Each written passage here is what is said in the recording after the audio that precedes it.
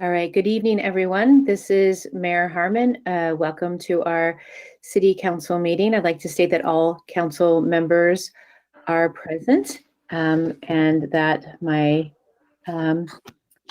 internet just did something weird. And on that note, we recognize that we're in unique times and that some of us have already had some technological oriented challenges. So we appreciate your patience with us tonight, as we will, of course, extend patience to you as well. I want to start by saying that San Luis Obispo is a dynamic community embracing its future while respecting its past with the core values of civility, sustainability, diversity, inclusivity, regionalism, partnership, and resiliency. And I also want to acknowledge that we are meeting tonight on the lands of the Northern Chumash tribes. And I lost Outlook just a second ago, but I believe that our first, I should say, item is handing it over to the city manager to give us an update on COVID. And Madam Mayor, Mr. City Manager, if I could just briefly make the closed session announcement before we proceed. Yes, please do, Christine. Thank you.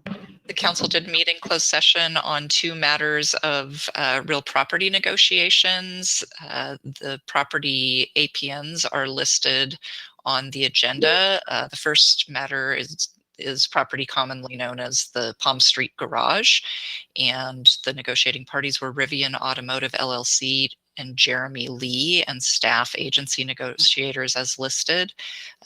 Council unanimously authorized the negotiations with Rivian and provided direction on price and terms of payment. The second matter is on a piece of property APN as listed on the agenda, commonly known as the Betrone Adobe property. The negotiating parties in that matter are Ken Haggard as representative for the Peace Project and Wyatt for representative for Smart Share Housing Solutions, Inc. And again, in that case, the council unanimously authorized staff to proceed with real property negotiations and provided direction on price and terms of payment. No further reportable action was taken. All right, thank you so much. And then Derek, we'll hand it over to you to give us a COVID update. And I'm sure this is already on your list, but we've had a lot of correspondence and of course, a lot of community conversation about the concern around San Luis Obispo City, but especially San Luis Obispo County, having better numbers so far than the area that we are that we are grouped with. And so I'm hoping that in your comments tonight that we can have that conversation that's very up in this community about whether or not it is appropriate and needed. I know a lot of the business owners are very concerned, of course, and I know that we all have a lot of empathy and compassion for them and want to have the best outcome for them around wanting us to delineate ourselves from the grouping that the governor has put us in and about the implications of all of that. So if you could address that in your comments, I think the community would very much appreciate that. Happy to do that. Good evening, Madam Mayor, members of the council. Just a quick update on City Manager report. Just wanted to cover a few items, and I'll do this quickly because I know we've got a long meeting tonight. Downtown sweeping, we're continuing to get some great feedback from the community. I think it is having an impact. You probably don't see it. It's happening, I think, early in the morning before all of us are awake, but the new equipment's out there. We're getting great feedback from the merchants. If you have a chance, go by and see the Marsh Street Bridge. It is certainly taking shape with the deck now poured and a lot of the street work underway and sidewalks being replaced and the new railing and historic lighting will be installed along with other features. And we're excited that that bridge is on schedule and under budget, and we should have that ready to open just sometime after the first of the year. You're seeing a lot of CIP projects out there. I had the opportunity this afternoon to go look at one of our signature projects over the last 10 years, the Railroad Safety Trail project that connects up behind CHP. And there's a significant amount of work that's being done over there. And you can see, you head over to Mill Street and then go over on California, you can really start to see that connection take shape and really start to imagine the bridge that will span over the railroad tracks and really provide that key connection to Cal Poly. A lot of you have both personally and probably seen pictures of the downtown holiday activation. This was our partnership with Downtown SLO to provide an opportunity for people to safely come downtown, consistent with public health orders, and just really experience the downtown. We've gotten really good feedback. We've made some adjustments over the last few weeks to make sure it's safe for everyone. Yesterday's windstorm, which was of course a little bit of a a curveball for us, and so the teams were out there trying to make some changes and make sure that it remains safe. Our WRF project continues to move forward. And there's been some significant progress on some of the backbone infrastructure, and we continue to have great participation by our local trades and employ many people in our community.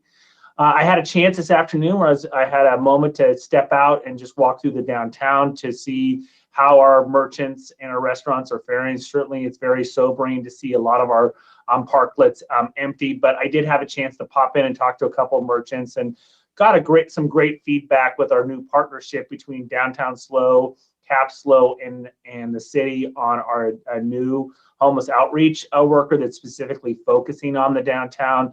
A couple merchants already said that they're seeing an impact and they really appreciated the work and effort and the impact that we're seeing. The downtown paving project, I hope many of you have had an opportunity to tune in. You've probably seen a lot of shares on social media of a lot of local artists that went through our art, design, and jury process to install some public art in some of our neighborhoods in conjunction with our street paving project. I was out there and rode through and took a look at some of the art, and it was great to see the artists out there really, I think, beautifying it, and also I think creating some signature pieces for people to see as they're walking, biking, or driving through the city. Housing projects that continue to proceed forward. You've probably seen some significant amount of site work out at the Avila Ranch area. You're seeing some of the traffic improvements. For example, one of the projects that you may have noted was the new right turn lane near Sunshine Donuts out off of Higuera, and that was one of the traffic mitigation measures that resulted from these projects.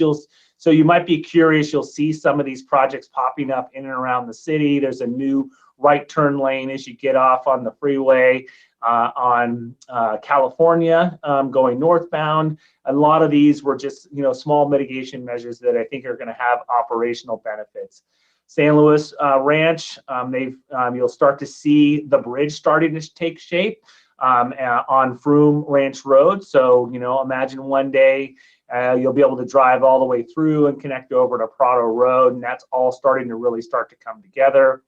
Throughout Orcutt, you're seeing, if you have a chance to drive through that development, you can see the road network is largely built out. The extension of Laurel Lane that will connect over eventually, I think it's Rigetti Ranch Road that will eventually peak out onto a tank farm. You can see that whole network really starting to come together. And then we have many miscellaneous projects that are also being built. Lastly, I'll share with the council that business vacancies, particularly in the downtown and through our community, are certainly of concern to your team. And of course, our MEDA goal is for economic recovery and resiliency. And the downtown SLO has put together a task force, and we will be working with them and bringing in a team to start thinking about what are the trends that are happening? What do we forecast to see the rebound? Is our policy framework and the way we approach re-tenanting vacant spaces in alignment? What do we need to be doing and acting differently? Because a lot of the prevailing thinking is that we certainly won't bounce back to the way downtown was in February of 2020. And then we need to be thinking and acting differently as we've done over the last 9 months. And so we're bringing a group of folks together in partnership with Downtown SLO to make that happen. And then of course, last tonight is the budget items, and I'll talk about those in terms of the recommended actions to kind of accelerate economic recovery. So with that, if there's no questions on the city manager report, I'll jump into the emergency services director report and give the council an update on our pandemic response. All right, seeing none, next slide. So just the recommendation tonight is to receive and file an update from the ESD director on COVID-19. Next slide. I'll run through this fairly quickly. I won't go through this in great detail. This continues to be the structure of the Emergency Operations Center. We continue to have great support. I just want to continue to emphasize that it is a whole other structure that we're maintaining, and we've ramped up and changed operations and the frequency. We updated our incident action plan last week when we got word that the governor was likely going to implement a shelter-in-home order.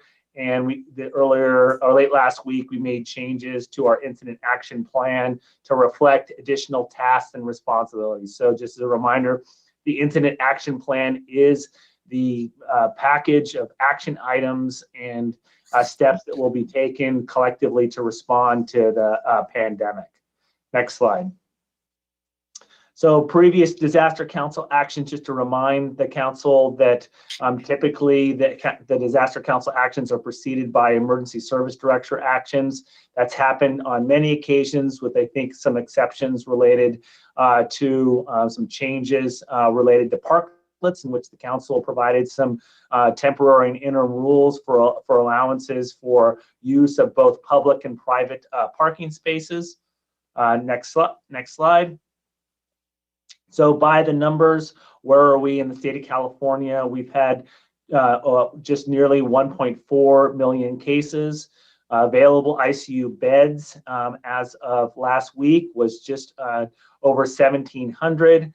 As I mentioned earlier, the state made some significant announcements last week that within 24 hours, regions with less than 25% of ICU availability would need to go into a shelter in home. There were 5 state regions, and I'll talk about that more in just a minute in response to Mayor Harmon's question. We were lumped into the Southern California region. What's the impact and what's the effect? It prohibits private gatherings of any size, so not associating with people outside of your household. It closes or restricts certain sectors of operations except for critical infrastructure and retail, and it remains in effect for at least 3 weeks before reevaluation. So let me pause here and talk a little bit about the question about our how we were lumped in the Southern California region and give some information and update. The Board of Supervisors for the 3 counties that are commonly referred to as the Central Coast, Ventura, Santa Barbara, and San Luis Obispo County, all of those Board of Supervisors did vote today to put in a request to the state of California to establish a new Central Coast region.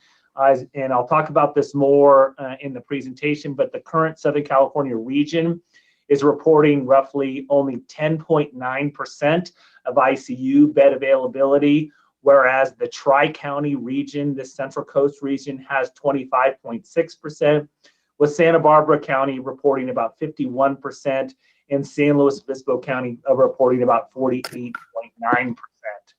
So the case is being made by the 3 respective political bodies that essentially there are different factors that should be taken into account, and we should be treated separately. And we can talk about that more as part of tonight's presentation.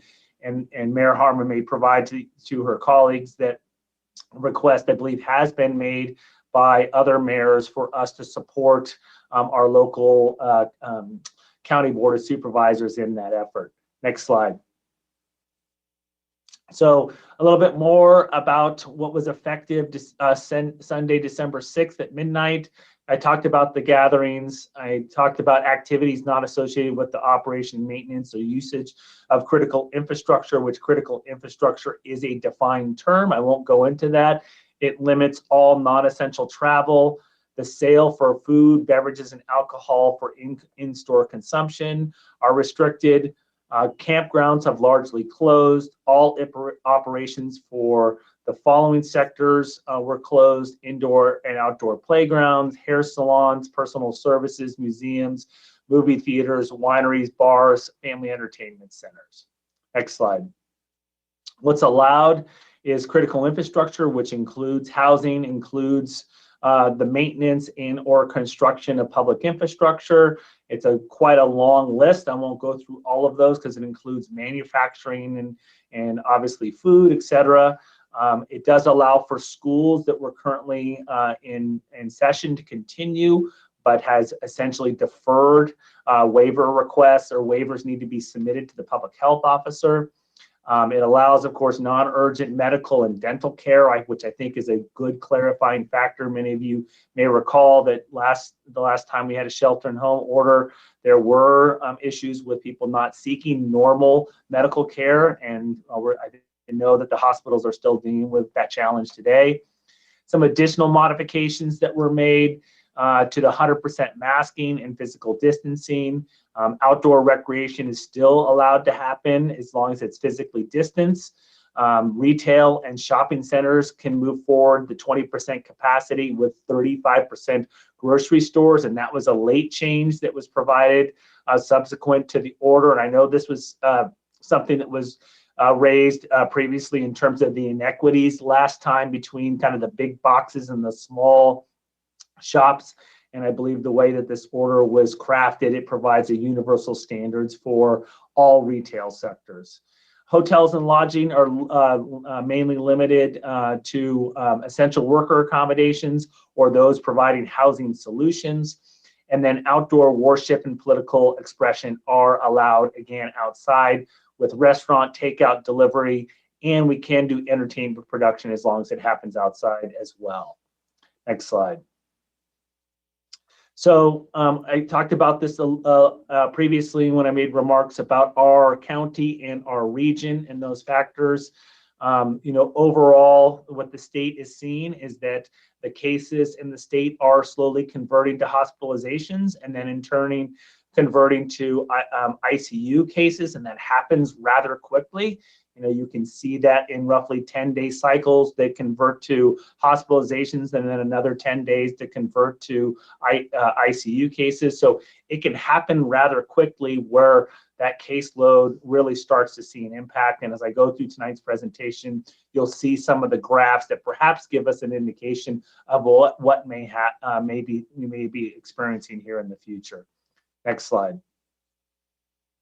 So our new daily cases, you can see about the beginning of November that we really started to see an increase in the number of cases. We added roughly about 2,000 cases of the nearly 7,000 cases just in the month of November. So that I think, is of concern, but right now it hasn't necessarily converted to hospitalizations and ICU beds. We'll see ultimately how that transfers over the next few weeks. Next slide. Cases by location, San Luis Obispo, we continue to see a high number of proportional cases, us and Paso Robles, and we've tried to dig into that a little bit more. I think it had to do with both the students and the amount of construction activity. And so there's been some rules and some outreach done, particularly to construction workers in our community to try to make sure that they're following the OSHA guidance on construction sites. Next slide. So what are the city actions? What have we done? We have expanded our business assistance. You may know tonight, we'll be bringing forward our proposed tenant improvement grant program. We had one round of business relief grant program. We've had support for homeless services support. The council may recall that it allocated some of the CARES Act funding immediately to partner with the county and to also expand our overnight RV parking program. And I'm proud to announce that we did reach an agreement with with 40 Prado and Capslo to do some management of some additional sites. We're working through those details and providing the notification to those area residents so that they know about the proposed temporary program. We have been working quite diligently on the community and business hotline. Lee Johnson continues to take the lead on that. We're receiving hundreds of calls, and we've been happy with our partnership with both Downtown SLO and the Chamber, who have done a fantastic job helping us convey and try to decipher information that's coming out about the various orders. We have a business help form so that if you do need help, we can get that quick to you. We've updated our virtual retail, wellness, and dining map so people have an idea of what is open and what is the disposition of their operations. We've really encouraged merchants to make sure that their information is updated on both on Yelp, for example, and other online forms so people know about the changes in their operating hours. And then we have an overall business resource page. In terms of, I'll run through the rest of the list fairly quick. The Small Business Relief Fund, we had over 300 applications participate, and the council knows that we provided 52 $5,000 grants. We've changed our tenant improvement process, and which we're aiming towards, and we've been providing 1-week turnarounds for tenant improvements. We've activated our parks for fitness in the parks program, and we're seeing great participation there. We've supported a local advertising campaign. The council knows that we had a shop local item in our 2021 budget, and so we've been using the city's megaphone to make sure that people shop local first. And then our light up downtown activation, and then you've seen a large allocation of resources towards communications. We have 6 people who are constantly communicating out to the community. Next slide. This is just some examples of some of the social media that you're seeing out there in the community. I won't go through that. On the bottom left-hand corner, you may have seen some of these stickers on the ground. They provide a link to Smart Art. So if you want to learn about the multicultural holiday banners in our downtown and some of the history, you can, for example, learn about those. Next slide. So the outlook is we'll continue to be monitoring the regional status. We know that at a minimum, the way that the region is currently carved out is that we'll be in it for 3 weeks. We are hopeful, and in my Thanksgiving message to city employees, I talked about some of the green shoots. It was great to hear today that we had the first vaccine that was administered in the UK, and we hope to see that happen here in our county in the next couple of weeks. And if you know that the vaccines are the priority is for our medical community and for those in skilled nursing facilities and those residents. So the county has identified nearly about 18,000 people that would qualify in that kind of category, and will be receiving nearly about 2,000 doses in the next coming weeks. I had some conversations last night with President Armstrong about the Cal Poly schedule. They're being very mindful about how students are going to return. And I think Vice President and Dr. Humphrey came to our last meeting and talked about the current caseload, and then also kind of moving ahead with some of the tracing and testing capacity that they're establishing on campus. And they will be rolling out saliva-based testing, which will be much more prevalent and easier to administer on campus. And then we are really pushing out information about the flu season. What we don't want to see is, 2 epidemics happening in our community at the same time. And so we've been really pushing both the community-wide flu vaccination, and then we'll be hosting a flu vaccination for city employees and their families in the next coming weeks. Moving to the next slide. Enforcement, our safety enhancement zone, it's still in effect. The process is we essentially, if the conditions are there, we move straight forward to enforcement, and there are $1,000 fines associated with that. We've given over 150 citations. The business compliance, we've had roughly 535 contacts. We learn about those more every day. We're continue to encourage people that if they see something, report it.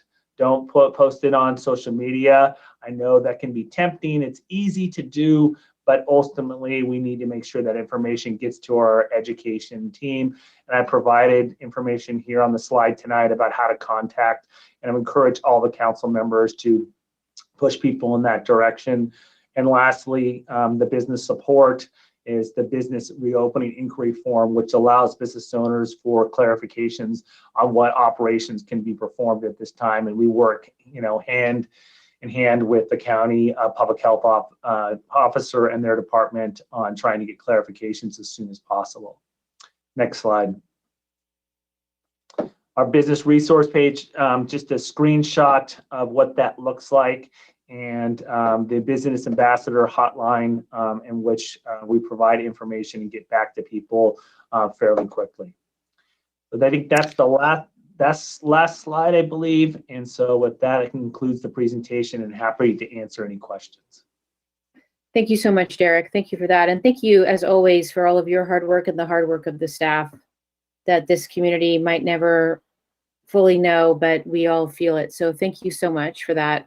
I just wanted to open it up to see if my colleagues were at all interested in having the conversation about the differentiation that some have written to us and about wanting us to amplify. The county, as Derek mentioned, has already moved forward in that direction.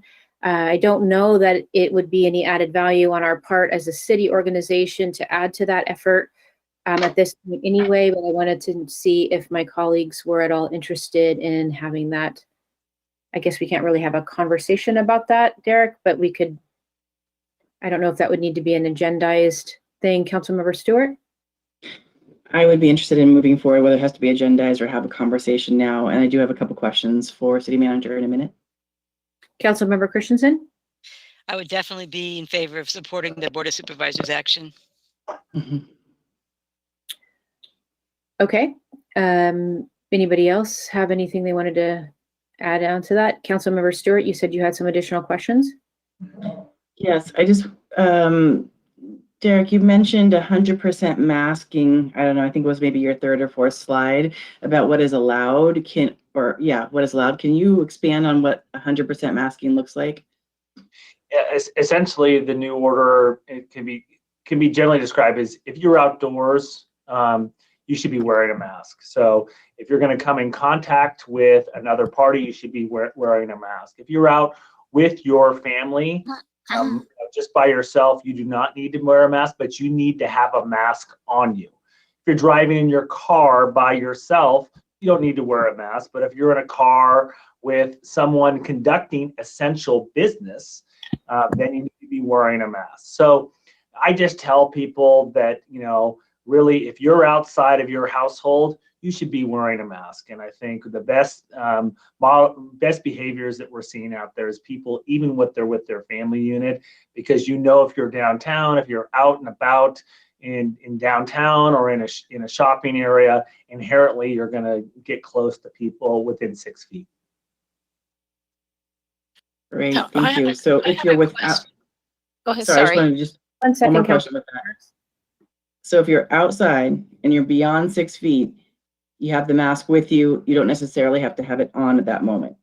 That's correct. That's correct. 100% masking sounds confusing. So thank you so much. Councilmember Marks? Yeah, I just wonder if we couldn't direct the mayor to write a letter to the Board of Supervisors without having to put it on the agenda. City Attorney? I mean, I actually feel like this is a fairly complex situation that does necessitate a more robust discussion. Having talked to a lot of people, from physicians to business owners, etc. So City Attorney, does it from a legal standpoint necessitate a fuller conversation? If you want to have that fuller conversation and have any debate of the merits of filing the letter or not, then yes, it does require an agenda item. Can we do it at an emergency council the meeting? You cannot take action. Those are briefing, authorized as Okay. briefings. Oh, that's only. right. I forgot. All right. Thank you. Councilmember Peace, did you have your hand up? Councilmember Christensen asked the question I was wondering. Because Okay. it just seems timeliness if we do want to, if we think there is merit in writing that letter, it seems like, and we don't have a meeting scheduled until January, so just And so the what, logistics. sorry to interrupt, Andy. What hasn't been discussed in the context of this conversation is that there are some potential repercussions of doing so that may not be in our benefit. And so I don't know how we have that publicly or whatnot, but I think that we need to be mindful about it. No, I'm not against it. I get the impulse for sure. But it is also true that our ICU beds will be impacted by the region that we are grouped in. So that is currently the reality also. So there is a nexus with that. So it's a very complex and challenging situation to navigate for everybody, no doubt. We could certainly notice a special meeting concurrent with the COVID briefing for the purpose of further debating and considering the item publicly, if that was the Okay. council's direction. Oh, right. That's what I was That's gonna coming up ask. Thursday. That's coming up Thursday, right?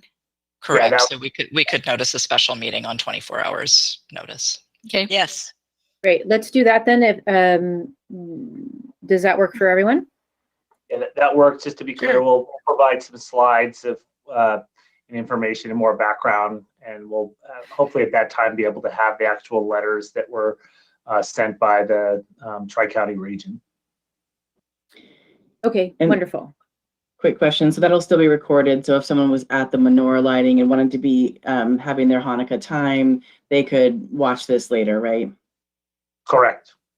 Great. And on Thanks. that note, I've been asked to speak at that event and I will be speaking virtually. So I will try and get the timing just right so that I can be fully present at the Thursday meeting. There's a chance I might be late or have to leave intermittently just to be able to do that. I mean, and it probably, a week may not make a difference, so I give staff leniency to, if next Tuesday would be a better arrangement, right? We've got them Tuesday, Thursday, or Yeah. updates. We'll look into it and see what the best timing is and make sure that we can get the most complete information and to see perhaps what approach we might want to take and if there's been any reaction from the governor's office to the request. Sounds good. Thank you on that. And just like all compassion for this community and the just really difficult and challenging moment that we're all facing. And, we would just want all of especially our small businesses and our families and all with the school children and everything, just to know that we are every day trying to figure out the best way to navigate the situation, get the best outcome for the most people. And we know that we have to do that with a public health first lens, which we have done, I think, from the beginning pretty successfully. And so just really appreciate the letters and the deep concern and this is just tragic for so many people. So we will continue that discussion then, it sounds like, this Thursday. So thank you for that. And then seeing no other questions or comments on that, we will move on to public comment, which is for items that are on the agenda. So City Clerk, are there any public speakers? And Councilmember Marks, I'd just like to remind you if you could mute while you are not speaking, that would be helpful. It You won't go. let me do it. It wasn't letting me do it. So let me try. City Clerk, maybe you could help Councilmember Marks by muting her if it feels like you have that control on your end, just because I know I've been muted randomly. So I'm Yes. hoping that you are the Oz, the great muter in the sky, wherever you are. Yes, please. And I'd just like to invite you. I hope I can speak for my colleagues and say that please mute us if we have forgotten to mute ourselves and we are making noise that isn't helpful or what have you. Please mute me anyway. Okay. And additionally, City Clerk, are there any public speakers for public comment? We have one person for public comment for items not on the agenda, and that is Cameron Olds. Okay. And just one moment, let me unmute the mic. Okay, Cameron, you're going to have to unmute your mic also. Can you Okay. hear me? Yes. Alrighty.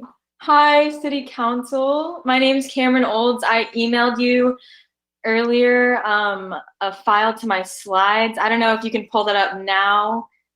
I can just talk you through it if you want to have it on your computer while I talk through it, You maybe. send your slides in to the clerk? I sent it into the email of the City Council. They were provided as agenda correspondence. Okay, got it. Okay, so we have those, we have those in our inbox. We won't unfortunately be able to see those tonight on our city council meetings, but please proceed. Okay, no worries. Alrighty, well, thank you. Hi, my name is Cameron Olds, and today I'm going to be talking to you about racism as a public health crisis in San Luis Obispo. This is an area level systemic review. All right, so first we need to contextualize and identify racism.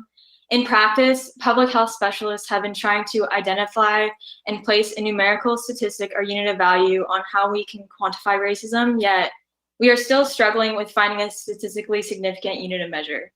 However, in light of this conflict, I have chosen to do a systemic review of health statistics provided by SLO's Public Health Department. From a personal and academic standpoint, I have gone through SLO's educational system, completing Pacheco Elementary School, which was a dual immersion school for Spanish and English learners, and then later graduating from SLO High School. From a young age, it was apparent to me that we were only getting half of the picture. When we would paint our spirit animals on our shirts and dance in a circle, yet no one cared to explain the Native American cultural significance to this event. Since then, I feel I have continually been led in the dark when it comes to the cultural experience being expressed and represented in SLO County. I hope that opening this conversation can bring to light some factors which have become normalized in SLO, which are negatively affecting our BIPOC community. So first off, I want to talk about structural racism. There are many forms of it, but today I will be focusing on health, as education and public safety are still widely debated as a matter of opinion/bias. I will be examining statistics reported by SLO Health Counts, the community health assessment provided by SLO's Public Health Department. Several of the factors I will be examining will be housing, food security, violence, mental health, and income/employment. So if we want to contextualize all this data provided on the slides, you'll see later, you can see a greatly disproportionate allocation of resources. Number one, less affordable housing leaves the majority of the BIPOC community struggling to pay rent. Two, place food insecurity on them from the lack of resources and programs in SLO. And three, we see a sharp increase in violence in SLO resulting from the unhealthy mental state that these pressures before mentioned weigh on the BIPOC community much more heavily than any other community. Resulting from the insecurity felt within the public safety and health, many BIPOC and LGBTQ+ members have reported feeling reluctant when seeking help, whether this is financial or medical. This then producing a community in which denying basic health is normalized, therefore creating an even greater disparity between the health of the communities. So we must act. The bottom line is that SLO is not a welcoming place for the BIPOC community yet. From a sheer numerical standpoint, SLO has less than 2% African American population. That's including the prison. If we want to understand how to bring together a community, we must first extend an invitation. So I challenge you, SLO. I challenge us to do better in 2021. For just a few ways we can do this: reallocating funds towards diversity, equity, and inclusion, reallocating resources towards the homeless community, and even creating new programs to support the BIPOC community through outreach, strategic economic recovery strategies, and the promotion of ideals that reflect the BIPOC's priorities. Thank you for your time today. I'd like to end by saying one last thing. If none of these issues before mentioned apply or affect you, I hope you will acknowledge your privilege and the need for change for the better of our entire community. Thank you. Thank you so much. Just want to make sure that you're aware, and for those of you that are watching that may not be aware, we did declare racism a public health emergency early on in the summer, and have created we have a diversity, equity, inclusion task force that I am hopeful that will transition into a major city goal moving forward. And we have actually addressed, at least begun to address many of the things that you just brought up. So I would encourage you to stay tuned. And I would actually encourage you to stay tuned to this very meeting where we allocate some funding for those folks living unsheltered in a more meaningful way. I'm sorry, we don't know if we're going to allocate those, but they are on the agenda. So I'm hoping that we are able to move those things forward. So thank you so much. And I do acknowledge my privilege as a white woman, I guess, here in a position of power, which is funny to say, having felt like an outsider most of my life. But anyway, you're absolutely correct. City Clerk, are there any further speakers for public comment? Not for items not on the agenda. Okay, thank you for that. All right, then with that, I'm seeing if my colleagues had anything that they wanted to add. No? Okay. Then we will move on to an appointment before us to confirm appointments to the Human Relations Commission and the Mass Transportation Committee. And so would the City Clerk please provide the report? Good evening, Mayor and council members. As outlined in the staff report, the council liaison subcommittee members are recommending the following appointments: Dusty Collier-Worth to the Human Relations Commission, Trevor Freeman to fill the technical representative seat on the Mass Transportation Committee. And in addition, Mr. Friedman was the alternate. So they are recommending appointing Dinah Nazer to fill his alternate seat. That concludes my report. All right, thank you so much. Do any of my colleagues have any? Councilmember Christensen? I was just going to go ahead and move staff recommendation and thank our subcommittee and advisory body volunteers for their work. Thank you, Carlin. Before we do that, do we have any public comment on this item? Sorry. No problem. No, we do not. All right. Okay, so Carlin's made a motion. Councilmember Stewart, or sorry, Vice Mayor Stewart. I wanted to second the motion and also really thank everyone who applied and who interviewed. It was really a pleasure to meet everyone and love the fact that our community always wants to be so involved. Yes, yes, wonderful. All right, then with that, City Clerk? Councilmember Christensen, Yes. Vice Mayor Stewart, Yes. Councilmember Marks,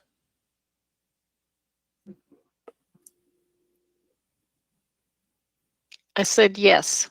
Councilmember Pease, Yes. Mayor Harmon.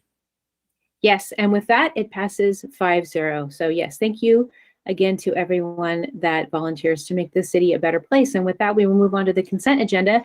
This is items that are deemed to be non-controversial. Do any of my colleagues want to pull anything for discussion? Councilmember Marks? Now, if you could unmute so we can hear what you're saying.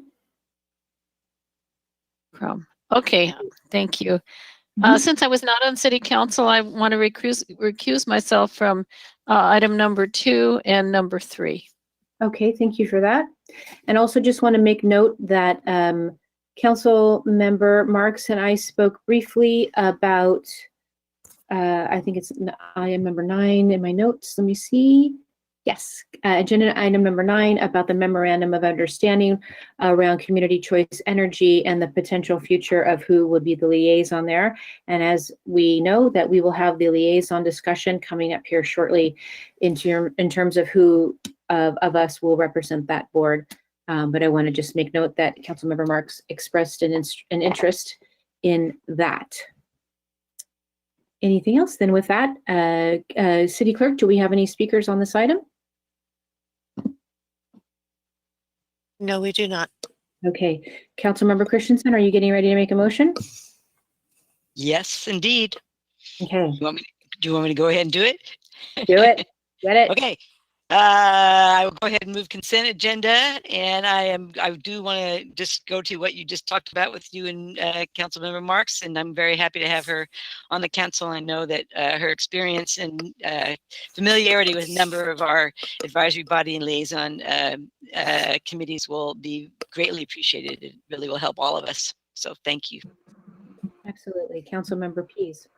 I'd like to second that and also just acknowledge the the item on the SGMA, the Sustainable Groundwater Management Act, which has been a lot of work kind of behind the scenes.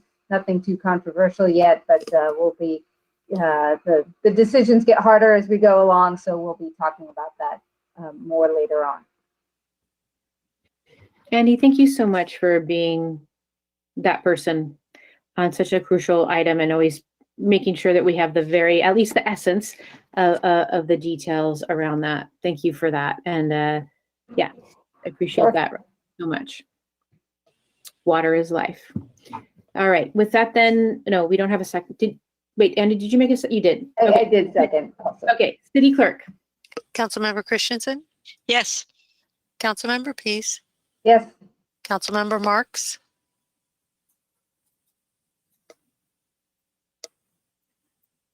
you're muted. Yes.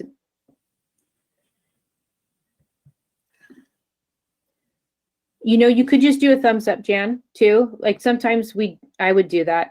And honestly, Jan, I mean, it is very complex. So even like leading the meeting, I'm constantly navigating muting and not muting. So it's going to take us all a minute to kind of get acclimated. So it makes sense that it's a little Thank bit. you. No, this is my first real city council meeting, so I'm just still learning. And thank you so much. So what I want to just say is I'm saying yes to everything except item 2 and 3, which I'm recusing myself from. Thank you for that Because reminder. I was not on, yeah. Okay, thank you Vice for that. Mayor Stewart, Yes. Mayor Harmon. Yes, and with that, it passes 5-0. Yes. All right, and then here we go. The business item before us is to provide a bike share policy direction to authorize a request for proposals for a bike share provider. And so Public Works Director Matt Horn and Transportation Manager Luke Schwartz and Active Transportation Manager Adam Fukushima will please present the report. Good evening, Madam Mayor, members of council. My name is Matt Harmon, your Public Works Director. This item is follow-up action from a council study session back in October 2019 on shared transportation options. This space is rapidly developing area of transportation sector and has been greatly impacted due to COVID-19 pandemic. This item is scheduled for 45 minutes of council's time with staff's presentation that will likely last about 10 minutes. Luke and Adam will give the presentation, and with that, I'll pass it over to Luke.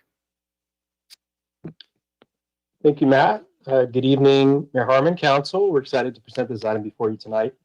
As Matt mentioned, we were at a council study session about a year from now in 2019, going over the general concept of micromobility and bike share and scooters. And the direction we received from that study session was that the council was interested in pursuing a bike share system, specifically focusing on bicycles, so no scooters at this time, and asked staff to develop a policy framework based on specific elements that we would like to see in an ideal bike share system in SLO. What types of bikes, how would they be parked? Would they be electric or not electric? The request was for staff to continue monitoring the industry in the bike share market and return with a more detailed policy framework, a draft solicitation to vendors or RFP, and request direction from council on whether to proceed with soliciting a vendor for a bike share system. So the presentation tonight includes more background on what we've monitored over the last year, the specific policy framework that we've developed. And Adam will go into more detail on that. Next slide, please, Adam.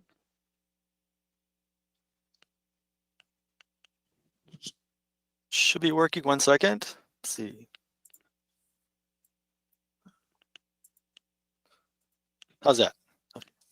Perfect. So and just to refresh on the staff recommendation tonight is to receive our staff report and presentation on policy framework and bike share, to request permission to authorize issuance of a request for proposals or RFP to potential vendors to set up and operate a bike share system at no direct subsidy from the city. That's an important thing to highlight in this request. And then ultimately, if a qualified vendor is selected, to allow the city manager to execute the contracts for a 2-year pilot program with that vendor. And ultimately, if there isn't a market for a no subsidy bike share system, we don't receive qualified proposals, then the direction would be for staff to continue to monitor the market and return at a later date with a potential funding program and direction on how to proceed. With that, I'll pass along the presentation to Adam. Wonderful. Thank you, Luke. So I'll just provide a little bit of a policy context before we get started and update on where we're at today. The circulation element does call for the evaluation of a bike share policy in coordination with Cal Poly and other educational institutions. Bike share is also a recommended program in our draft active transportation plan, which you'll be discussing later on tonight. Why consider a bike share program? So we do have ambitious mode share targets that are in our circulation elements.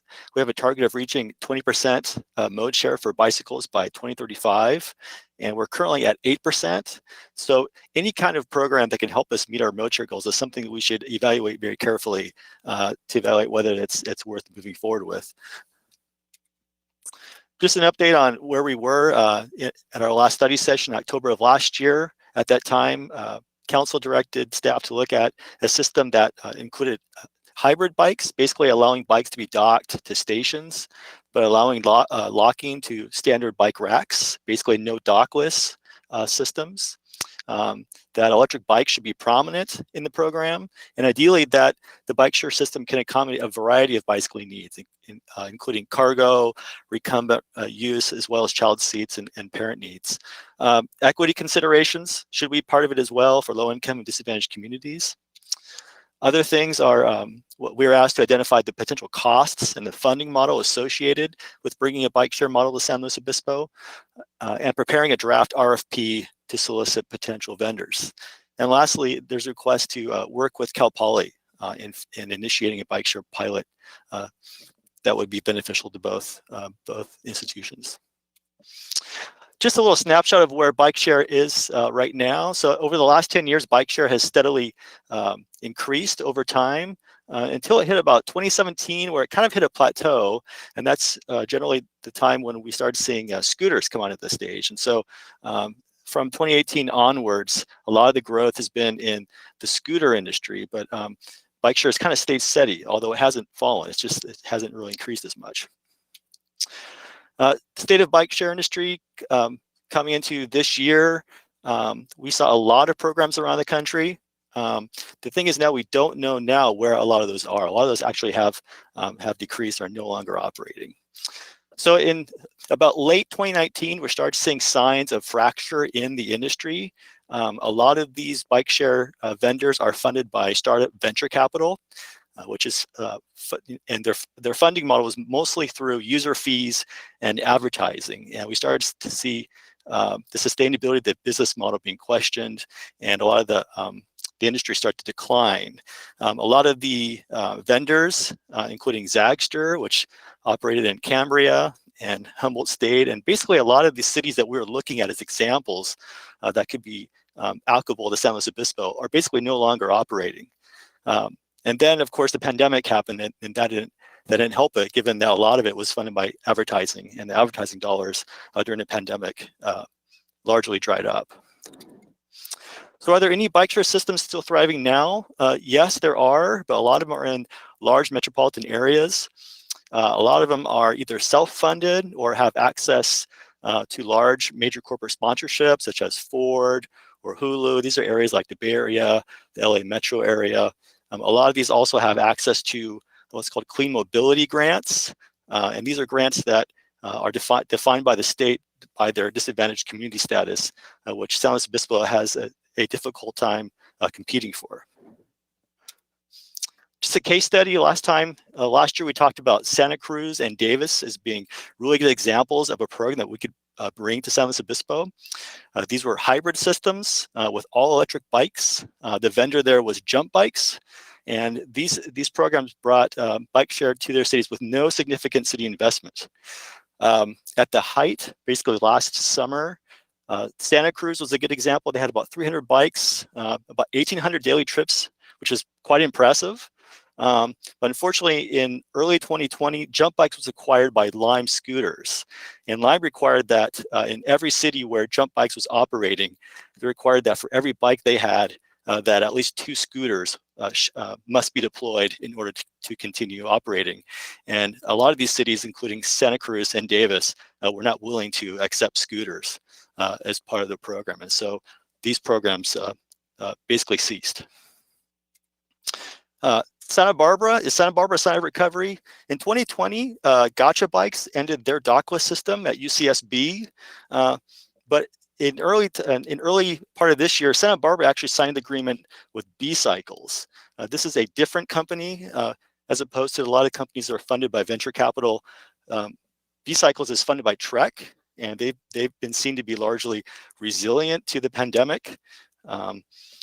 And what we've found is that we've talked to the city staff as well as to the vendor staff, and what's basically happening is B-Cycles is using Santa Barbara as a test market to see whether they want to expand into smaller California cities. And at this point, it's too soon to draw conclusions to know whether this is something that could be a trend or whether that's whether we can learn any lessons from it.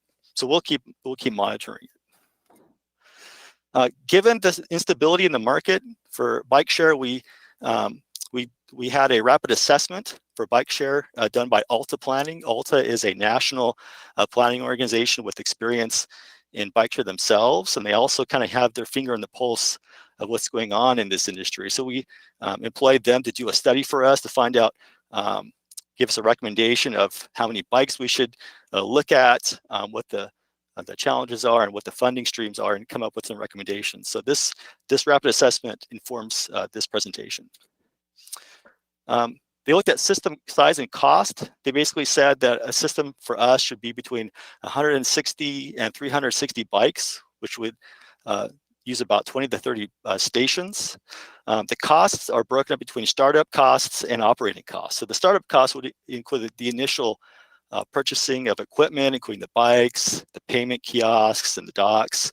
And the operating costs, the ongoing operating costs, would include staffing, including city staff time, maintenance, rebalancing of the bikes, answering any customer service issues that come up, and a lot of the administrative oversight costs. The potential program costs, so looking at the potential of 160 bikes to 360, we're looking at total startup costs of about $800,000 to about a little over $1 million. And then the operating costs on an annual basis would be about $320,000 to a little over $720,000. And it should be made clear here that a lot of these costs are not all of them would the city take on, but they're dependent on the market and the vendor, depending on what the vendor is willing to take on themselves. Okay, funding. Currently, no city funds are programmed to start a bike share program. Usually with the bike share program, there's a variety of funds that go into it. There's not usually one source that funds it, but the prominent ones are user fees. If we entered into a bike share program, we would look to Cal Poly for a fair share contribution of the costs. We would also look at state grants and public funding. There is a state active transportation program grant, as well as cap and trade funding, but they're extremely competitive. And the question does come up of whether those grants are the best use of our state grants. We've used our state grants most frequently to fund our infrastructure projects, including the railroad safety trail. And so the question comes up of whether we should use our shot for that purpose. Advertising. Advertising is another funding stream, but it's also very difficult to estimate how much could come into SLO. Given the small size of our city, it could be difficult to attract the large corporate sponsorship that is required to keep an ongoing program going.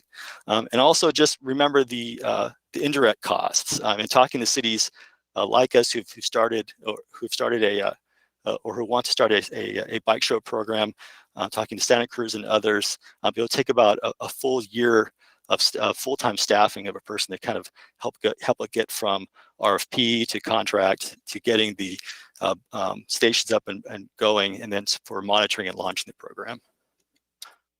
Okay, will bike share help achieve our mode share goals? So one thing to look at is just who the potential users would be. The most likely users of a bike show program would be SLO employees who don't live here but commute in and don't have a bike. Cal Poly, both staff, faculty, and students. Transit users who are trying to make that first and last mile connection.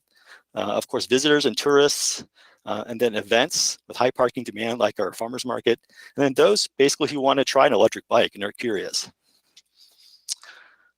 Will bike share help achieve our mode share goals? So one thing that has to be said is that less than 50% of the new trips would replace trips that would have been made by personal car, taxi, or ride hailing. Another thing that matters is the location. Small and medium cities with less robust transit service usually saw the greatest shift than those with than large ones.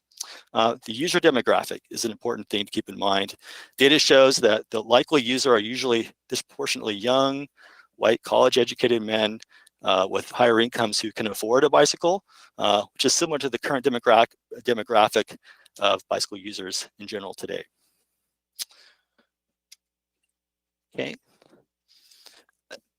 One thing to keep in mind are the greatest barriers that we've seen to bicycling. So as part of the outreach for the active transportation plan, we did some outreach on what the highest barriers are. And the top ones have to do with concerns about safety, being in heavy traffic, concerns that are largely infrastructure in nature.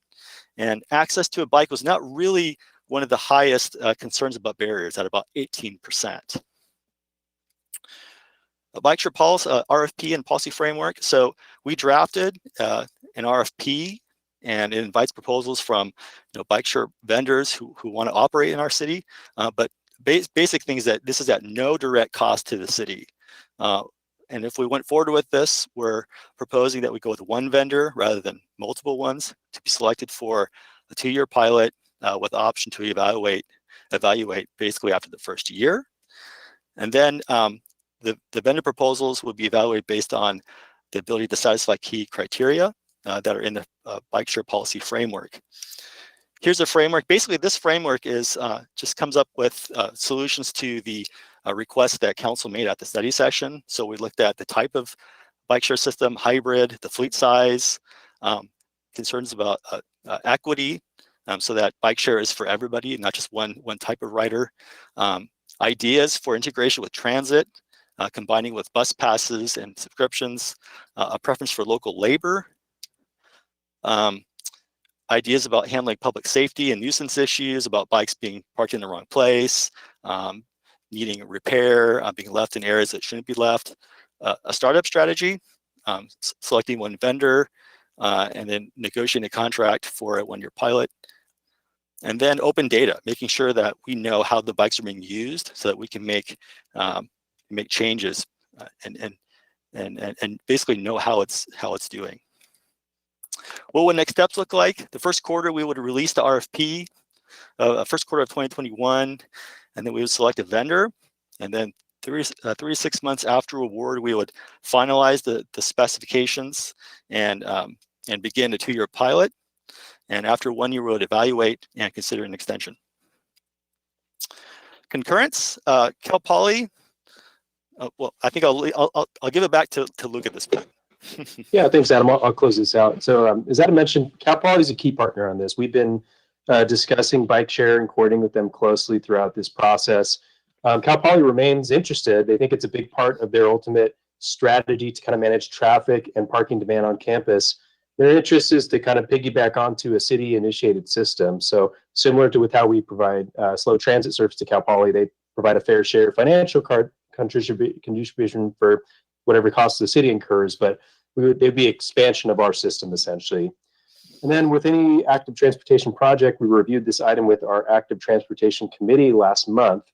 The ATC's recommendation was actually to not proceed with issuing an RFP at this time and to continue monitoring the state of bike share. And the main justification for that is that even if a vendor is willing to operate bike share at no direct cost to the city, there's indirect costs, including staffing resources that would be focused on bike share, where the ATC would rather the city staff focus their financial and staffing resources on implementing the highest priority infrastructure projects. Next slide, please. And as we highlight the staff recommendation, which is really based on the direction from council at our last study session, was to come back with a presentation on policy, request permission to proceed with an RFP for bike share, and if a qualified vendor is selected, to proceed with a 2-year pilot. And ultimately, if a vendor is not there and the market's not there, then we would pause and continue to monitor and come back at a later date with a funding plan and direction to move forward. Next slide, please. terms of alternatives, there's the ATC recommendation, which, council would be supportive of. We're not trying to intentionally divert from the ATC's preference. We really wanted to come back with consistency with the previous council direction, but that would be to just simply pause right now, focus our energies on infrastructure projects, and see if we want to reevaluate bike share in the future. We could also receive specific direction from council to modify our RFP or our policy framework, and then come back to reissue an RFP once those changes have been made. Or ultimately, we could just defer this perhaps to the next financial plan to decide if the city wants to pursue this and allocate funding under some likelihood that there isn't a market for zero subsidy bike share any longer based on the financial impacts over the last year or two. With that closes our presentation. We welcome any comments or questions. Thank you so much. This initial conversation feels like a million years ago, doesn't it? I mean, it does to me anyway. And somehow it feels slightly out of date or something in the current context. Do any of my colleagues have any questions? Councilmember Pease. Thank you so much. I appreciate the follow-up on that direction and the capturing the policy goals that we had initially. I have a few questions. One is basically about the balance of physical space, especially downtown, for parking and having these stations, considering the new parklets and kind of competition for parking spaces. Is that a new consideration that could influence the success of a program and or the success of the parklets and downtown access overall?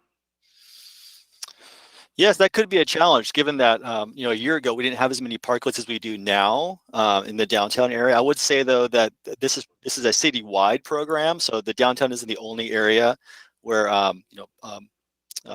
these stations would be put in the ground. Also, I'll say another thing is there are new stations now. In the past, we sort of saw these huge stations with like 6 or 7 bikes in a row. We're starting to see 1 and 2 bike stations, so it could be the size of just a bike rack. So there are opportunities to have these stations in a lot smaller footprint than there were before. Good, that's helpful. Thank you.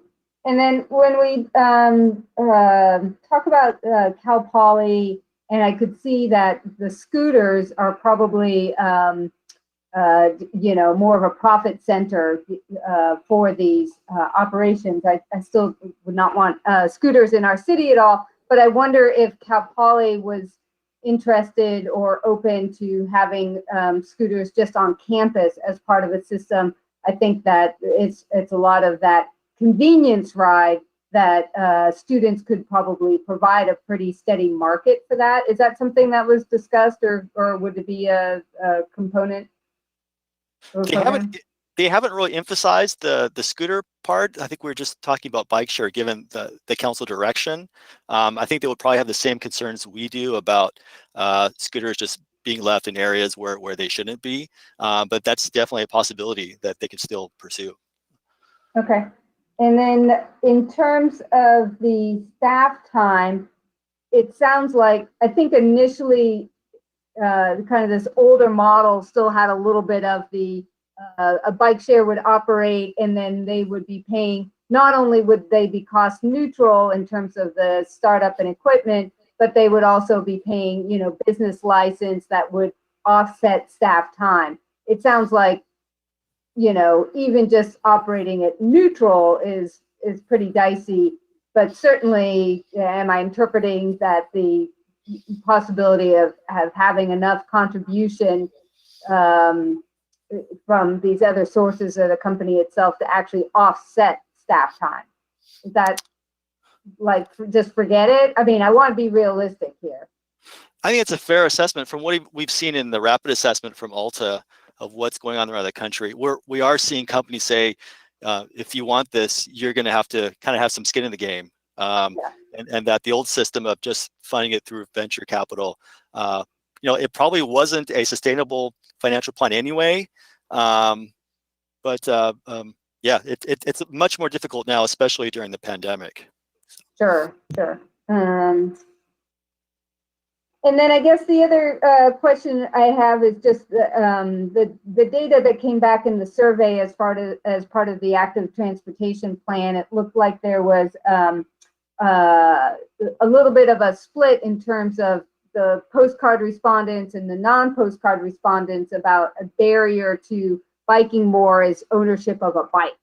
And so the non-postcard people, the folks who self-identified that they wanted to participate in a survey about biking, that maybe 12% of them said that they didn't have an appropriate bike. But of the folks who just were randomly sent a postcard, I think it was 27% said that access to a bike was part of their barrier. And I'm wondering if there's been thought as far as allocation and mode shift in terms of, is it a bigger bang for the buck to just subsidize people acquiring bikes, you know, that type of thing? Is there any correlation or common thinking about that right now?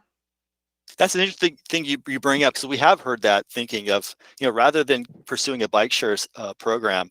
Well, first, what we heard from the ATC was it would be good to do more study to see what the barriers are to riding a bike in town. The ATC, for one, wanted to know, like, well, what's the use among the hotels? How much use are some of the bikes there that they're sharing getting? What do the local bike shops think? What do they think as the barriers there, and how can they play a role? But we've also heard that it would be good to have programs to just make it easier for people to find and get a bike. You know, a lot of people are riding e-bikes now, and that's sort of been a way for new people to start riding. But they're also expensive, and so there are a lot of equity issues around e-bikes as well too. So I think all those thoughts are thoughts that a lot of other people are thinking as well, and so are we. So. Yeah. Good. Yeah, I'll echo that, Adam. You know, there's been a lot of discussion at the state level to expand the credits that are issued for purchase of electric vehicles to electric bicycles. The cost range is so much lower, and from discussions we've had in the input we've received during the ATP planning process, the ability to try an electric bike, especially a cargo bike for families and people that want to be able to grab groceries or carry children, has been a game changer for people that didn't have that ability on a traditional bicycle. And there's a lot of questions out there about whether offering a rebate or credit program for purchase of new electric bikes or cargo bikes would be more effective in getting more access to people that don't have that ability now. Interesting. All right, those are all my questions, Mayor Harmon. Thank you. Thank you. Councilmember Stewart? Thank you, Councilmember Pease. You had a lot of my questions. I appreciate that. And I thank you also, Adam and Luke, for bringing all of this back to us, because I know it does seem like eons ago, but I know it's a lot of work that you did. So thank you. You know, there's only one mention in here about COVID, and I understand why, but I kind of was wondering a little bit more around cleanliness if we wanted to move forward around sharing things right now. No one really wants to share anything. So I know we'll have a vaccine later, and that sounds great, but just kind of I wanted to, if we do decide to go forward, that's a topic of discussion at some point. And I really like Councilmember Pease's idea around the bike, because I really couldn't figure out how the equity was going to be approached. I know it was mentioned in your report, but you didn't really go into that. So did you have any more thoughts on the equity and low income aspect? Yeah, absolutely. And that desire is not unique to our community. A lot of these vendors that are operating in other big cities have strategies, and they've worked on programs to address that specific interest. Typically, it involves things like making it as flexible as possible to have a membership and to make transactions, so not being solely on a mobile device, but offering cash memberships, and also looking at no price or subsidized memberships for people that have lower incomes. And on the as far as equal distribution and access from historically disadvantaged communities, a big part of that is making sure that the vendor has a commitment to locate stations and bikes, not just in areas on campus or where there's a lot of people with money that are likely to spend money on a membership, but to equally distribute access to the bikes in places where people most need them, for people that most rely on transit or not having several cars per household and spending money on gas to get to work and back and forth. So the lens of that is finding ways to make it affordable and accessible, and then also making sure that the resources are distributed to places where people need them most. Okay, thanks. And I appreciate hearing about the cash too, because I know that some people are not going to have a debit card or a credit card. And so that's a concern as well. Great. And I guess it's a question for all of you and Derek, but really of all of the things that we have to spend your precious time on, while bike share seems to be really a great idea, I'm just not sure that you want to do that right now. I don't know if it's a question or just a comment. Teresa, do we have any public comment?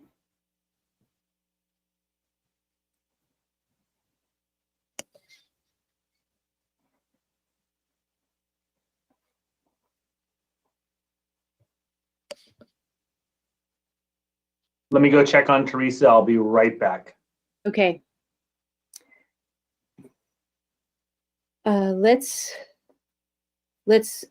go forward then with discussion. Councilmember I'm sorry. Mark. No, we do not. Thank you. Thank you. Okay. I mean, go ahead, Councilmember Marks. Yeah, I just want to say that I'm new to this this topic, but it feels to me that it may not be as high a priority now as it was initially when it was proposed. And the other thing is that I know for sure, like with 40 Prado, that if bicycles were available to people to borrow, they probably would be used quite a bit.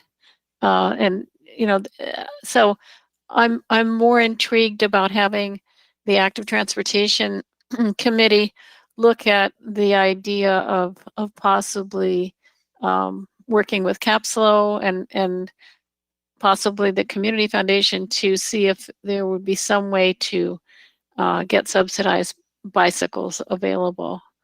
I think the consideration that Council Member Stewart brought up of just the whole COVID aspect of the whole thing, it's like, okay, well, are we going to make sure people are wiping them down between borrowers and, all that?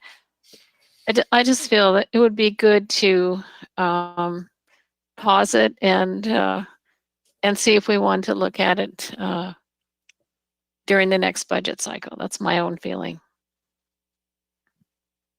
Thank you so much for that. Councilmember Christensen. Yes, thank you. And thank you, staff, Luke and Adam. I really appreciate it. I asked the same question as several of you asked, and I appreciate the other questions too earlier about why are we doing this now? And they were great about reminding me that, oh yeah, you directed it, but it was a long time ago and far, far, far away in another universe entirely. So, and one of the main attractions at the time was that we could see that there were several very successful programs in other college towns that were not subsidized, and it sounded like, well, win-win. That is obviously not. We've not only changed in terms of COVID, in terms of our city budget, but also in terms of the fact that there are not those other smaller California college towns having a successful program anymore. So I am also thinking that the ATC probably, and staff was honest about agreeing that this is not a wildly radical idea to just hold on for a while, not only because of COVID in terms of infection stuff, but just in terms of COVID and how it's affected work life. I mean, this maybe a lot of the people who might use it for work are now working from home anyway and aren't riding their bike to work. So I would be more interested in terms of the group of people who say they don't ride bikes because they don't have a bike, exploring different ways of addressing that rather than necessarily a bike share program at this time. I also will say that I deal a lot at TEMA with the idea of giving bikes to people, and that can work for a certain group of the population. Another group of the population takes their bike and sells it immediately to somebody else who needs a bike. So, again, there's a lot of nuanced issues around why people don't have bikes and how best to get them. And I think the equity issues around having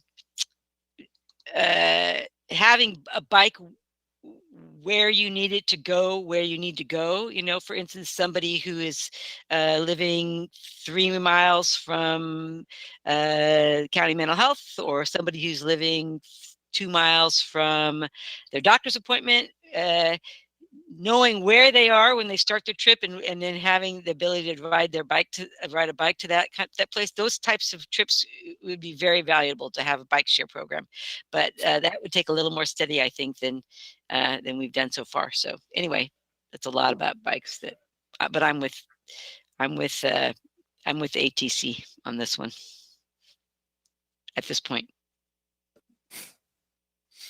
All right, thank you so much. I will just simply say, I think our timing is a little bit off here, if understandable. I was doing my own research, and it's interesting. COVID has impacted bike sharing, but not in consistent ways. In some communities, it seems like it's gone up significantly. In some communities, it's gone down significantly. So I was trying to understand, how are people engaging with bike sharing during COVID, and it's not consistent. At least that's, you know, what my research was showing. I really appreciate Councilmember Pease's bringing up the bike ownership as an important piece that we could shift our focus to. I think that sounds like a great idea in general, and also would not want to, in this time, impact our small business owners, some of whom are bike shop owners. And I know that there is sensitivity around bike sharing for those folks, and bike purchasing has gone up significantly during COVID, as have all, you know, sort of outdoor exercise equipment has gone up significantly. And so maybe, you know, we just really need to shift our focus to seeing if we can get more bikes into the hands of more folks.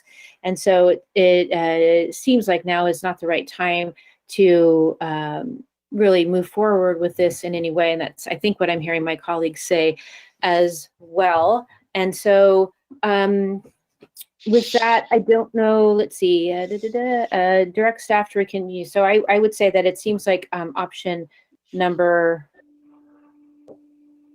4, no, if no qualified proposal, no. I think like this is the recommendation. Where are the alternatives? Yeah, hey, Adam, can you go up a slide? 1 second. See. And Mayor Harmon, I see City Manager Johnson there. I wonder, you kind of asked an open-ended question about, is this the right priority right now? And I wasn't sure if he was on to kind of weigh in, or if Luke or Adam wanted to weigh in. I thought that was a good question to pose. Yeah, that is a good question. Yeah, I think, Madam Mayor and Councilmember Stewart, I think that, you know, we took the council direction, moved forward. There's been a lot of change. I think we've benefited from the time, and so this is an opportunity to bring it back. We do think that there are other higher priorities today. We have a lot of work with the parklets. We've got to resolve how the parklets are going to function, how they're going to relate to our downtown.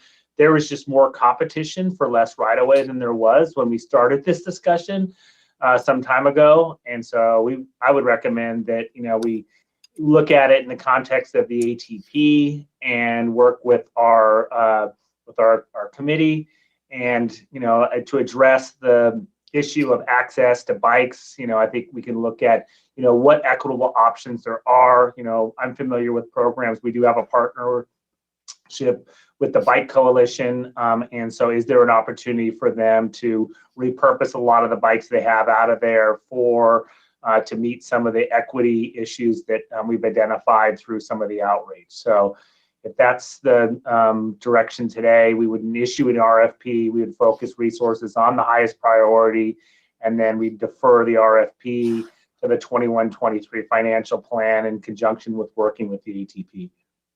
Excuse me, the Transportation Committee. Sounds great. Thank you for that. Councilmember Pease did make the motion.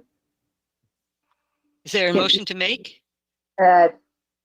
Well, I guess maybe, do we need a motion, or is that enough information for staff? I think we'll just have the record reflect that by consensus that we were not going to issue an RFP We'll work with the Active Transportation Commission to come back with highest priorities to return back to be discussed as part of the 21-23 financial plan. Great. Thank you so much. Wonderful. And thank you for all the hard work to staff. I know it's such a hard time with so many issues, but your hard work is really appreciated, and potentially this will pop back up in a year or two. So thank you for that.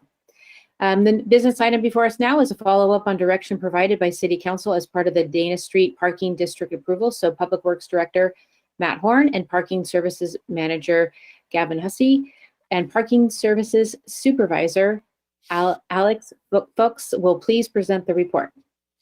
Mayor Harmon, before you get started, I do need to step away from this item as my office is located at the corner of Dana Street and Napomo. Thank you, Councilmember Pease.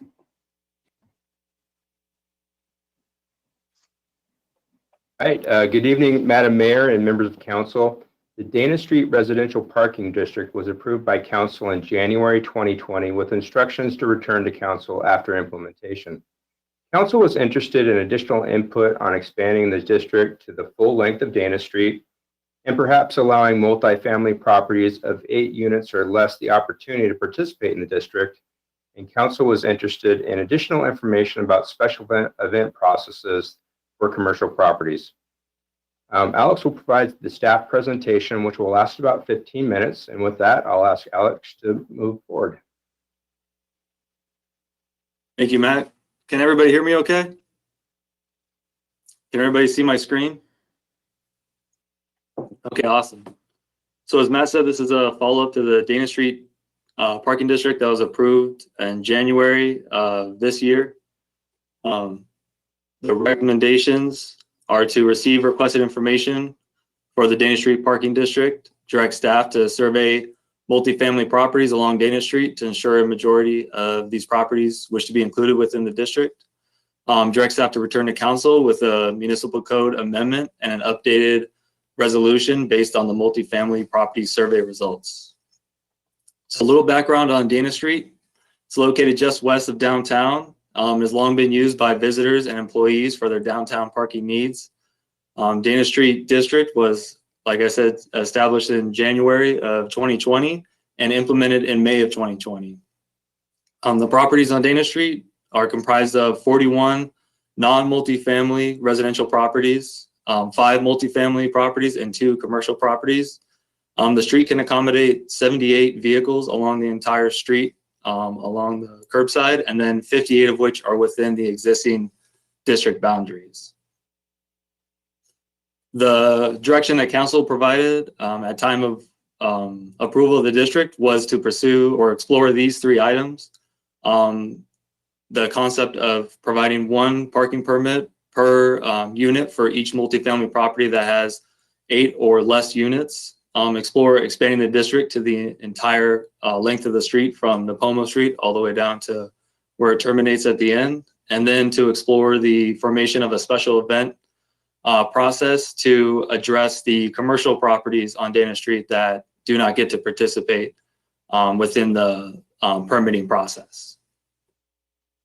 And so staff took each of these items, identified key issues, and then identified solutions to each of those issues. So the first item of exploring providing 1 additional permit for units of multifamily properties with 8 or less, staff identified the availability of on-street spaces within the district, adherence to the current municipal code, and then there is 1 additional multifamily property on Dana Street that has more than 8 units that, given the direction, would still not be able to receive permits, given the limitation of the 5 to 8 units for multifamily properties. The big issue with this item is the adherence to the municipal code. The reason that these multifamily properties were not included within the district formation process was that municipal code section 1036-170 states that participation within residential districts is limited to properties that have 4 dwelling units or less. If council approves the recommendation to add multifamily properties on Dana Street and allow them to participate within the district, the municipal code will have to be modified and amended via ordinance. The second item of expanding the district to the entire street, staff identified 2 issues.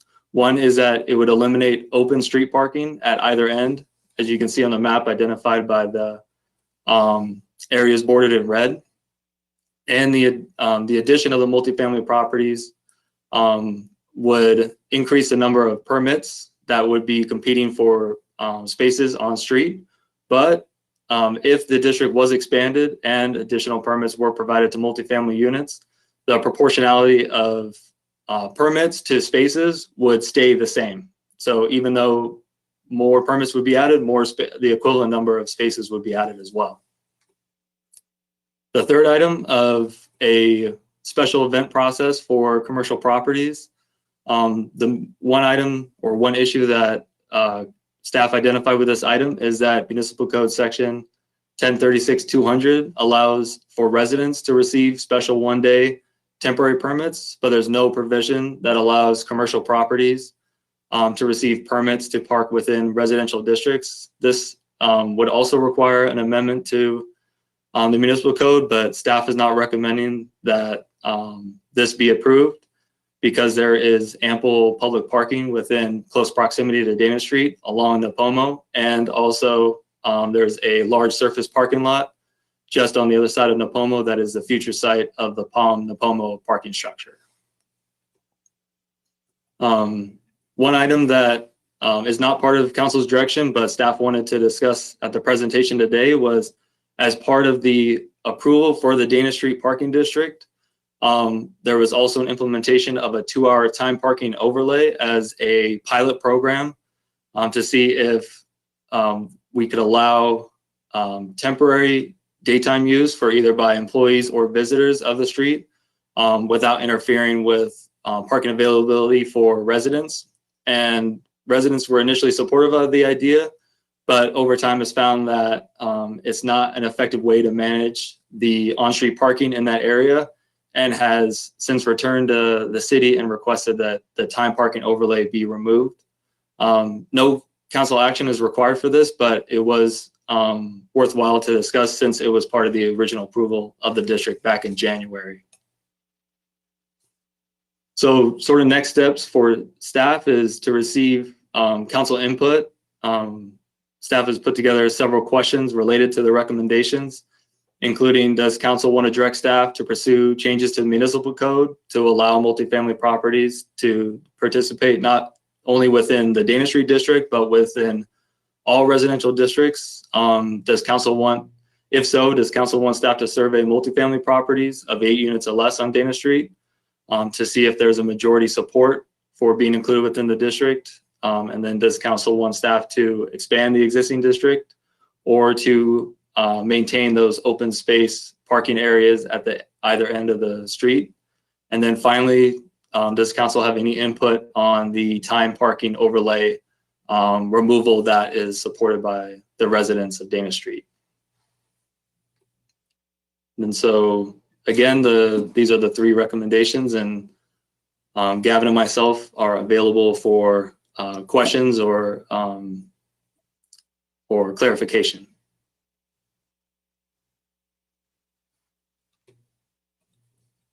Thank you for that, Councilmember Stewart. Thank you so much for your report. I appreciate your work. Can you go back to that 1, 2, 3 with the questions on it? Okay, thank you so much. On packet page 434, I just want a clarification. It's the analysis of council's direction. When you say explore the concept of providing 1 parking permit for each unit, doesn't matter how many people are in that unit, right? You're saying 1 per unit? Correct. Okay. Typically, households would have up to 2 permits available, but the direction was to look at providing just 1 permit per unit, regardless of if it's a single occupancy or multiple occupancies. Great, that's what I thought you meant. I just wanted to make sure. Thanks so much. That's my only question. I'll have comments later. Thank you. Any other questions from my colleagues? City Clerk, is there any public comment? Yes, we have three. The first one is Tyler Dahl. Mr. Dahl, if you Right. okay, there you go. Do you hear me? All right. So I am a resident at the 421 Dana Street, which I believe is the only one greater than 8 unit address that you alluded to earlier. So just some background of like our experience since the implementation of the new parking rules. We have obviously noticed a significant decrease in the number of people that have used the street for parking since COVID. We've lived here for a few years and definitely noticed that drop associated with all the COVID restrictions and changes in behavior. And even then, there has been 1 or 2 days where it's been difficult for us to find parking for the second vehicle that is at our address. There is one designated parking spot provided for our apartment, but there's only a small number of guest spots. So, and we're expecting that once things return to normal, it will be more common to be nearly impossible to find street parking. So we're hoping to be included in having the opportunity to have a permit provided that we can park anywhere on the street with that one permit for one vehicle. That would greatly benefit our situation. And I think that's about all I have to say. So we also have, sorry, I also live at the address. My name is Annie Offier. We also have a concern with visitors on our street. If we ever have a house guest, where would they park overnight? Things like this. At the moment, we are not allowed to even apply for an overnight, like temporary parking permit for visitors because we are not allowed to access a parking permit ourselves. So if we were to have a house guest, once the world finds its footing, they would have to pay for parking elsewhere or just really struggle to find a parking spot. So currently we don't have visitors because of COVID, but eventually we would like to. So having access to a permit would greatly benefit our well-being. thank you. Thank you very much.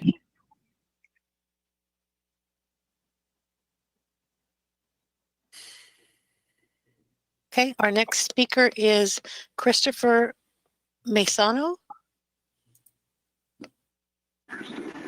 My name is Diana Beck. My husband is Christopher Maisano, if I can go before him, if that's okay.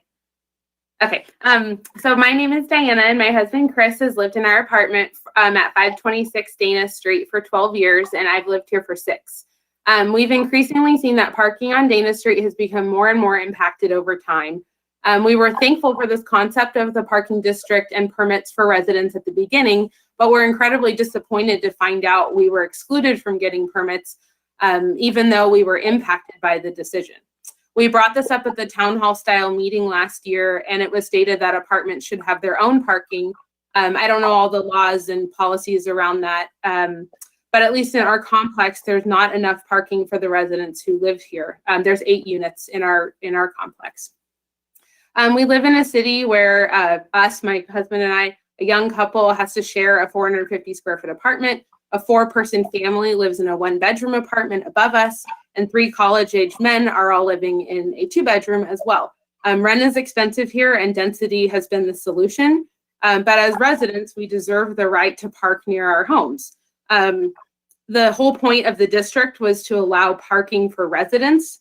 And this was a resident-initiated effort that I think started in the complex that Tyler lives in. And now certain residents, the most financially disadvantaged residents, those of us who are sharing, small living spaces, were excluded even after speaking up. Additionally, the 2-hour overlay was confusing to begin with and has not really helped with the availability of street parking because it isn't easily enforced. City staff only patrol during business hours, and the police department and SNAP do not have the equipment to check every 2 hours. And city staff wasn't monitoring the district when the signs went up for many months, and only recently began monitoring during business hours only. The way that the city has gone about fixing the problem of parking on Dana Street, I hate to say this, but in a lot of ways, it's actually made it worse, for renters like us. The problem was not that there were too many residents parking on the street. It was that the street was being used by non-residents for free parking. Previously, we may have had trouble finding parking for ourselves or visiting friends and family members, but now we don't have any legal options for parking our own cars or having guests staying longer than 2 hours, as Tyler and Emmy had mentioned. We ask tonight that you add multifamily properties to the Dana Street Parking District and remove the 2-hour overlay. We feel that would make a significant improvement and would serve the intended purpose of the district. I'd also suggest the need for surveying the multifamily residents is kind of a moot point. We already are affected by the district, so if a change was made for the better and they didn't want to be part of it, they wouldn't need to purchase a permit. Thank you, everyone, for your time and consideration of this. Okay, Christopher? Yeah, so to expand on what Diana previously stated, the push for the parking district was initiated by a resident who lived in an apartment complex at 421 Dana Street that regularly couldn't find parking in her complex, nor on the street, and she knew others in the complex that regularly had the same issue. So the way that staff has currently addressed this issue hasn't fixed the problem, but has instead actually made it exponentially worse, rather than creating additional parking by addressing the Mission Prep High School students, downtown employees, and downtown patrons who are overutilizing Dana Street's free parking. What has happened is that city staff has removed methods of legal parking for disadvantaged residents who are reaching out to the city and asking for help. The result is that residents who can afford a home can legally park on the street, and those who cannot afford a home cannot park close to their homes and are eventually driven out of the neighborhood. The person that actually initiated the parking district has left the neighborhood because of this. City staff has recently recommended that they would like to resurvey the multifamily property residents to see if they're interested in being added to the district, but this doesn't seem to serve much of a purpose other than drawing this problem out. Residents in the multifamily homes could simply not purchase parking passes if they're not interested in participating in the program. The open street parking in front of many of these properties has already been included in the district, and the parking has already been made inaccessible to them. So by adding them to the district and allowing them to purchase permits, it's only helping the problem. There's no way it could make it worse for them. I would ask that council recommend staff add multifamily properties to the district and allow residents to purchase parking permits. I would ask that the 2-hour overlay be removed. If this is not possible, I would ask that the district be abolished because this does not serve the intended purpose as it is currently implemented. I would ask this be given priority since it has already been an outstanding issue for over a year. Thank you. Okay, our next speaker is Ursula Bishop. Okay. Am I on? Yes. Okay, great. I'm used to Zoom, not webinar. All right. First of all, I would like to thank Gavin and Alex for working on this with us. Recently, when our current issues came to a head, they went above and beyond, actually attended a driveway meeting on our street with several of the residents, and we greatly appreciated their personal attention to this. I don't want to belabor my points because I submitted letters. I hope you read them. But I just want to say that I hope you noticed, even in coronavirus, our very diverse neighborhood is still chatting, and I hope you noticed that by the number of letters submitted to you by the varied residents on the street. Carlin and Heidi, I sent you both emails about the equality issue I see in the fact that residences versus multifamily units are given permits. And I hope you'll address that in your comments and consider that as you work to meet some conclusion here tonight. I already submitted all my comments and I don't want to drag this meeting on any longer. So I just want to thank you and the city staff for hopefully reconsidering this parking district, including all of our neighbors. and deleting the 2-hour overlay, which it was a good experiment, but it isn't working at this particular time on our street. Thank you. That was Thank our you. last speaker. Thank you, City Clerk. Thank you for that. Councilmember Christensen. Yeah, thank you. Thank you, staff, for coming back to us and letting us know how this is going. It's unfortunate that our experiment has been majorly impacted by a worldwide pandemic. But and staffing, I know the staff has been a little bit busy on many other things. So I appreciate the neighbors' patience with us as we kind of work through this, and I know we'll get to a good response to everything. Before, I want to hear what people have to say. I kind of think I know where I'm going, but I did want to ask staff about this actually changing the municipal code to include multifamily properties, I think between 5 and 8. What is, I always get nervous about things like expanding municipal code so it's citywide when we're actually trying to work on a specific neighborhood problem. What would be, what are the pros? Are there any cons to doing that? Does it create a major problem somewhere else or in the future somewhere else if we did something like this? That's a good point. And just to sort of restate, the current limitation is properties with 4 units or fewer can participate within a residential district. And the link or the reason for that is a tie to the zoning regulations, which require residential properties with 5 or more units to provide not only residential parking, but parking for guests as well. That's how it's been for, I think, since 2003, when the last municipal code update was finalized. The concerns that staff has about allowing properties with up to 8 units is 8 is, for lack of a better word, arbitrary, and that it's not tied to any other city policy or regulation. It does open up other multifamily properties neighboring existing residential districts from petitioning the city to join, and it also opens up new areas of the city that would not otherwise be allowed to establish or form residential districts to now start the formation process.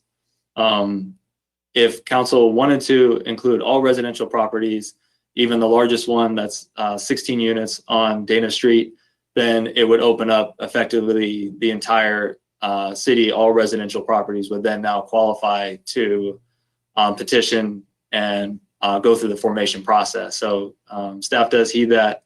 It's restricted to non-multifamily, and there is a link to larger city policy and context, and opening it up and allowing other multifamily properties to participate may sort of have a negative effect in that it would either inundate the staff with additional requests, or it would burden existing districts with new permits that may not be able to support it given their number of on-street spaces. One thing to consider is possibly sort of grandparenting the existing districts and then allowing new districts going forward to have a different type of process, whether that's allowing multifamily properties to participate with greater limitations on the number of permits, or having it tied in some way to the number of on-street spaces so that permits don't outpace availability. But it's definitely something that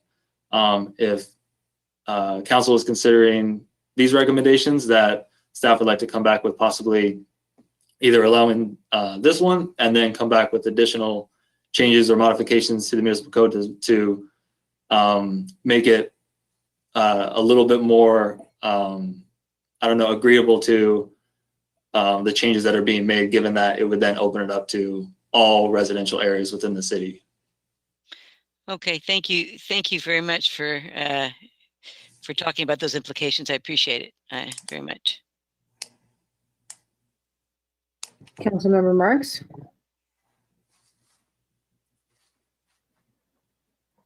I appreciate this conversation and all this work very much. I'm just wondering why we couldn't limit the inclusion of multifamily houses or dwellings in the parking district. Why couldn't we just limit it to the Dana Street area? I know there are other places in town where the councils over the years have made exceptions for various parking policies. And, living in a parking district right now close to Cal Poly, I can tell you that these parking placards are a hot item on the black, I won't call it the black market, but the parking.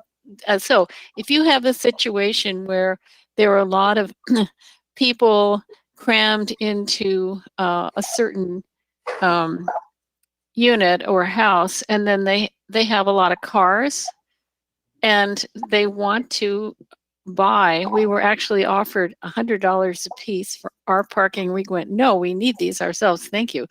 But so opening it up to the whole city seems to me could really have very negative consequences. But I would like to help the people on Dana Street and limit the number. Well, I think 8 units or less would be one way to go, or sticking with 5 to 8. I still haven't made up my mind on that. But opening it up to the whole city, I share Council Member Christensen's queasiness about doing something like that at this time. So that's a question for the city attorney, I guess. Are we authorized to limit this exception to the Dana Street parking district, or would we have to alter the whole Muni code to do this? The municipal code currently has a provision limiting the parking districts to 4 and under. And so whether you wanted to make a specific exception for a particular neighborhood based on findings that neighborhood is somehow differently situated than others in the community, or whether you wanted to open it up to the community at large, it would require a municipal code amendment.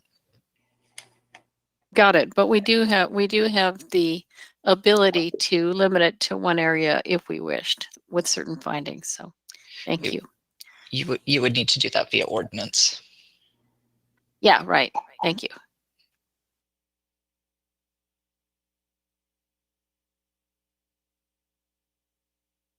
Councilmember Stewart? I guess, yeah, I am curious about the arbitrary number of 8. Alex, I think that's a great question as far as why that was created and how do we move forward from there. I think it's hard to make a decision when we don't know the purposes or the reasons behind it. But I do like the fact that there's a possible option of grandparenting the current districts or making a change just for this one area. But when I think about making a change for one area, I would hope that we would have a very solid reason as why this one area of town is separate and different than any other area of town. And I get concerned around that. But I do think, this was said in many emails, and Christopher, hopefully I say your last name right, Maisano mentioned it.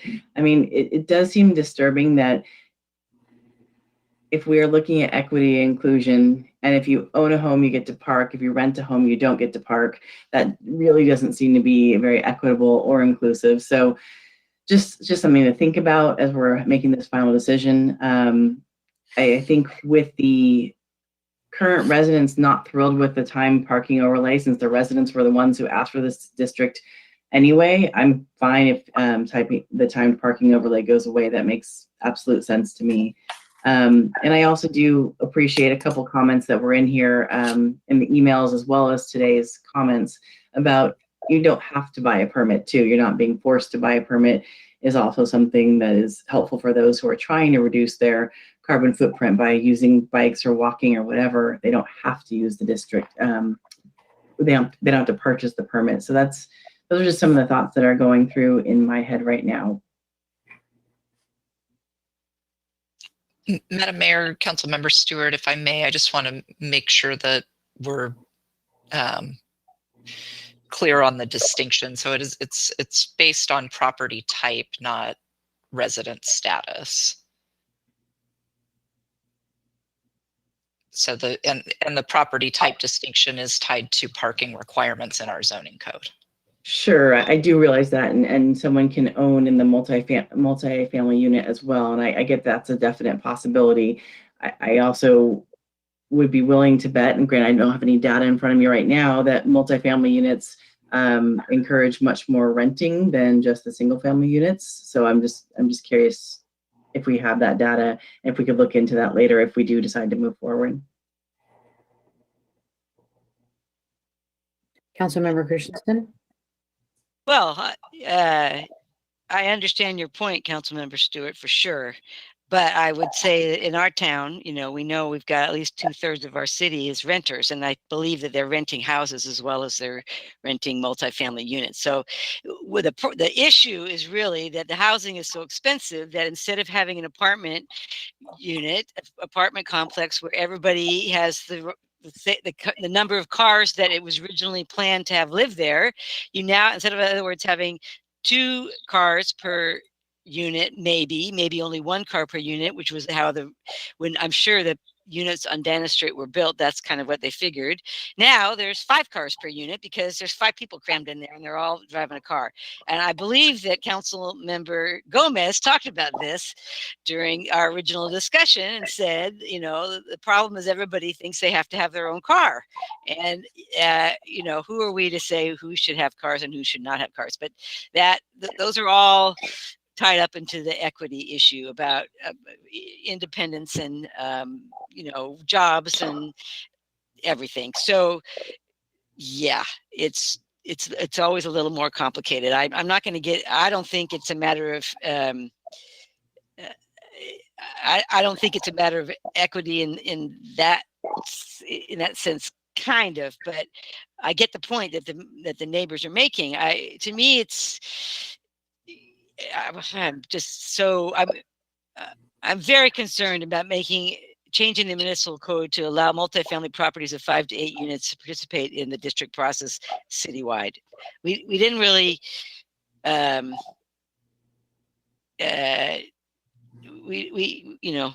I think Alex was very good at explaining what that could mean, and I'm not. I stuck between a rock and a hard place as usual. So come on, somebody else talk. Andy, where are you? Oh, Andy's not here. That's right. I have one more question. Come on, Mayor, you can say something. I actually don't really have a strong feeling about this either way. I just, I'm interested in the general discussion. I kind of remember that before. Yeah. Too bad. Councilmember Stewart. So a couple questions. I don't know if you'll have all the answers for right now, but when we look at other parking districts, how many of them have the multifamily units under 8 units? 1, and then 2, is this one district maybe a little different because it is closer to so many businesses that people go to work at and they need to go shop? Need to park in free parking versus some of the other parking districts? I don't know those answers. I'm just asking. Well, definitely the impact drivers on Dana Street is more geared toward visitors and employees of downtown, where a majority of the other districts are closer to Cal Poly and more driven by either student life or sometimes even Cal Poly faculty that are looking to park off-site and walk or bike or take the bus in.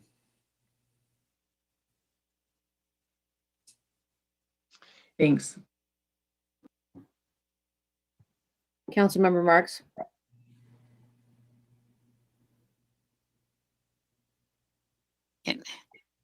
I would like to see if there's some way we can narrow this so that we could respond to what we're hearing from the Dana Street residents who were in multifamily units. So I would like to, I wonder if we could direct staff to come back with a way of limiting it to like the first option. Oh, I'm sounding, I have an echo. Reminder for folks to mute in case anybody else's mic is on, that can correct that sometimes. Or Jan, do you happen to have 2 monitors up? That could also be the problem if that's the case by chance, that are broadcasting. I do have 2 monitors. I'll get rid of the other one. That might be helpful. Oh wait, no, then it thinks I want to leave the webinar. Okay, let me just say, if there's some way to limit it to the smallest number of units, so it would be option number 1. I'm sorry, yeah, 5 to 8, and grandfather in the existing parking districts.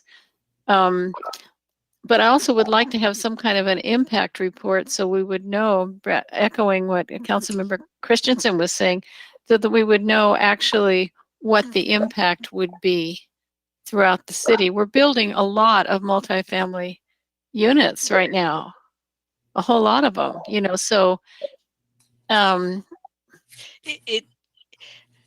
don't want to let the Pandora's box open, so. Thank you. Councilmember Christensen? Yeah, I echo Councilmember Marx's concern that what you end up doing is, if you change the municipal code to allow multifamily properties of 5 to 8 units participate in the district process, you end up having far more units getting having access to permits when there is no parking. I mean, their streets are not able, the streets are not, there's no parking on their streets. So and then you really have a fight, because then it's the residents, you know, fighting with each other about non-existent parking. And as we've talked about from the beginning, the reason that the limit on the multifamily properties participating in parking districts is because they are supposed to get parking, you know, included when you build these multifamily properties. And that's, you know, when we approve them, we always want to know where's the parking, how much guest parking, et cetera, et cetera. I could sense some skepticism in our attorney's brief comment about findings that could delineate Dana Street from anybody else in the city, but I'm wondering if that is, like, you know, really you don't see it happening, or if we just haven't thought of it that way. Madam Mayor, maybe I can try and just hop in.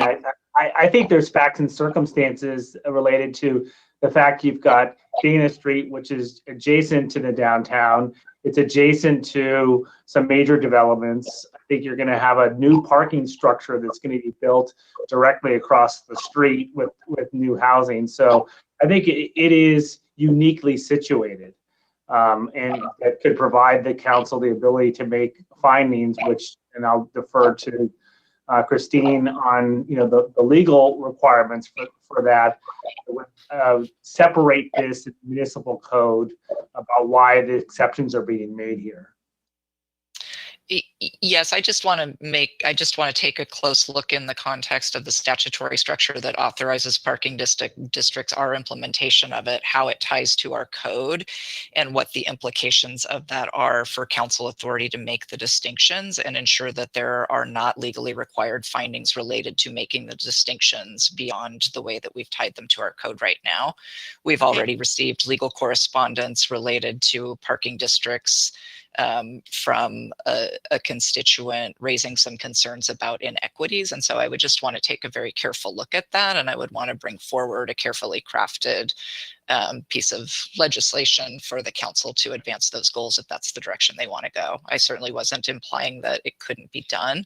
I just don't want to commit to how it needs to be done without having had the opportunity to evaluate it. Thank you. I appreciate that. Well, to me, that's, I think that we're getting towards some kind of consensus that we do want to allow these 5 to 8 unit multifamily properties on Dana Street to participate in the parking district if they want to. I know that Ms. Bishop and many of the neighbors said we don't need to, survey anybody. We could tell, but as you know, when the process is going, doing what you want it to do, you want it to be non-existent. When the process is making sure that everybody knows what's going on, you want it to happen. So I do believe that since we have not previously surveyed the multifamily properties before, we do need to go through that. We do need to go through that step, and I'm sure it can be done efficiently, and we'll get a quick response from people and get that taken care of. And then I think if we're going to expand the district and include multifamily properties, I'm going now on question 3, then we do need to expand it to the entire street. Otherwise, there won't be enough street to accommodate the 1 permit per unit for these properties, assuming that each unit buys 1. And then 4, I believe the council does want staff to eliminate the time parking overlay. At least that's what we're hearing from our residents, and I'm perfectly happy to go along with the residents. And I think I really want to be kind to our staff who have been very, very busy with many, many other things, and starting in May when this went into effect. And of course, they just, writing parking tickets just wasn't going to be one of the things on the high priority list. And I'm sorry about that. It wasn't meant to work like that, but that's the reality. So do you think, council members, that I'm capturing our opinion? Thank you, Councilmember Christensen. I just want to say before we move forward to a potential motion that one of the public commenters mentioned something about having the right to park on the street. And I just want to reframe that and remind the community and ourselves that we have done a lot in the last 4 years to remind the public that the streets don't belong to the folks that live on the street. They belong to the public, and that we are definitely moving in direction of not prioritizing cars and also not prioritizing the public's, right of way or the public street as a way for people to store their private property, their vehicle on the street. And so while I'm not saying I want to change the direction that this conversation is necessarily going in, but I think that this is an interesting and complex nexus on some level around equity, and I hear that issue and fairness potentially, but also climate and some of our other major city goals around sustainable transportation and climate action as well. And so I just wanted to name that and make sure that people are reminded that the street, we're not prioritizing parking for single occupancy vehicles anymore, even though in this conversation, it seems like that we're moving in the direction of honoring the desires of this sort of hyper local community here in this neighborhood. I appreciate that, Mayor. I agree with you 100%. And my solution, I think, as with Councilmember Gomez's solution, was everybody should get rid of their second car, and then we wouldn't have any parking problem at all. But that didn't go over well, so we're not going to go there. But I do want to be, we do have a ordinance that allows parking district establishments. This neighborhood has worked very hard to follow our rules, and we need to carry that process out. And and at some point, we as a city probably will take a second look at parking districts and what they mean and how they work and how we establish them or don't establish them, and that will be a really good discussion. I 100% agree. So. Oh, sorry, go ahead. I was going to make a motion, but it sounds like, looks like there's going to still some comments, so I won't do it yet. Councilmember Marks, did you have something to add? Yeah, I just want to say that I think what would make sense, along with the motion that I think is coming, is to direct staff to bring to have some time to craft the findings and do the legal research that the city attorney was referring to. So perhaps it could be brought back to us after the holidays at some time. Yeah, I was going to talk about that, didn't I? Yeah. Yeah. Okay, that's all I wanted to say. Thank you. Councilmember Stewart? With a whole change of an ordinance, I assume that means that it cannot be time, it cannot expire at a certain time. Is that correct?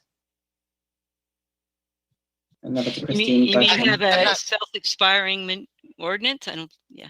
Yeah, the reason I say this is, if we were to change this for a period of time until the Palm de Pomo structure was built, then, or, completed, then I wouldn't want to see that ordinance continue, or potentially, just trying to see if that was a possibility. You can certainly craft an ordinance to expire by its own terms unless extended by the council. Okay, thanks. Do you want to put that in there? I do. So Okay. I think that once the Palm de Pomo structure is done, I mean, our goal would be for people to park there, right? That's what the whole purpose of it.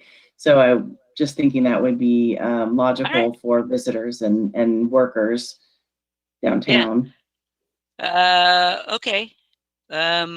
So I think what we're talking about is we do want to direct staff to pursue changing the municipal code to allow multifamily properties of 5 to 8 units to participate in the district process on Dana Street alone, given where it's located and the unique character of the neighborhood and its relationship to the downtown and downtown parking.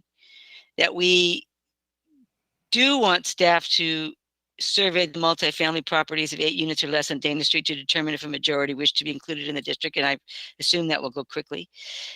That we do want staff to expand the existing district to the entire street if the majority of multifamily properties of 8 units or less wish to be included in the district, and that we do want council does want staff to eliminate the time parking overlay on Dana Street, and if we're writing this ordinance change, that we would want it to self-expire with the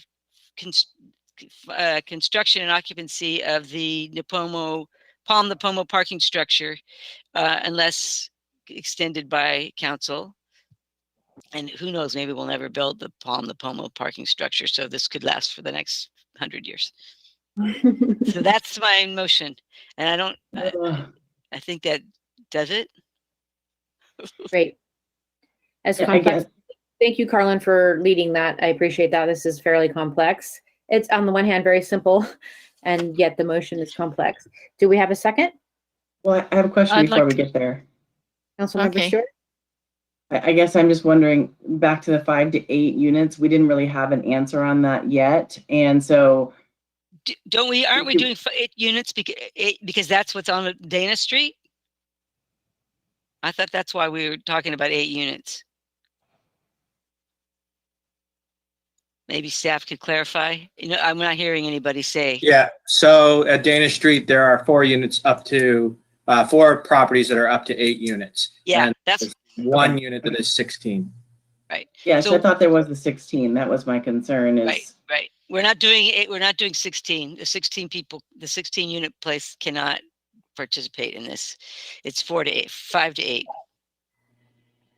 And what reasoning are we giving, I guess, is my question. Everybody except the 16 unit place, because the 16 unit place will add so many. Well, first of all, the 16 unit place has more parking, I think, but also it will add so many permits that it defeats the entire. I mean, this is the problem with expanding this municipal wide. It creates issues that it's like, okay, but that because it will.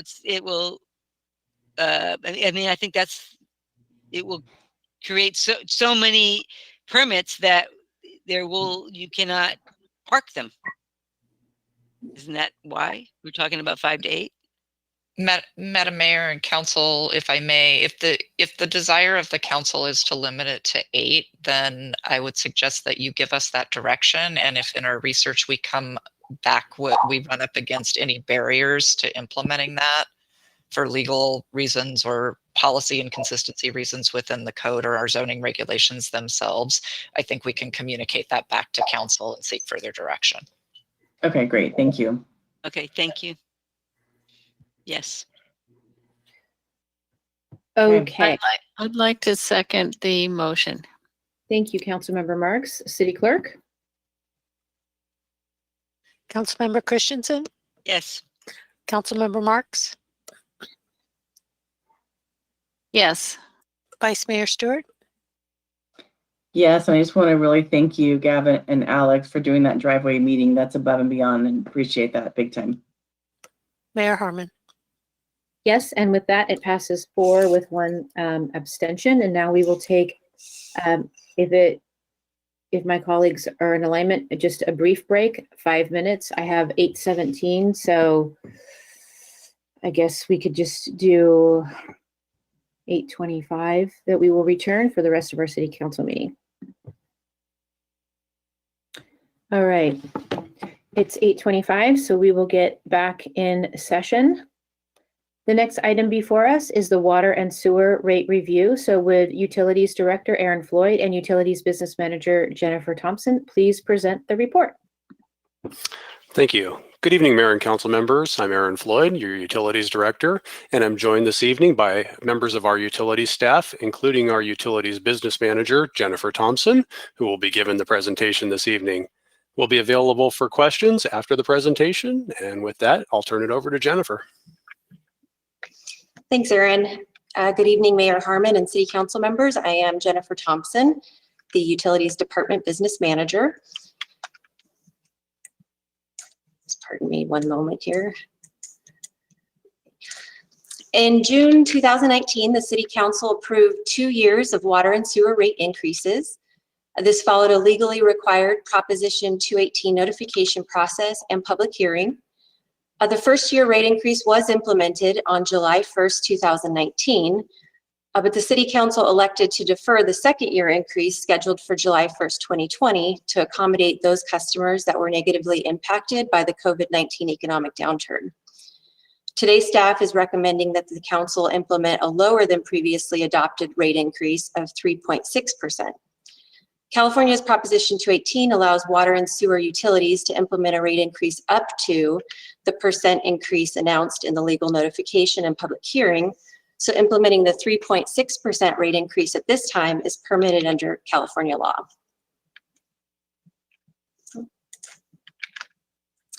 So the primary need for continual rate increases in the water and sewer funds is aging infrastructure. Much of the nation's water infrastructure is original, and the city of San Luis Obispo is no exception. Both the city's source water and treated drinking water infrastructure are aging and need to be continually maintained. Aging pipelines mean frequent failures in the form of cracked lines and water line breaks, and the amount of work needed to ensure continued service is high when source water supplied to the city from reservoirs is as far as 50 miles away, and there are 190 miles of publicly owned drinking water pipelines inside the community. The sewer fund needs to continue replacement of sewer main lines to reduce inflow and infiltration into the collection system, to reduce scheduled maintenance, and to increase capacity to allow for development and to reduce wastewater overflows. The need to continually maintain and replace aging infrastructure also means that it is important to maintain the fiscal health of the funds. The water fund has a bond issuance that requires the fund to be evaluated and given a credit rating each year. And the credit rating, which we will often call the Fitch rating because that's the agency that establishes it, is an indicator of the fund's overall health and its ability to meet its debt obligations and operating costs. The credit rating is important because it allows the city to access loans for infrastructure projects more readily and at lower interest rates, which in the end is a saving to ratepayers. The credit rating considers, among other things, whether the water fund is consistently adjusting rates to keep up with inflation, whether it's maintaining its progress on capital improvements, and its capital reserve levels. Due to the unprecedented times during its 2020 credit evaluation, Fitch understood the city's decision to defer the adopted water rate increase temporarily. However, Fitch noted in its report that future deferments of rate increases would lead to insufficient revenues needed to maintain infrastructure and could result in the water fund losing its AA credit rating. So in addition to maintaining and replacing aging infrastructure, the sewer fund is also preparing for the costs of near-term projects, including the potential relocation of the wastewater collection shop, which is projected to be impacted by the city's Prado Road Overpass project, increased operational costs associated with the Water Resource Recovery Facility, or WRF upgrade, and a nearly $6 million per year WRF upgrade debt payment. The recommended 3.6% rate increase is based upon the California Construction Cost Index, or the CCCI. And the CCCI is published by the California Department of General Services Real Estate Division, as developed based on cost trends for construction, trade labor, and materials in the California market. This is also the index that the city uses to increase impact fees. And the rate increase recommendation is based upon this index because the minimum need to increase rates is related to maintaining and constructing infrastructure. Adopting a 3.6% rather than the 5 and 5.5% rate increases allows the water and sewer funds to make some progress on infrastructure maintenance while still offering some accommodation to customers impacted by the economic downturn. This slide presents the impact of the rate increase to an average customer. A customer who uses 6 units of water will see their water bill increase by $4.76 per month. And it would be easy to say that it's only $4 or it's only the price of a cup of coffee, but utility staff is acutely aware of the impacts of rate increases to customers through daily interactions with ratepayers. Our utility billing staff, who are responsible for billing, payment collection, and customer service, are the face of the utilities department, and for many citizens, the face of the city. In 2019-20, utility billing staff took over 15,000 water and sewer bill related telephone calls, many of which were to help customers better understand their bills and to discuss strategies to lower the cost for their water and sewer service.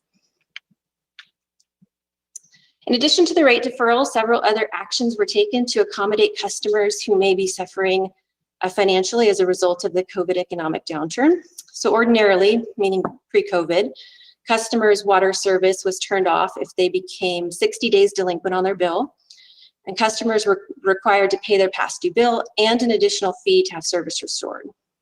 Now, this policy has been suspended so water service is not currently being turned off for non-payment.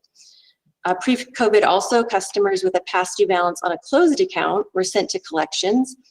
This has also been temporarily suspended. Pre-COVID, it was the city's policy to waive 1 late charge per customer account per year. And since March, the utilities department has been waiving up to 4 late charges per account per year. Lastly, industrial user fees those are fees paid by businesses who are required to pre-treat the discharge into the sewer system. And those fees were waived for fiscal year 2021. And these businesses include some of those most impacted by the pandemic, like restaurants.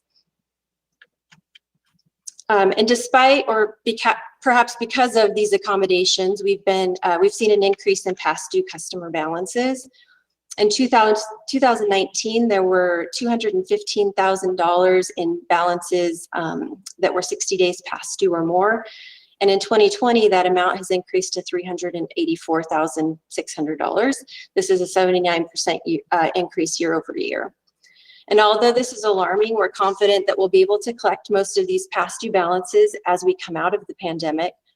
And the intent is to work with customers to set up payment plans and to give ample notice before shutting customers off for non-payment or sending closed accounts to collections. I've mentioned Prop 218 as it relates to rate increase notification procedures, but Prop 218 also requires that water and sewer rates not exceed the reasonable cost to provide the service, and that customers only be charged what it costs to provide their individual service. So in short, one customer cannot subsidize another. As such, it's difficult to legally offer customers discounted rates or fee waivers. However, despite this restriction, the City Council and city staff have been able to implement several services that help customers manage the size of their bill. So utility staff proactively contact customers shortly after their water meter is read each month if their consumption is higher than normal. And this means that customers are notified of potential problems that cause high water usage as soon as possible and about 2 weeks before they receive their water bill. And this helps customers mitigate the impact of leaks to their water bill.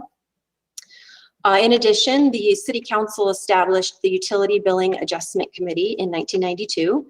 And this addresses circumstances which result in unintended water use. So customers who discover a leak and have made necessary repairs may be eligible for an adjustment to their bill.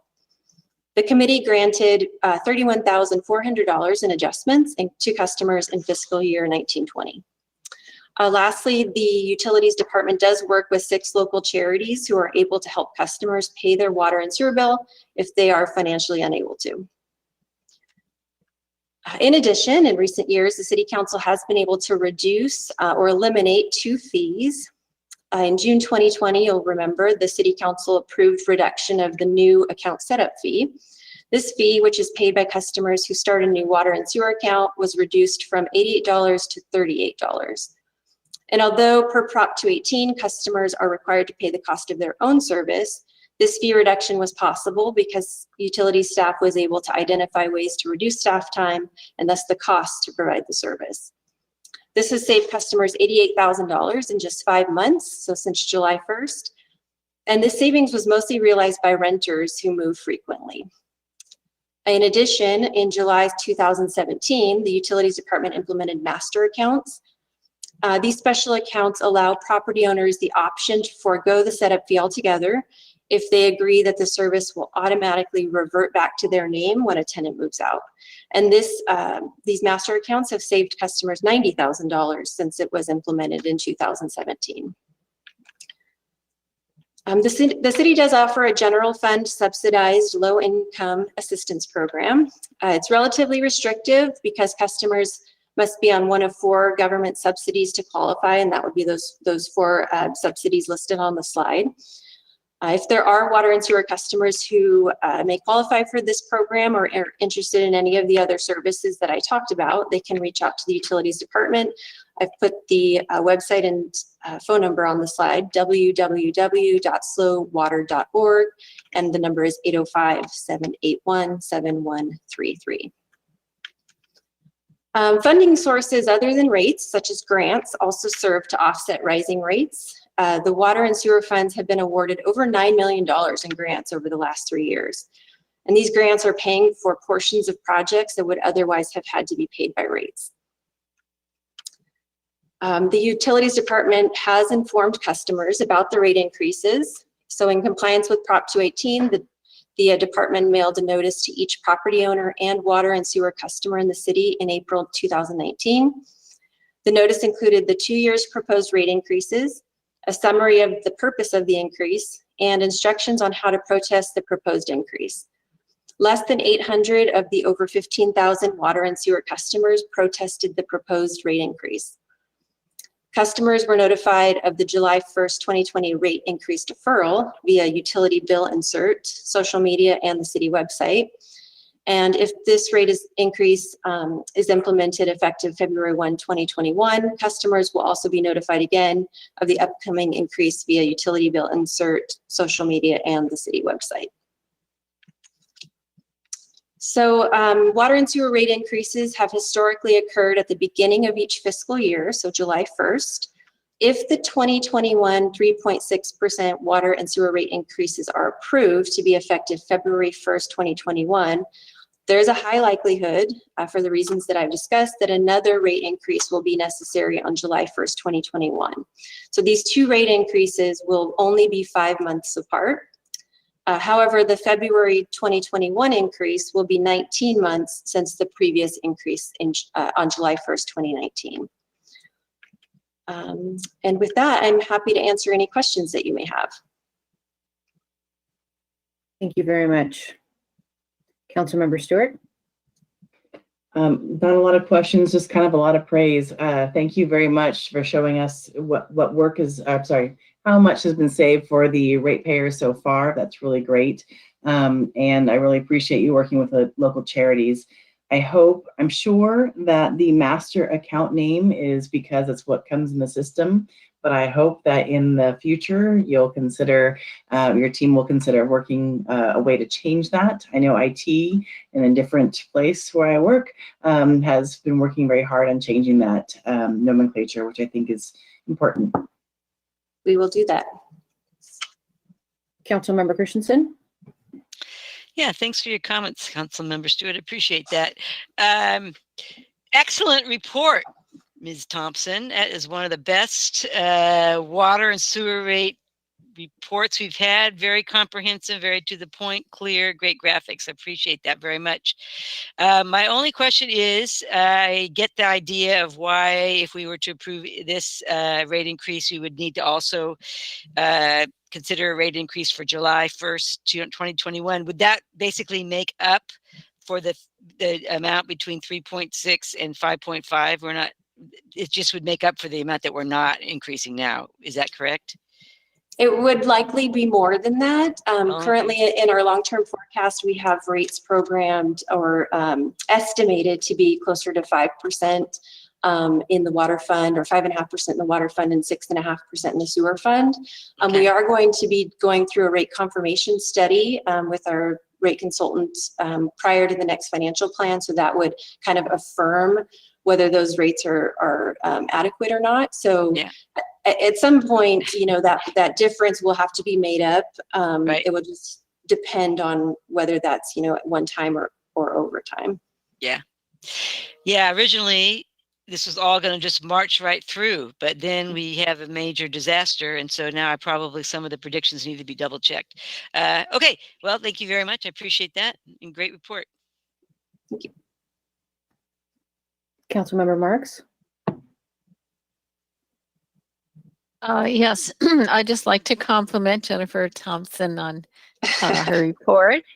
And I have to say that when I taught constitutional law at the law school, Jennifer was one of my star students. And I think it's reflected in the excellence of the report. I think we just have to face the fact that building the worth and maintaining our structure, our infrastructure is a cost that's not going to go away, and that's very, very important to the quality of life of our community. Also, if we are heading into another drought, we're going to be in a situation where people are conserving water, which is great, which is what we want them to do. However, during that time, the revenue to the water and sewer funds goes down because there's less water and being used, and therefore less sewer and like that. And so I think it's really important to the safety and security of our water and sewer system that we go ahead and approve this lower rate tonight. And I'd be willing to do that as a motion. We were just on questions. We haven't had public comment yet. Oh, sorry. Okay. No problem. Thank you for those comments, though, Councilmember Marks. City Clerk, are there any public commenters? No, there are not. Thank you for that. Then, Jan, would you like to go ahead? Yes, ma'am. I'd like to move the staff recommendation. I'll second. Thank you. City Clerk? Sorry, before we vote, I was waiting for the commenting time, but just to say I support the motion, and I think it is one of those tricky times of balancing the need. I'm always nervous about not, I'm glad that we deferred, but we want to make sure that we don't get behind. So I appreciate both the opportunities to support people who are struggling with paying a bill, but also like looking ahead come next year, we're going to need to kind of keep up the pace and maintain and make up for the pieces that we're missing now. So I appreciate our utilities forethought in putting together this proposal. I think it strikes the right balance. Thank you for that context, Andy. And then with that, City Clerk? Councilmember Marks? Yes. Councilmember Christensen, Yes. Councilmember Pease, Yes. Vice Mayor Stewart, Yes. Mayor Harmon.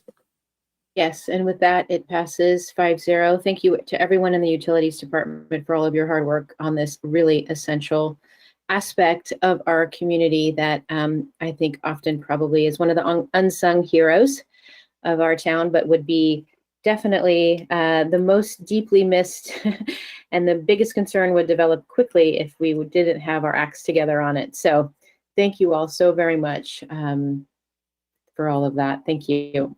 And then with that, we will move on to the business item before us. This is actually so exciting.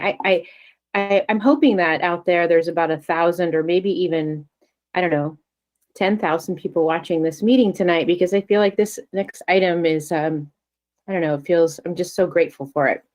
So the next item before us is to authorize immediate investment in economic development efforts and homelessness services. And so Assistant City Manager Shelley Stanwyck and Deputy City Manager Greg Herman, would you please present the report? Good evening, Mayor Marks, and good evening, Mayor Harmon and members of the City Council. Thank you for having us here tonight. I am joined by Shelley Stanwyck, our Assistant City Manager, and we think we've got a very timely report for you this evening. I just want to confirm that everyone's able to see the presentation. Yes, it's you have a little bit, you have your second slide, or it doesn't matter. We can see that. Yes, there we go.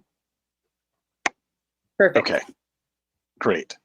Moving forward to tonight's recommendation is to adopt a resolution to appropriate $3.4 million currently of general fund unassigned fund balance for immediate investment in economic development efforts and homeless services, which we're going to speak about as a part of the presentation, but with the idea that those funds are replenished by local revenue measure funds from the recent passage of Measure G20. And I just want to pause here and just note that this is not necessarily a normal process, but we also think that that's appropriate given the times that we're in. So with the successful passage of Measure G20, that tax goes into effect on April 1st, and we have a fiscal year that runs until the end of June. Given that we have unbudgeted revenue then from the passage of that sales tax measure in the amount of about $3.4 million, and in a typical year, what we'd likely do is then just roll that funding over into a future fiscal year, into a future budget, and then do the planning around how to use those funds at that time. We, however, think that there is an immediate need for those funds that is consistent with Measure G20 ballot measure language. And as such, we have a proposal here basically to allocate that unassigned fund balance and then pre-appropriate in those revenues that will come in April to be able to meet the needs of the community at this time period. The reason we are here is because of COVID. So just by way of background, we are now almost 9 months in since the city has proclaimed a local emergency with respect to COVID. And one of the things that we have tried to do is that there have been lots of tiers and structures and phases that we have moved in and out of as a community. You can see some of those here with our move back to the purple tier in November, and then most recently last week to the regional stay-at-home order. And something that we are working very hard to do as an organization is be responsive to the needs of the community as we make those different moves through the different tiers. Our organizational framework and response to dealing with COVID comes through the meta goal, which is the City of San Luis Obispo's economic recovery, stability, and resiliency. You can see the last update that we had with respect to where we're at with those strategies, and the actions that are proposed tonight are consistent with those strategies. I'm not seeing anything on my picture except the picture of the. There we go. Okay, thank you. Okay, no problem. A lot of the programs that we're going to be speaking about tonight are specific to economic development. And one of the things that we've done is listed all of the different economic development and business related programs that we've done since the beginning of the pandemic. This document is available at slowcity.org/COVID-19. But the thing that I think is important to mention is that these are the activities that we've taken to date, and we are not out of the woods yet with respect to this. And so additional actions need to be taken. And that's really what we're here tonight to discuss with you. So the first couple of programs that I want to talk about are specific to economic development. And the first is to do a second round of City of San Luis Obispo Small Business Relief Grant, grants to small businesses in the city. The previous round of funding that we did for this was funded at $250,000 from the city's share of CARES Act funding. We're proposing to double the amount of that for $500,000 to bring $750,000 total investment through the grants for this program. We're able to provide grants to 52 businesses the last time around, and so we'll look to provide an additional 100 businesses with $5,000 grants. We would look to prioritize businesses that have been most impacted by the different regulatory structures that we have worked within. So the businesses that are most constrained are the ones that we would want to prioritize for funding as a result of this program. We have the essential framework in place from the last time we've done it, and so it's a relatively straightforward process for us to scale up for a larger dollar amount and implement the program, which we would look to do in January of 2021. The second program that I want to speak about is an economic development shop local incentive. We're calling it the Buy Local Bonus program. It's actually modeled after a program done by our TBID called the Rainy Day program, which essentially provides an incentive for that program. It would be an incentive for purchasing room nights in the city. And what we want to do is provide an incentive for people to shop local right now.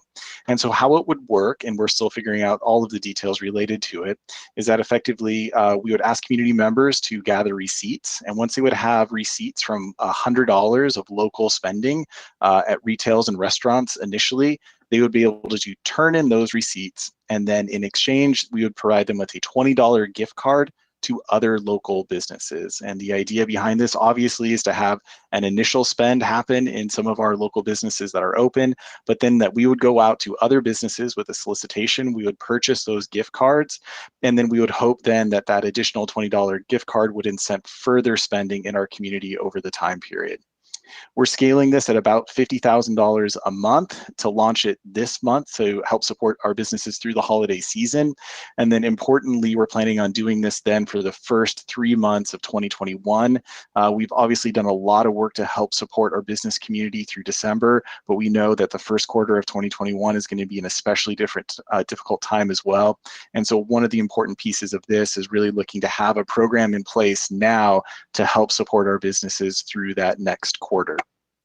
We're working in conjunction with the Chamber of Commerce and the Visitor Center, and there'd be a way in which people could email in those receipts or actually visit the Chamber of Commerce Visitor Center in person to be able to receive their gift card. There's a couple other programs, and with that, I'm happy to turn it over to Shelley Stanwyck. Wait, hold on. That is great. I guess I'm a full municipal nerd now because it made me really choke up this policy. That's great. Thank you. Continue on. Thank you. I'm going to talk about 3 other components that are before you this evening. The next one is creating grant funding opportunities for tenant improvements. Council is aware of the TIP FAST program, where we are fast tracking new businesses for basically getting their permits and getting open. And what we know from the past is that one of the best way to succeed in rebuilding our economy is facilitating quick and affordable re-tenanting of vacant spaces. And many of our stakeholders have suggested to us that reducing the financial impact of completing the tenant improvement permit process would be of significant benefit. And so with this effort, money would be invested locally with a local bank in short-term certificates of deposit is the general model that one might use for this. We would take the interest off of that and use that to assist with tenant improvement relief, helping with the permit costs for local businesses to reoccupy spaces throughout our town. The next item after that is really focused on our continued expansion and support of the downtown, our primary destination for our community. As you are aware, we've had a multi-departmental team working on so many different programs citywide, the use of parking lots, and then downtown, creating parklets, our Mission Plaza dining program, the Light Up Downtown holiday activation efforts. So this funding would give us the opportunity to continue to expand and build upon those types of programs. We would, of course, be focusing on cleanliness, infrastructure enhancements, and those other ones which will allow this social center to adapt as a result of the challenges we're facing in the pandemic and the recovery of downtown. And the next slide, Greg, and we are seeing, or I am seeing, perfect. So now we've moved on to the last component that's before you this evening, and that is continued investment in homeless services. I want to just take a moment to step back for those members who are watching this on their screens at home, and just to let them know what the council knows is that the County of San Luis Obispo, as an extension of the state of California, provides health and services, and they, unlike the city, receive funding for those services. And for many years, consistent with the San Luis Obispo community's values of caring for others, the city, under the direction of the council, has dedicated significant general fund resources toward homeless services. Right now, our activities are very wide-ranging and include activities such as supporting the 40 Prado Homeless Services Center, our community action team, which is a team of 2 police officers and a mental health professional to help the unsheltered and connect them with services. We coordinate community development block grant funding. We have multiple departments who collaborate on the cleanup of abandoned property and trash in our parks, creeks, and open space. And during the pandemic, we have provided funds for a safe parking pilot program, as well as providing significant outreach by staff to connect the unsheltered with services so that they can be housed during this unprecedented time. This work effort has been accomplished, as has most of the work efforts during the pandemic, by adding workload to existing staff.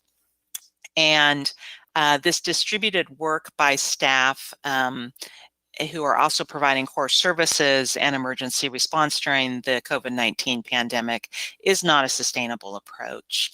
There is much work to be done in this coming year, given the existing unsheltered and mental health crisis that we're facing, which has only become exacerbated by COVID-19. We're excited because the County of San Luis Obispo has indicated it will be leading a regional response to this issue. And now is the time for us to continue our efforts, but to do so in a focused way. And so we are proposing a little over a 2-year plus contract resource. The position would focus on defining the city's role in the region, identifying funding opportunities that we haven't yet pursued because we haven't had the time to, coordinating internal work efforts, furthering the partnerships we have in our community and communications, and allowing the city to continue to be actively engaged in supporting and coordinating on this critical topic. And so that is the last of the items that are proposed before you for budgetary allocations. And I think the next slide, I may be turning it back to Greg. Thank you, Shelley. And so I just wanted to let the council know, and we communicated this via agenda correspondence, that as these are local revenue measure related funds, we took this item to the Revenue Enhancement Oversight Commission actually last Thursday, and they met and decided unanimously to recommend to the City Council to appropriate those funds in the amounts designated in the agenda report, as they're in alignment with the Measure G20 ballot language. With that, I'm happy to answer any questions. And again, the recommendations for this evening are on the screen. Thank you all so much. And thank you to the community for voting in support of Measure G and just bringing this to life. I mean, honestly, I'm not kidding. Like, I feel super emotional about it because it just feels like without that, what would we do, you know? And I'm just so grateful that the community could see the value in it and trust the city and the city organization enough to know that we are going to utilize this funding in the best way possible at a time when people need it the most. So thank you so much to staff, and thank you to the community for trusting the city so that we can have the funding to do what we need to do in this critical time. Yeah. Councilmember Pease, I think I saw your hand. Yes, thank you. Just a quick question about the grant. It seems the first round that you partnered, that there was other funding coming in and community foundation, and I'm wondering if there's more opportunity for partnership to leverage that, and or if there's folks who are interested and want to donate to such a fund. Is there a way to provide that opportunity? Thank you, Councilmember Pease. The answer is yes. So we'll be circling back with both the Community Foundation and the Chamber and leveraging those partners to see if we can amplify the funds that are available from the city to be able to impact more businesses. And so if folks were interested in donating, maybe that would be kind of the Community Foundation would be the body to make that happen. Correct, yes. To collect. Okay, thank you. Councilmember Marks. Thank you. Yes, I'm interested. I'm always really passionately involved in trying to help the homeless, and so I'm really glad to see these this pairing of the economic and the homeless effort going together. And I think in terms of our downtown, certainly it will have a beneficial result. But I'm curious to whom the homeless services coordinator would report. What right now the function is kind of scattered throughout the city. Sure. And moves around from time to time. So this effort to a proposal to consolidate the services in one coordinator, how would that person, what department would they be part of, or would they report directly to the city manager? Or what's the thought about that? Our initial thought on that right now is that it would be in the community services work group, of which I'm the supervising assistant city manager. We anticipate it being in the community development department. We focus a lot on housing and grant writing in a significant portion of community development. We think that this is a related piece to that puzzle. And so at this time, that is where we're thinking of putting it. Part of the 2+ year work effort by this contract resource would be to develop a strategic plan for homeless response in the city, to determine what the long-term needs are with respect to staffing and funding. And so our community development department develops a lot of long-range and forward-thinking plans. And so we think that there's a good nexus there. And it also, the issue also happens to really affect, in addition to the police department and administration, all 4 of the externally focused departments in community services.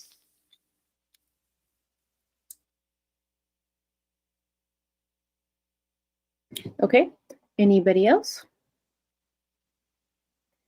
I feel like this is a good time to bring up a couple of things that keep coming up in conversations that I'm having with the community about buying local, and the fact that we don't really have a meaningful database of businesses and also what those businesses have to offer to the community, which no doubt that collection of data would be a significant work effort. And I wouldn't suggest that that would be the city's job necessarily, but I do think that it is it's a growing unmet need that I've been having conversations with people in the business community, but also in the Cal Poly community, and hoping that we can maybe combine or get some, maybe a senior project, or I'm not sure, but to really deeply understand what businesses are out there, and with the goal of being, you know, if I'm needing something, if I need a coffee cup, you know, how can we really help people not shop online? And I think one of the reasons people shop online is the ease of it. They punch in the thing they want, they know exactly where to go, they order it, it comes right to their house. And there's a growing, I think, hunger for that kind of information at a citywide level. So hopefully we can focus on that and maybe partner with Cal Poly or the business community to create that. I also think that it's time to talk about local procurement in terms of buying local. Right now, we don't really have the ability to probably do that as a large organization. And though if we also had the conversation with Cal Poly, Cuesta, the big hospitals, and all the other big employers, there's a huge opportunity to maybe create and support some new local businesses if we could commit to a local procurement policy to a large extent. I think that's another opportunity that we have really yet to explore in terms of shopping locally. And then lastly, this comes up every once in a while, and I don't know that we've ever really fully resolved it, but the idea of really understanding volunteers into the organization. And I know that, Derek, we've talked with you about this in the past. I know that especially when it comes to the unsheltered piece, there's a lot of people that are already out there volunteering their time and efforts to engage with that community. And so it would be a good time to have a system of some type that would engage the folks that are interested in helping on that issue in a meaningful and cohesive and legal and supportive way, because I know everybody has a different opinion about how to engage with the unsheltered population. And it seems like that's another unmet or need or an unexplored fully opportunity that we could take this moment to develop how we can incorporate those folks in a way that's truly helpful. And I think too that also kind of bleeds into our next agenda item. We have a lot of people in the bike community also that have a real desire to help volunteer to kind of bring some of those projects to life. So maybe we can put a pin in that, or someone can potentially consider that moving forward to sort of finally figure out how we can incorporate volunteers in a helpful way that might be an upfront work effort, but ultimately doesn't cause more work for staff, but in fact alleviates some of those things that staff might otherwise have to do. I think that would be really helpful on a lot of these issues. I don't see any comments, other questions from the rest of my colleagues. Councilmember Stewart. Thank you. Sorry, when you asked earlier, I could not get to my mute button. I really appreciate everything you've done, this economic recovery process. I think I get so many calls and emails, I'm sure all of my colleagues do as well, regarding local people who are really struggling and their businesses are struggling, and stay-at-home orders don't help. And not everyone has online opportunities as far as their shopping carts, etc. So just that whole process. And so if we can help people to maybe, well, I know, Mayor, you're saying don't go online, but at the same time, right now, when that's kind of the only way people can shop, it's something that we can help other businesses. So I think it's great.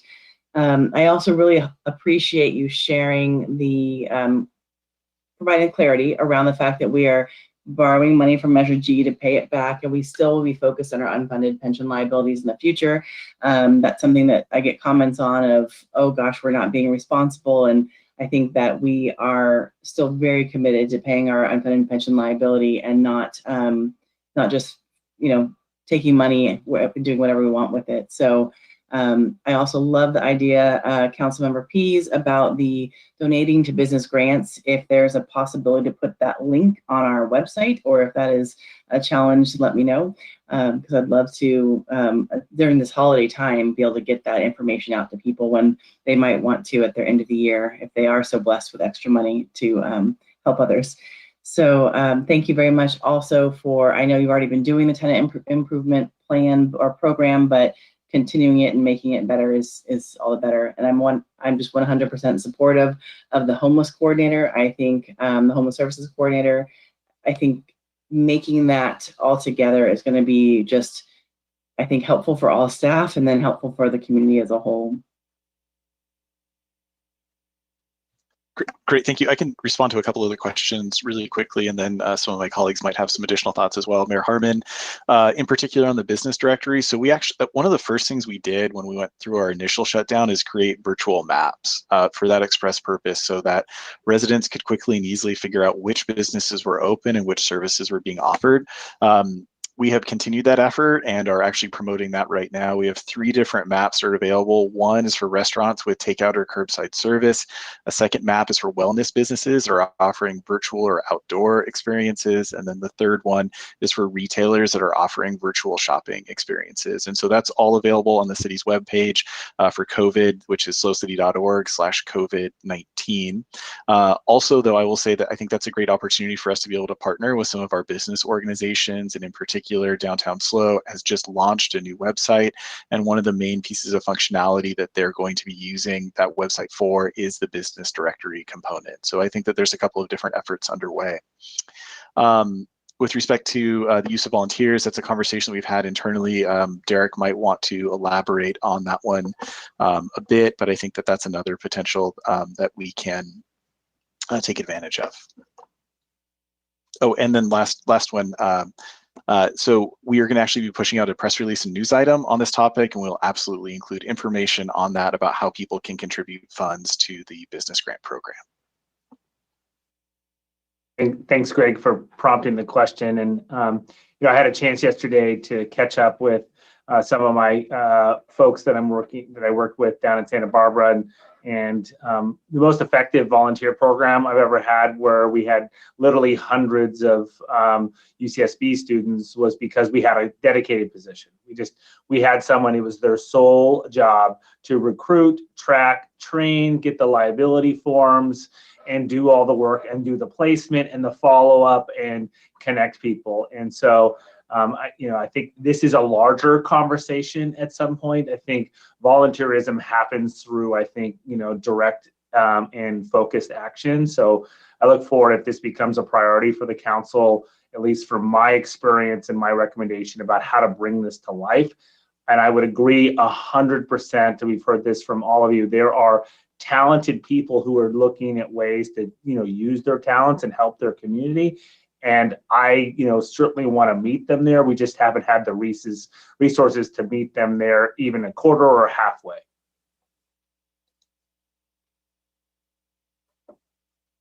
All right, thank you for that context. Councilmember Stewart.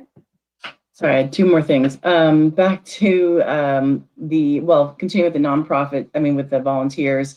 There's some obviously great nonprofits that can help us do that. So I hope we can continue working with them. Also, the locally owned aspect of our businesses versus corporations has been a lot of the questions that I've been receiving in this holiday time as well. I don't know how we can help people know that difference in the future on our map, but if that's a possibility, that would be great.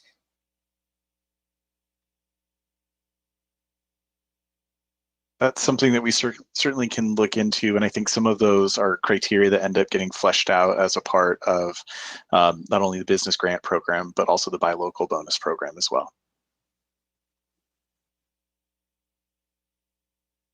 Yes, and it sounds like in this current context, with the 20% allowable in the retail space, we're not having the same situation that we did in the beginning of the original shutdown, which was just implicitly unfair, that some of our, for example, our locally owned clothing stores had to be closed completely, but Target could be open and you could go to all the spaces in Target. So if we move in that direction again, I strongly feel that we need to act quickly and swiftly, as some communities have, to make it clear that if a place like Target needs to be open, that it's their food service and their pharmacy or whatever else is cohesive with the current restrictions at that time, and that we need to create a fair field for our local business owners, and that it's not fair for Target to be able to sell clothing, for example, if our local downtown businesses are not allowed to do so. So maybe we'll put a pin in that in case we end up moving in that unfortunate direction. All right. We already called for public comment, right? Or no, we haven't. No. Okay.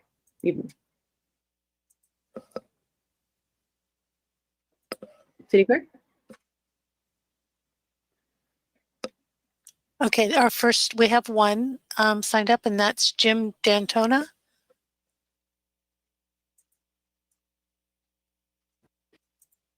Good evening, Madam Mayor, council members, staff. I'm Jim D'Antona, President and CEO for the SLO Chamber of Commerce. And Madam Mayor, I agree with you 100%. I hope 48,000 people are watching this tonight because this is incredible work going on. I'm obviously here because the Chamber Board wants to recognize the work that has been done and is identified here to quickly respond and support the businesses as they respond to and comply with state restrictions. We thank all of you and the city staff for your focus on small local businesses who are key to the fabric of our community. You know, you look at the lights, the parklets, the energy, that's all the city effort has created for our community. And it shows how government being nimble and quick to react can really spur our local economy. We want to ensure you that continuing these efforts in light of these new we want to ensure that you continue these efforts in light of the new restrictions now more than ever. Please continue the leadership that lets your staff make these decisions which will support the eventual recovery of our economy.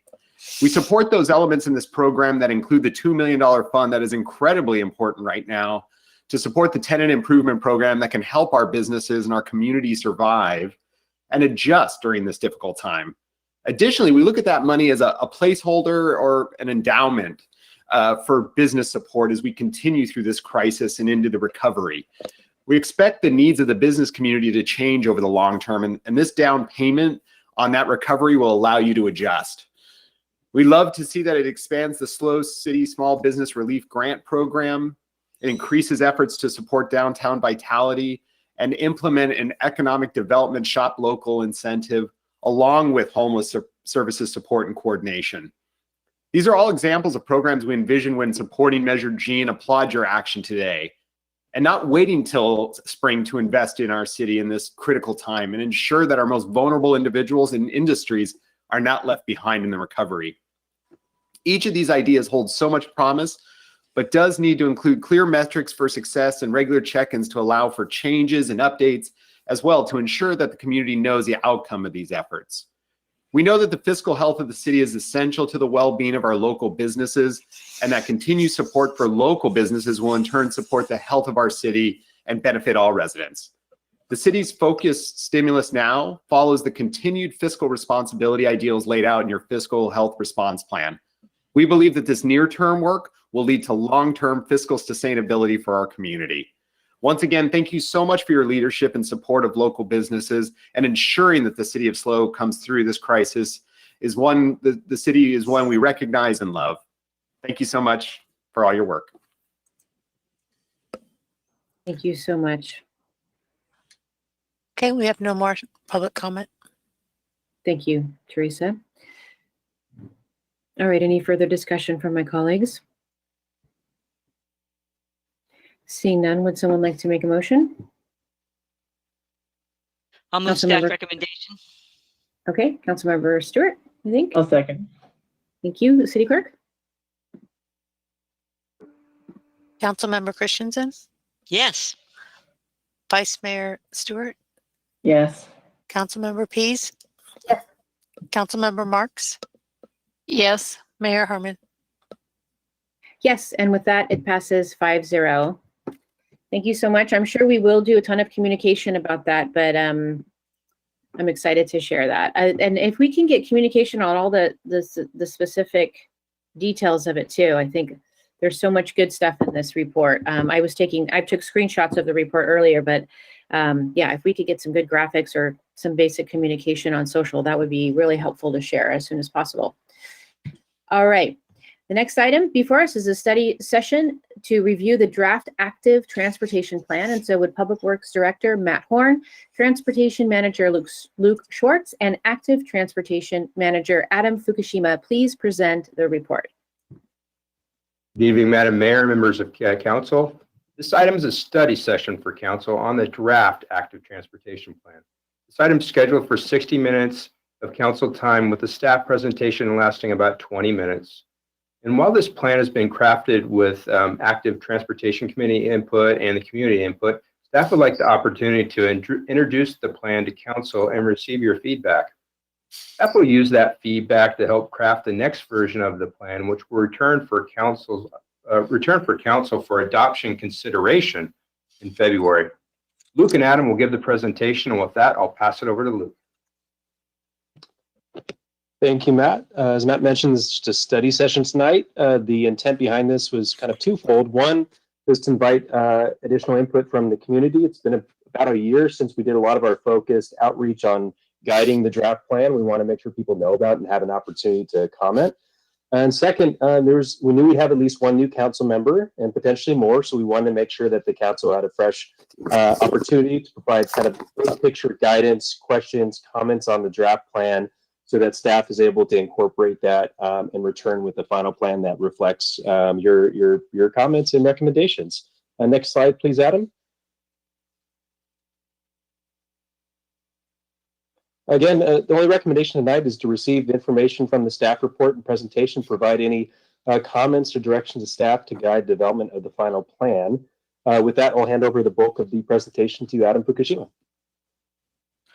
Thank you so much, Luke. First of all, I just want to say I'm really excited to be here tonight because we've been working on this. I've been working on this. Luke has been working on this, and the ATC has been working on this for almost 3 years. And so we're really excited just to show you all of the work that we've done and to get your input on it. So first of all, why are we creating an active transportation plan?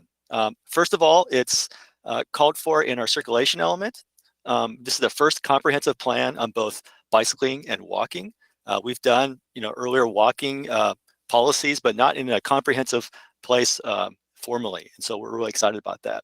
Another reason for it is that this will increase our readiness for state grants, which have added a focus on disadvantaged communities. So we wanted to make sure we're as ready as possible to apply for those grants. Just to look at the ATP at a glance, it's founded on some core principles of sustainability and climate action, as we'll get into later on, equity, community resilience, and economic vitality.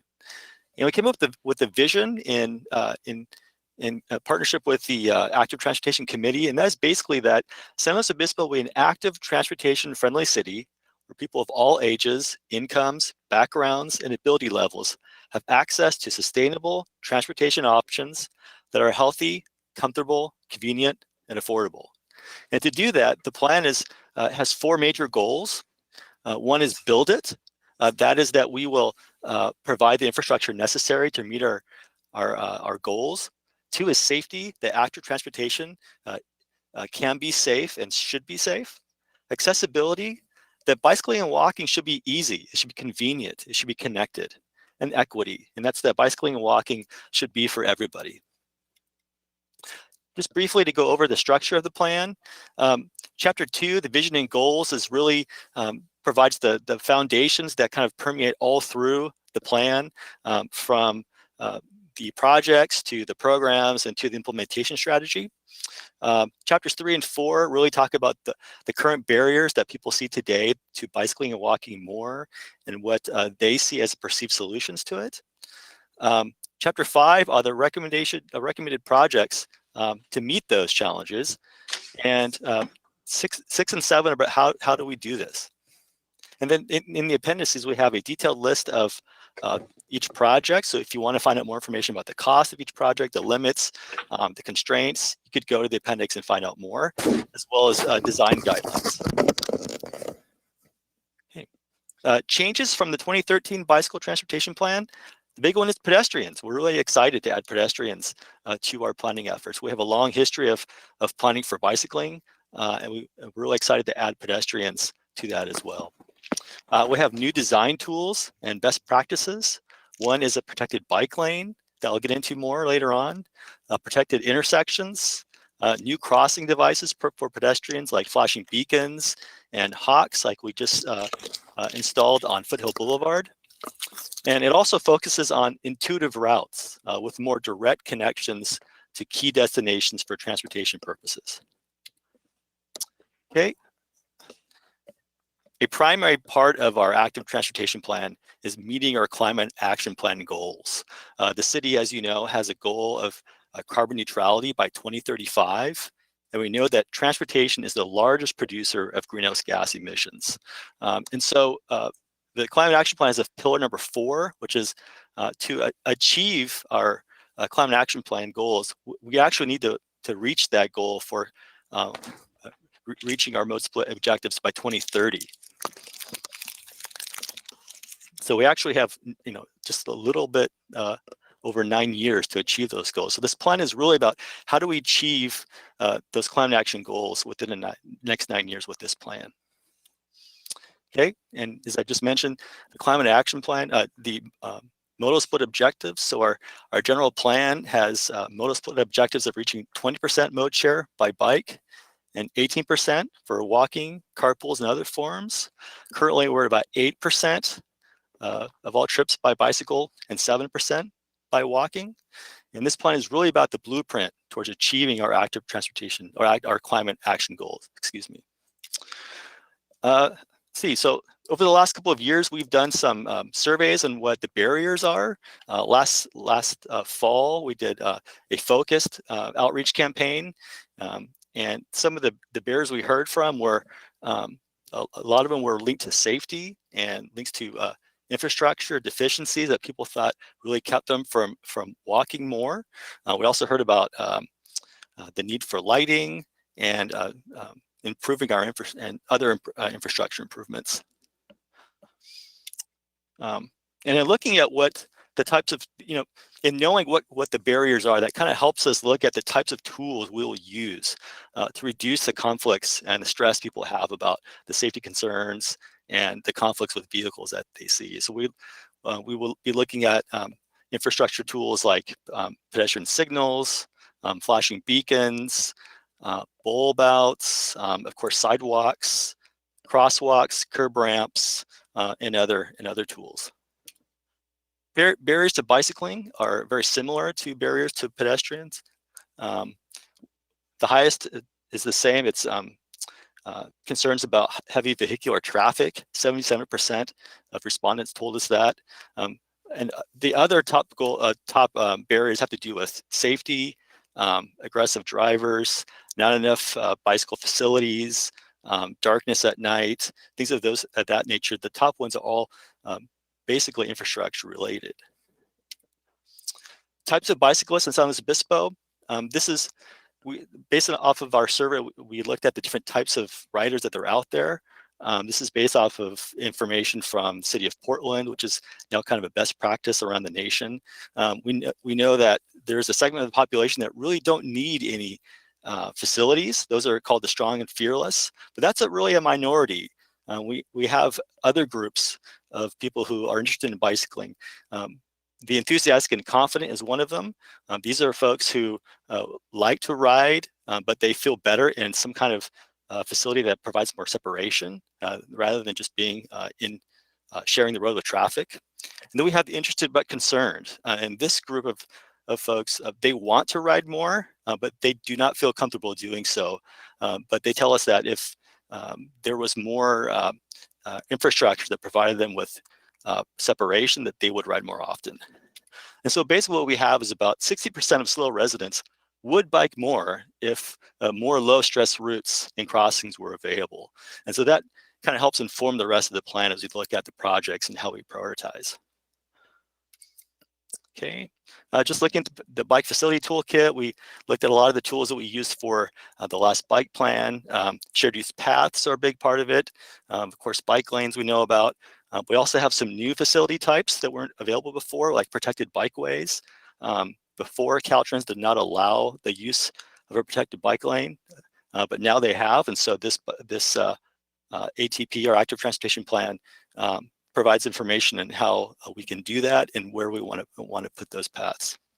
And the neighborhood greenways as well too. Okay. I want to talk more about the protected bike lanes. Like I said, this is a new kind of facility that Caltrans has just allowed. What they provide is the kind of separation that people are looking for to make them more comfortable to ride. The preference that the draft plan is looking for is an elevated kind of facility. So I think there's a misconception among some folks that protected bike lane is just about providing soft hit posts in a bike lane, and then that's all you will do. It's really much more than that. It's providing a separation through elevation is what we've been looking for primarily in our city. It's also looking for opportunities to provide separation with a parking lane, as you see on the top right. And what this does is it allows us to provide separation in the areas where we have the already existing right-of-way, and also direct connections to the kind of services that people want to get to. Okay, another new design toolbox is a protected intersection. These are intersections that provide separation through the intersections, and also helps so that it helps bicycling by not having to make left turns in the middle of traffic. It also helps pedestrians by reducing the crossing distance. These are a facility type you see a lot in the Netherlands, and we're starting to see them more in the United States as well too. We want to take advantage of those best practices from other cities so we can employ them as best as we can in our city. Okay, so when we looked at all the facility types, we started off with, when we looked at developing our project list, we took the current bicycle plan and worked with the Active Transportation Committee over a number of months to develop the project network list. And there's a lot of them. There's over 240 projects of routes and crossing improvements. And in the plan, you'll see, although we have this one sort of one map that shows the whole city, we have zoomed in maps for every quadrant of the city. So you can see in more detail the kind of thought that the ATC went into as far as the projects to connect the city. Okay, just to go over briefly what's proposed in the plan, it proposed basically a tripling of shared use paths from 11 to 31 proposed miles. A lot of effort went to looking at our neighborhood greenways, adding over nine more miles of neighborhood greenways. So for those folks who do not want to go, do not want to be on the major arterial routes, they can take parallel routes, which is good for both bicycling and walking. And then, as I mentioned before, the protected bike lanes, which you don't have any currently, we're looking at adding about 25 miles of it. And then in addition to that, this plan really focuses on the crossing improvements. We've heard from folks that there's a concern about crossing major arterial streets, and that our neighborhoods are hard to connect. And so improvements like the Foothill crossing that we just did, people want to see more of that. They want to see that on other streets like Broad Street, Madonna, South Higuera. And so this plan recommends 63 crossing improvements to help that out. But with all those projects, there are a lot of them. And so what becomes even more important with this plan is the prioritization, and especially if we're going to be meeting our climate action plan goals in the next 9 years. It really behooves us to really make hard decisions about which projects are the most important, and it will give us the most sort of bang for our buck in getting to our climate action plan goals. And so with the plan, this is a very high level plan. It isn't, we don't have any project specific data yet. And so we, instead of just giving a $1 amount for the whole thing, we kind of came up with the cost estimate of a low value and a high value. And these are, much like our roadway network identified in the general plan, this plan has a lot of projects that won't be achievable in the next 10 years. But it does behoove us in our prioritization to look at the ones that we can achieve in the next 10 years within this whole suite of proposed projects. Okay, this is the project prioritization that staff and the Active Transportation Committee developed. It's broken up into 3 tiers. Tier 1 are the highest priority projects with the greatest potential increase bicycling and walking. And what's important here is that these are the projects that the city is committing to actively pursue in the draft plan. These are the ones that we'll actively pursue for funding. Tier 2 are the moderate priority projects that are very important to the network, but have less potential than the Tier 1 projects. These are projects that will be funded as opportunities arise, but not at the expense of delaying the Tier 1 projects. And then Tier 3 are all the rest of the projects. They're lower priority projects that help complete the bike and walking network, but may not be likely to generate measurable increases in bicycle walking grants. And these will mostly be funded through grants and where they could be funded through as a condition of development.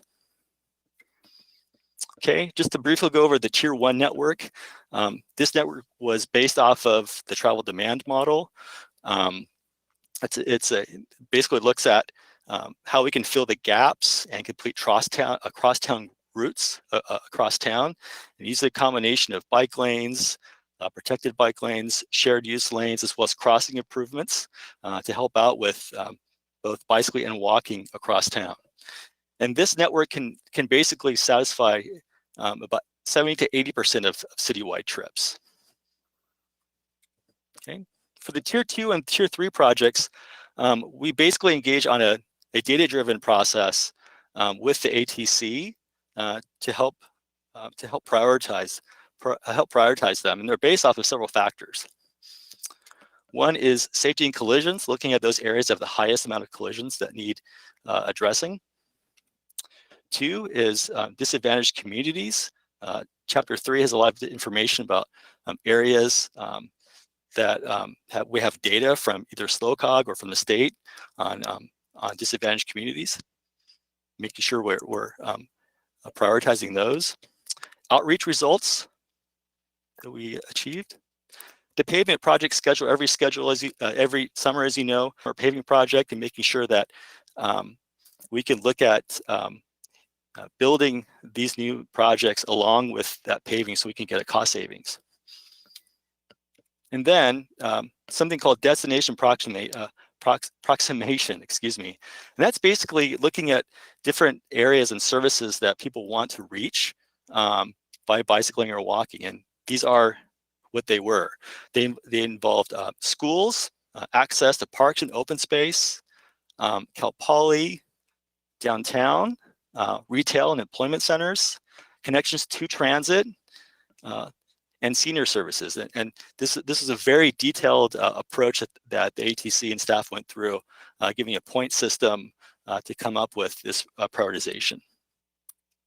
Okay, and then over and above those 3 tiers, there's another layer of projects we wanted to add to it to make sure we had a balance with making sure that the bicycling projects as well as the pedestrian projects were both balanced, that we have a true active transportation plan.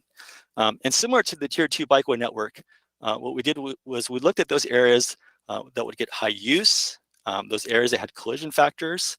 Basically we have a lot of needs for curb ramp improvements, sidewalk improvements around town. If we counted them all up, it'd probably be in the thousands. And so rather than coming up with a detailed project list, what we did was we came up with areas or zones that we thought could probably get the most benefit for building. And so there's sort of these concentrated areas that we looked at identifying for future, looking at improving in the future. So they involve the downtown area. We get a lot of pedestrian activity there, a lot of activity in the Laguna Lake area between commercial services and schools and parks, the area around Sinsheimer Park and Laurel Lane, down south by the Tank Farm Road area, and also up by Cal Poly in the Foothill Boulevard area. Okay, in addition to that, we also have a number of pedestrian programs and goals that are in the plan. We will continue the ongoing safety and education campaigns that we have now, but improving them and looking for ways to use them more efficiently. Parklets, as you know, with COVID-19, we've started employing parklets throughout the downtown. And what the plan does is it provides the design guidance on parklets and also recommends establishing a formal, more permanent program for parklets. Safe Routes to School. The plan proposes that the city will create a plan for every K through 12 school that's more specific to each school. So right now we have 2 schools have their own specific plan, and that's Pacheco and Bishop Peak Elementary School, and the goal is to have a plan for every single one of them. Also supporting open streets events, such as those called Ciclovia, if you're familiar with the ones that happen in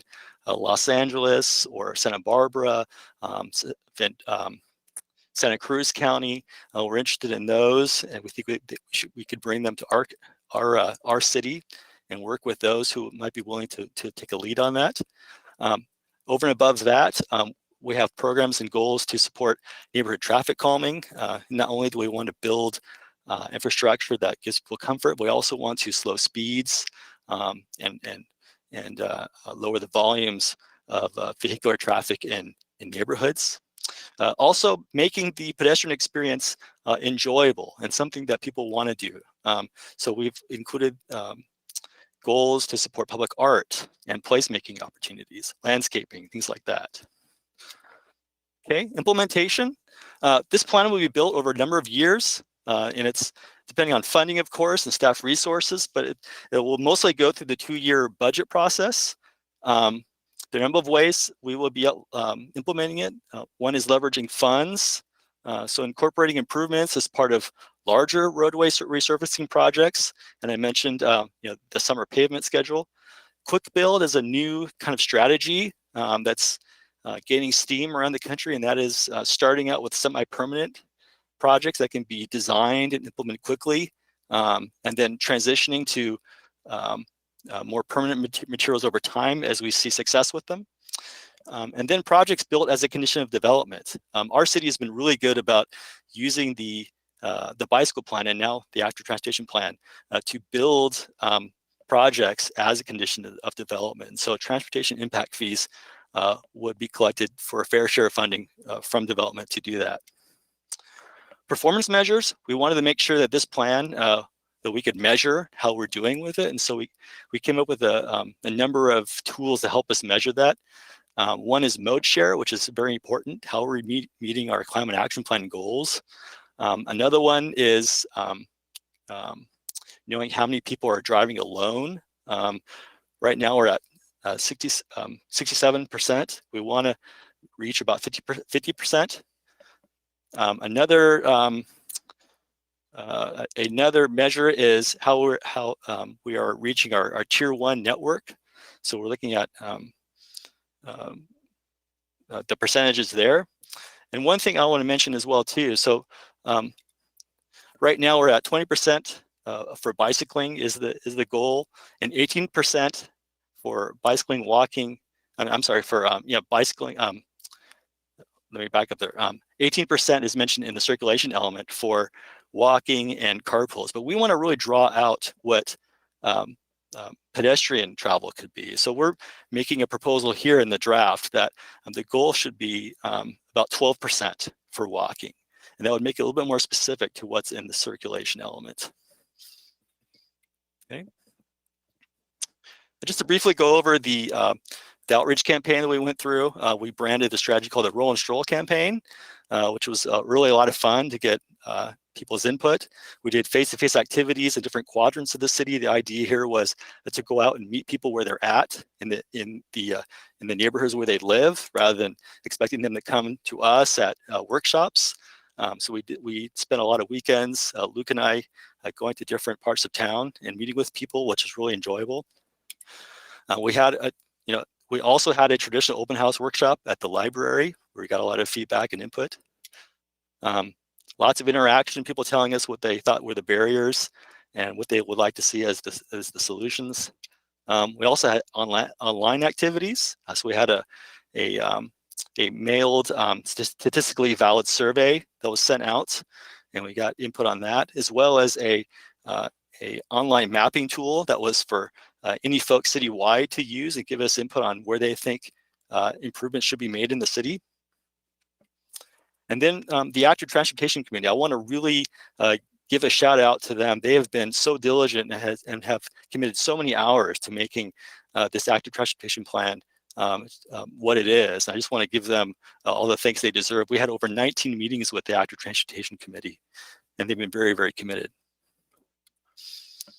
Other in-person meetings, we met with Cal Poly, ASI administration, Downtown Association has been heavily involved, SLO Chamber. We also even met with SLO Rise, who had some really good comments about street lighting at night and the kind of things that victims of sexual abuse would find actually necessary. And that was actually a really interesting part of this plan, because you don't normally hear about that stakeholder for this kind of plan.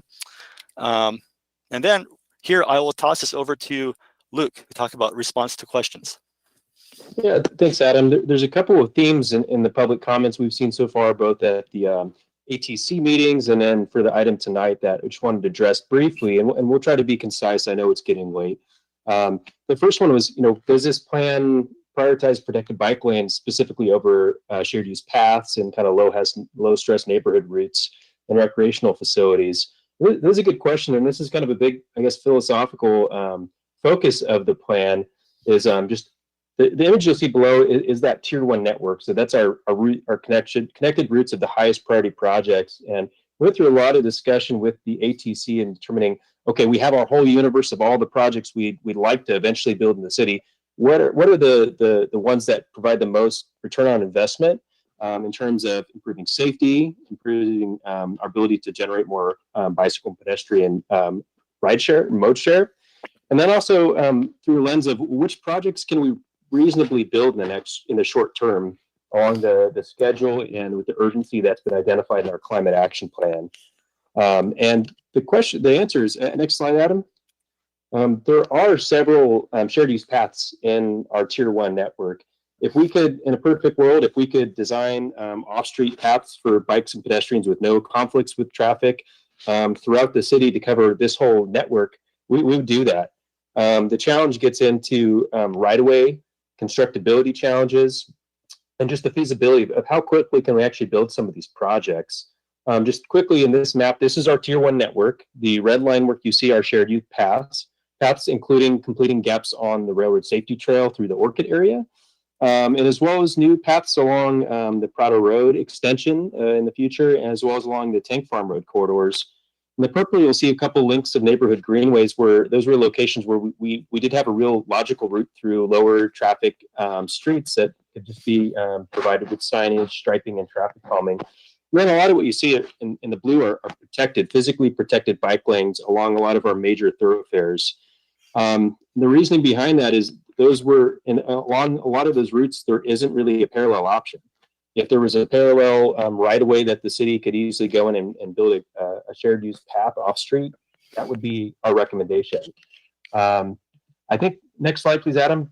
I think the big question we're getting is kind of focused on two kind of regional pathway systems, and it's why aren't we completely focusing on completing the rest of the railroad safety trail and the Bob Jones Trail within the city limits? And the reason for that is really there's segments that are really challenging to construct, and we are doubtful that we'd be able to implement those in any kind of short time frame. Looking at the railroad safety trail, we do recommend completing the gaps from Tank Farm all the way up to the Jennifer Street Bridge and the Amtrak station, as well as completing the stretch that we're currently starting in construction to get you across the railroad, across Highway 101 and over to Pepper Street. It's that middle gap you see on their right there in dark red that follows the railroad tracks, requires lots of Union Pacific right-of-way, and that they've already flat out said we're not willing to really cooperate with you on that.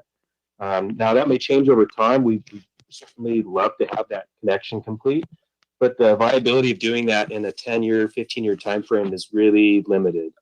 On the Bob Jones side, I'm ecstatic about the future of a trail that I could ride from downtown all the way to Avila Beach. It would be fantastic. We have a stretch of that already built in the city. And there's two other kind of major gaps that I think people have asked about. One is to the south side of the city, which is that little kind of half V shape. That's the stretch connecting Los Osos Valley Road to the Octagon Barn. We have that in our tier 2 network, so it's important, but not the very most important list of projects. And the ATC gave that a lot of deliberation, and ultimately the justification was that they felt that segment individually had not as much potential to generate a lot of new ridership and serve a citywide circulation purpose. It would certainly be a great recreational amenity. It would certainly provide access for new Avila Ranch residents there to the east of Higuera. But the idea is that this is great. We hope this gets built, and likely would ultimately happen as part of redevelopment of those properties at some point. But the guidance and direction from the ATC was not to focus that as one of our top tier projects as part of this plan. Similarly, the stretch of the Bob Jones Trail connecting that gap from where it ends on Prado Road north along the creek into the downtown has a lot of challenges as well. It goes through numerous private properties. A lot of it's along the creek. There's riparian concerns. It's completely in the floodplain, and it requires some challenging crossings of Highway 101 and along the creek there. And the question isn't whether that be a great project. It was more along the lines of could we afford and could we feasibly build that in the near future. So those are reasons why those projects, which are all in the plan, aren't at the very highest tier in terms of prioritization. Adam, next slide, please. We'll quickly walk through a couple of other kind of common questions that we've been getting on the plan that I thought I'd address here because I'm sure you might be asking them anyways. The first one is, well, why doesn't the plan include more emphasis on the active transportation projects in the downtown core? And I think our intent is it does, and it should. The idea is that the plan would fold in the specific recommendations of the downtown concept plan, which there's a lot of great thought and planning that went into that. And I think the comment is apt in that I think we need to tailor the plan to be more clear about what is in the plan in terms of the downtown and the specifics. A lot of that's built into our project list and our cost estimates already. And so we already plan on incorporating that as part of the final draft, is making that more clear and more focused discussion on the downtown itself. A couple others is, considering the pandemic and other economic environment, why are we prioritizing all this funding for bicycle and pedestrian projects right now? And the answer is really, this plan itself doesn't commit any kind of funding. It's not making any financial decision. It's setting a blueprint for what we want the city to look like and kind of an order of how we would achieve that. As always, our spending is set as part of our 2-year budget process, and the council and the community would be deciding on how we would to choose to invest in anything, including transportation.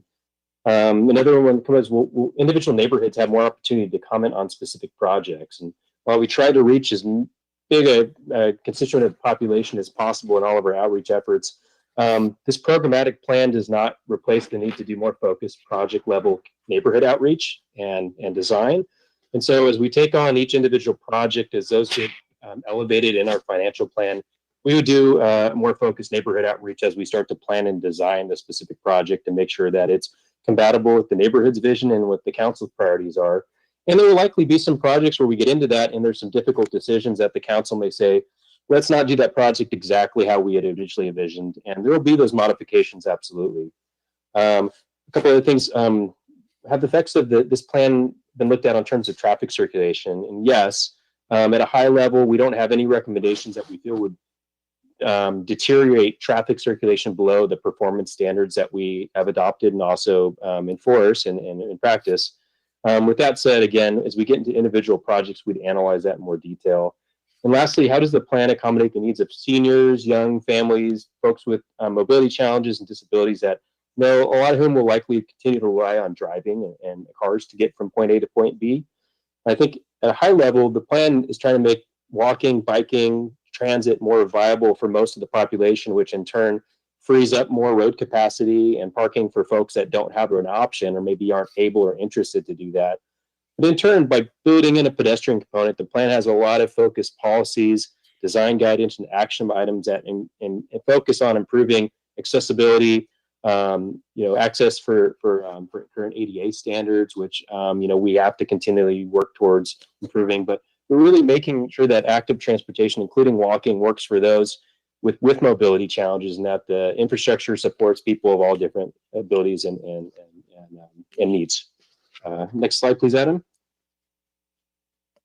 Again, I'll pass this back to you, Adam, to wrap this up. Thank you. Yes, I just want to go over the concurrence we've had so far. Like I said, we had 19 meetings with the Active Transportation Committee. And just last week, they recommended adoption of the active transportation plan, and that staff consider a list of comments provided by them for an inclusion into the plan where feasible. We find that all the comments that they provided we think they're minor comments. We think we can easily incorporate them into the plan. I'll just go over them, just a few themes, just because there were a lot of comments. One was to improve the clarity of the maps and the ability to zoom in, and we totally agree with this. We're actually working with our consultant now to try to improve them, make them a little more clear to zoom in on, as well as maybe adding a little bit more focus areas to bring out so people can see where projects are. Where they're concerned. And so, we have a lot of projects, and so it's difficult to show a level of detail, but we want to do a better job, and we will work on improving that. Two is just adding some additional explanation of some of the planned concepts, including the project tiers, so people know what the city is committing to going after for funding. Another theme was just refinements to how we talk about collisions, some of the language describing Vision Zero, just some other general comments on ways to just improve the organization and flow of the plan, and also requests to add or change certain photos to better illustrate certain key concepts. And our public outreach, our public draft is out now. It's been out since November, and it will be open until the end of the year, and all comments can be sent to me. I just want to just go over the plan schedule before we wrap up. The plan is out now, and the negative declaration is out until the end of the year. We went to the ATC on the 3rd and got a recommendation. Tonight, we're having this council study session. Tomorrow night, this will be going to the Planning Commission and looking for action on that. And then the idea is to wrap it up and bring a final plan back to the council on February 2nd of next year. And with that, I will end with the recommendation. And that's receive the plan and provide any comments. Actually, I have one more section here. One on some discussion that may be helpful as you deliberate. One question is, does the policy framework of the plan provide suitable roadmap for you? 2, are you satisfied with the overall organization of the plan? Is there any changes you'd like to see? 3, another one is, do you have additional input on the proposed bike and pet network? Are there projects that are missing? 4, would you like to make changes to the proposed project prioritization, namely the projects in the tiers 1 to 3? 5, do you have concerns with establishing the ambitious target date for 2030 for completing the Tier 1 network? We'd like to hear what you think about this. And then is council satisfied with the proposed performance measures and ways that we try to monitor our success? And with that, I will conclude. Wonderful. Thank you all so much for all of the hard work that went into this. I feel like I went to a couple roll and strolls, but it sounds like a long time ago that was happening, right? Because it was in real life. Wonderful. Thank you so much. Councilmember Christensen. Thank you very much. I know how many hours and years of your life, as well as our public and ATC members have put into this. I'm very impressed. Actually, you pre-asked and answered most of my questions, so that's great. The only question I had is from another one of the emails, which I didn't know if it was really accurate, but it was from Mr. Jim Nett, who talked about a bridge over Brizolara Creek at Montalban, and whether or not that was still in there. And he said it wasn't supposed to be in there, and I just don't, he was very strong, so I thought I'd ask about that email. Yeah, so this was a project that used to be in the bicycle transportation plan, and I think almost 20 years ago, it was removed out of concern from the neighbors. And the active transportation plan is recommending considering it back in again. This is basically a recommendation from the Active Transportation Committee. Okay, so I don't know anything about whether a bridge should go over Brizolara Creek at Montalban or not. What's the pros and cons, and why would Dave Romero say absolutely not over my dead body and take it out? And why is the ATC putting it back in? So on the pro side, I would say there was concerns about lack of access from the Anholm neighborhood to a park. And so the idea at the time was to provide access across, to Santa Rosa to get to Santa Rosa Park. But the cons, I think there were concerns about from the neighbors about having access to that community from Santa Rosa Street, and people who are not living in that neighborhood. Okay, so access can go both ways. All right, I get it. Okay, that was my only actual question. So I'm going to stop now. All right. Councilmember Pease. Thank you. And again, I agree. I appreciate your kind of bringing together a lot of the community correspondence and providing the answers up front. So thank you for that. A couple of questions. One is, could you, I know there was some thoughts or discussion about the outreach, the survey process, and that there'll certainly be more outreach moving forward, and wondering if what adjustments we think will be made. I know there was input, thoughts of, gosh, do we need more participation from the DEI task force type of efforts, Spanish language. You know, we've learned a lot over the last year or so. So I'm wondering what adjustments you think you'll be making in the future, or is there more, you know, concentrated outreach between now and that February adoption date? Yes, that's a good question. You know, in many ways, we've had a lot of discussion about this internally with staff on the equity issue. In many ways, this, you know, the start of this plan kind of preceded the DEI, and a lot of the work that I kind of wish the DEI was here earlier, so that we could benefit from their work on you know, the equity section of it. I think as the DEI comes up with more recommendations, we can include that into the plan. I do think this is a living document that we can update periodically, or just you know, update with just how we do outreach for all city sort of outreach. You know, maybe it's not just transportation specific, but we can find out more ideas from them on what they think we can do to increase outreach. Maybe Derek can add to that. I see him popping up. Yeah, thanks, Adam. And so just a couple comments is the DI task force has got a lot of work between now, and I'm sure Councilmember Stewart can attest to that. We've got pretty packed agendas through the deadline to provide the recommendations. You know, one of the conversations we've had early on is, you know, we really look to our public engagement manual as the way we, you know, engage the community. And so one of the really insightful comments is we need to step back and take a look at that, about how are we truly engaging the community and having meaningful conversations about equity and inclusion. And so that will be one of the tasks likely to come out of the DAI task force. And so, as Adam pointed out, we see this as a living document, and by all means, and this is not a point in time where we're not going to update it for, you know, 15, 20 years like a general plan. Great, thank you. My next question, and you started to touch on this in terms of the arterials versus the other connectivity, and I'm wondering if you could just kind of ground me in the physical implications of a low stress route versus an arterial, and using maybe the specific example of South Street, and some folks saying, well, gosh, you do the Woodbridge and then you go around Meadow Park and you pop out.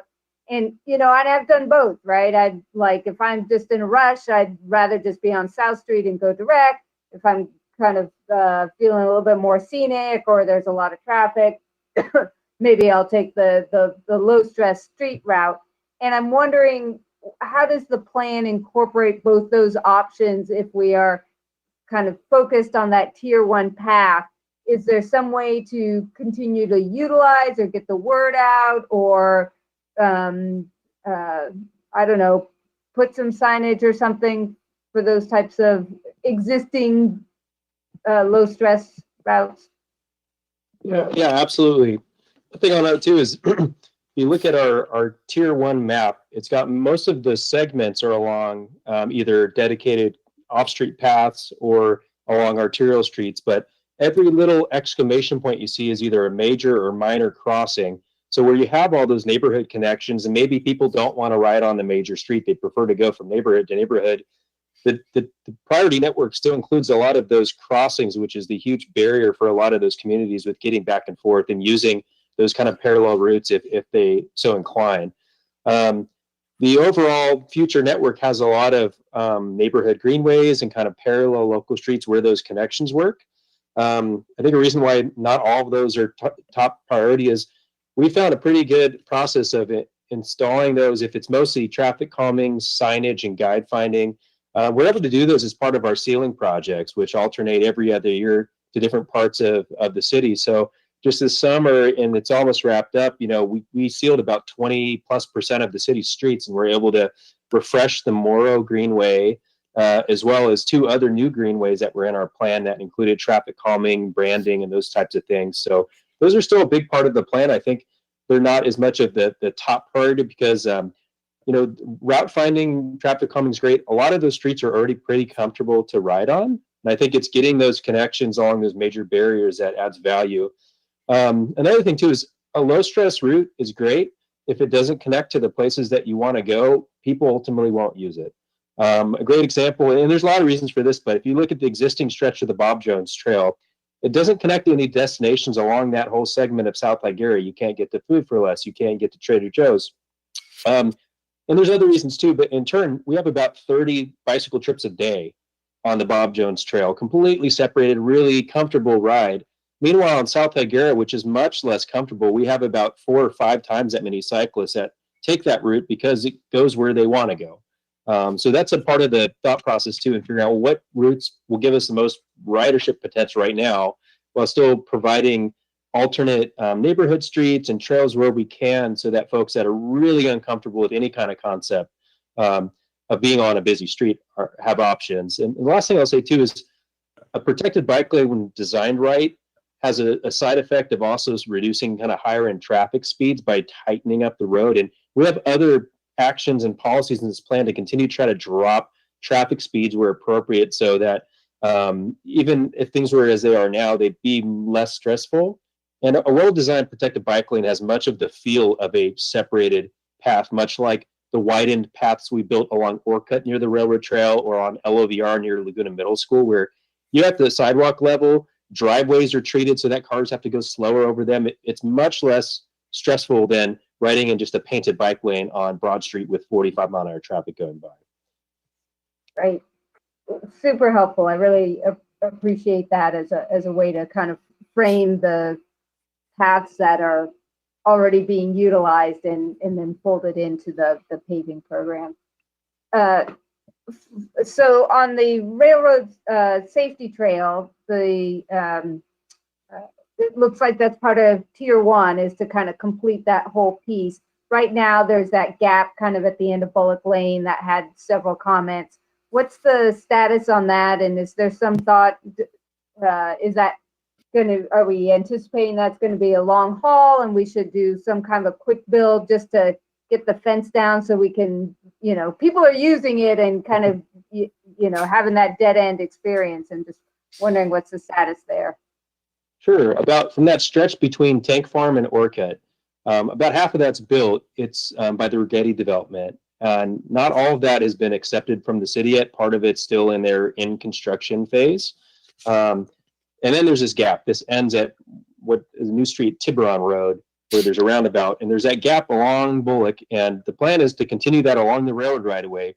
And there's another development project that's in the planning process right now that's in review, that we've been working with that developer closely to work on an agreement for them to work towards constructing that last stretch, completing the trail up to Orcutt Road. There's some challenges in the design and along the railroad right away, but it's a work that I think between the city focusing and working with that developer, that could happen a lot sooner than people might expect. And if that weren't to move forward for whatever reason, I think that's such a critical link for us that's in our Tier 1 network. If the city needs to take the lead on that project, that would be a priority for us. Gotcha. Okay, good to know. So it's in Tier 1, but even within that 9-year window, we might want to think about that. Exactly. I guess my last question is just, and I didn't see others bringing it up, but the idea of 30 grade separated connections seems in 50 years to be unrealistic in some of those. And I'm just wondering if there was pushback on that, or is it harmless? Let's just put them in there. Or maybe they're not as, I don't want us to get in a situation where we're relying on grade separated crossings, like the frustration that we felt in that Anholm neighborhood. It's like, well, the plan is for Broad Street to go over the freeway. It's like, Broad Street is not going to go over the freeway. So then we got stuck, right? So I'm just, I guess it's a question to see, have we really thought through the reality of those kinds of pieces? Sure. Most of those grade separated crossings are carryover from the existing bike plan that had much more of a focus on these creekside off-street trails where you have several creek alignments across, you're crossing over 101, over the railroad tracks, and we've seen we don't always control our destiny with improvement, with moving forward with those projects. Others also are probably more minor than it might look, just saying a grade separated crossing. So for example, the plans for the Prado Road extension has multiple points where the creek and trail system from Damon Garcia cross under and loop from each side to the Prado Road extension. So that would be shown as a couple of grade separated crossings, but it's really, you know, the road might be above grade and the trail would go under it as part of the construction of that road. And similarly, there's a couple of those are creek bridges that would be fairly low cost, kind of simple creek crossings. But you're absolutely correct. And that's kind of echoed in our tiering structures.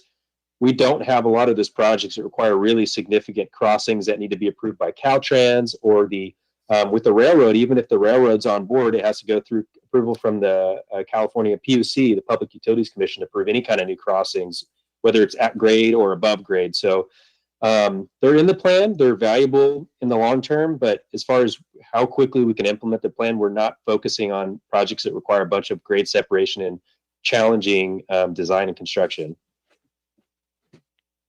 Thanks. Those are my questions for now. Thank you. Councilmember Marks.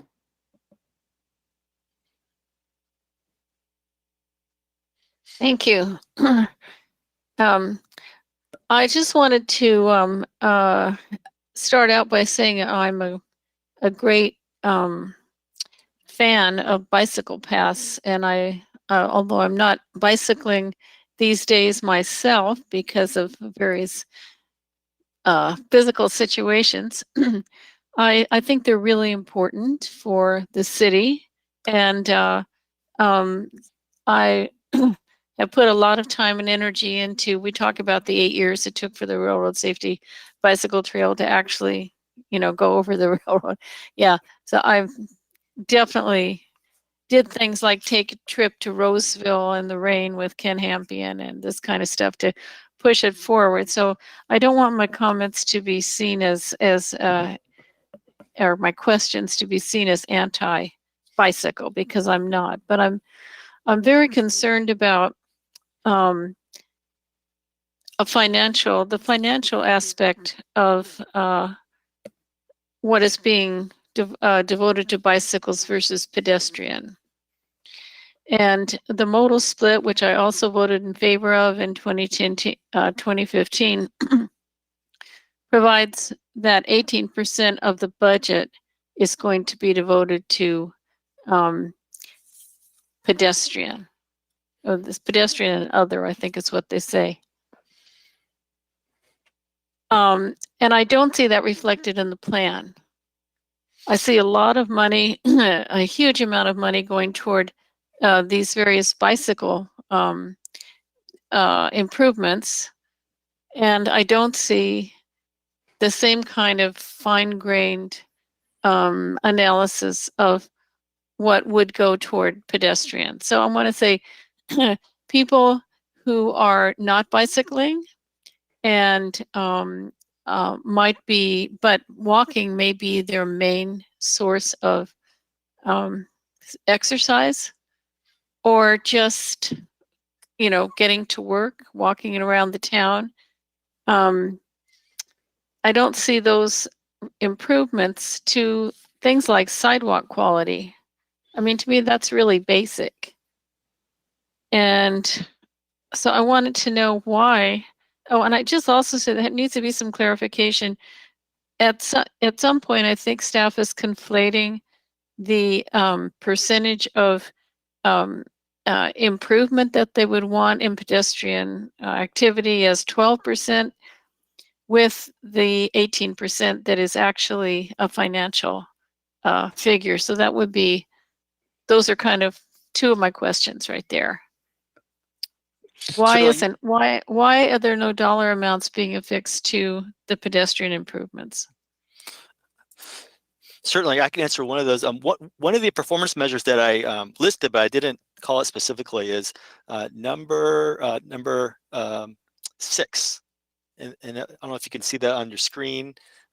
This is basically that consistent with the general plan circulation element policies to strive to allocate the transportation funding across the various transportation modes approximately proportional to the general plan modal split objectives.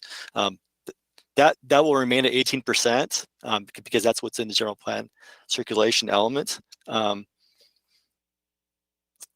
Luke, did you want to hit on the sidewalk? Yeah, I'll mention the 18% that's identified in the general plan, it lumps in walking, carpooling, and other modes like telecommuting. So that 18% is still policy. In this plan, we broke off and said, well, what percent of that is walking? We never really defined that. And for this, we reviewed it and said, well, I think 12% is within that total 18%. That's probably the right spot to be measuring our progress towards. So as a whole, we'd still be endeavoring to allocate funding consistent with those modal split targets. Your question about breaking down the funding or the prioritization of improvements for bicycle versus pedestrian, we can certainly look at that. We hadn't broken it up specifically by mode for a couple of reasons. One is that some of these improvements have overlap. So a shared use path is serving bicyclists and pedestrians. We could say, well, it's 50-50 each.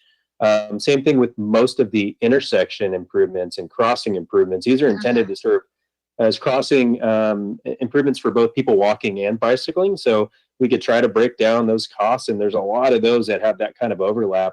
And in addition, we talk about in the plan in terms of improvements that are not specific crossing locations, but kind of overall pedestrian environment. So repairing sidewalks, constructing new sidewalks where they're missing currently, installing more street lights, upgrading ADA curb ramps.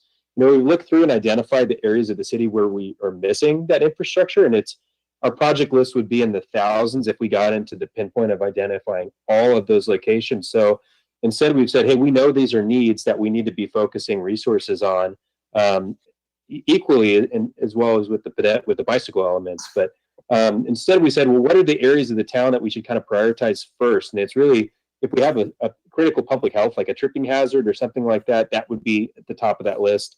And beyond that, it covered those kind of geographical areas that Adam highlighted on that heat map earlier, which is focusing pedestrian improvements like sidewalk repairs, widening, curb ramps, in areas that have high pedestrian volume, that have an established collision history, that are near schools, senior housing, parks, area where we're more likely to have people that we call in that vulnerable population, and that maybe they have mobility challenges or need longer times across the street. Basically, we're areas where we should be focusing, where we get the most benefit from people walking, and that's kind of how we would guide those kind of investments. And I think if there's interest in breaking out the cost summary and kind of splitting that by mode, we can certainly do that.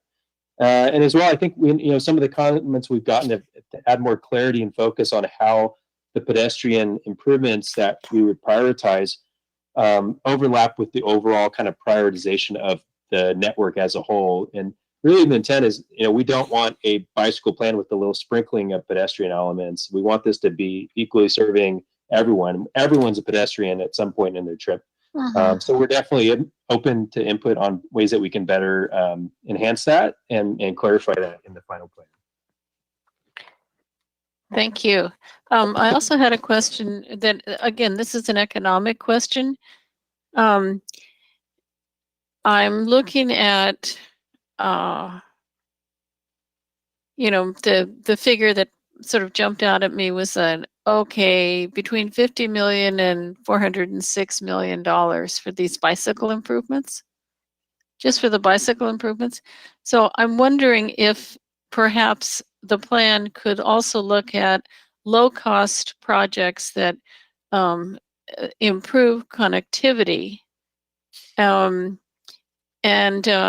also recognize that everybody who is biking in the city, unless they're coming in from, unless they're commuting here and taking the bus with their bike on the front of it, we all pretty much start at home.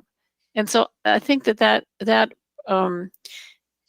how do they get to these arterials? They start someplace in the city at home. And so just, I don't know, I don't exactly want to call it low-hanging fruit, but I think the financial analysis also needs to be prioritized, especially since we don't know how much money is going to be out there. We don't know at this point what the city budget is going to look like. So there's that, and there's also, I really don't want to have a repeat of what happened with the Anaholm throughway, or bikeway, in terms of the neighbors and residents in established neighborhoods feeling done to by it. Like, I want these bike paths and pedestrian improvements to be seen as amenities that are improving the neighborhood and they're helping people, that are helping the residents, and not something that's being forced on them. So I think that's something that somewhere should be built into the plan, even though I understand each project is going to be approached individually. But it's not clear to me that the people in these various neighborhoods where these bike paths are being proposed to even know that it's particularly going on in their neighborhood. They may not be saying, "Oh yeah, well I'm not bike path fanatic. I'm not following this project." But if something's going to actually affect various neighborhoods, I think there needs to be some outreach with those neighborhoods in order to just basic relations with the neighborhood, and the residents, but also to get support, to build trust, and a good feeling about what the city is doing. So I'm wondering if there couldn't be at least someplace in the plan something about communicating with the individual neighborhoods before saying, well, this is what we're going to do. No, that's my question. Yeah, absolutely. I think there's probably a logical spot for that in chapter 2, when we introduce our overarching kind of goals and actions.